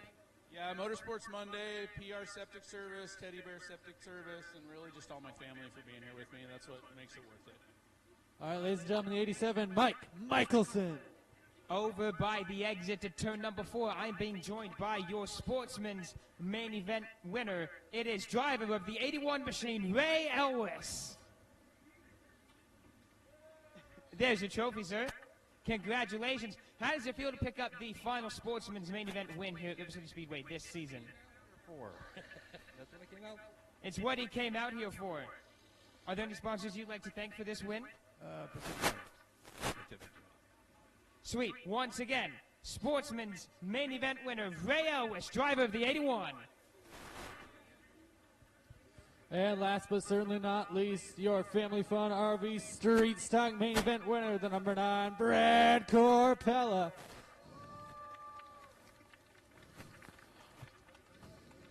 All right. Fantastic racing tonight, both in the Sportsman and the Street Stock main events. Able to take home the Street Stock win. How's the differences between the two classes? Well, as far as my approach, it's very similar, but the classes, this is always more competition in the Sportsman class. That's all year. That's where the competition's been, unless Bernie or somebody, or Lynette. Sometimes on a dry slick track, my wife can give me a run on one or two. All right. Do you have any sponsors you want to thank? Ross DiSalato, friends and family, and the racetrack for doing this on Saturdays. All right. Any final words before we see you next at the banquet? Get ready to straighten some metal. Oh no, my battery's about to die. All right. So on behalf of the Columbia County Racing Association and River City Speedway, for last time this year, thank you.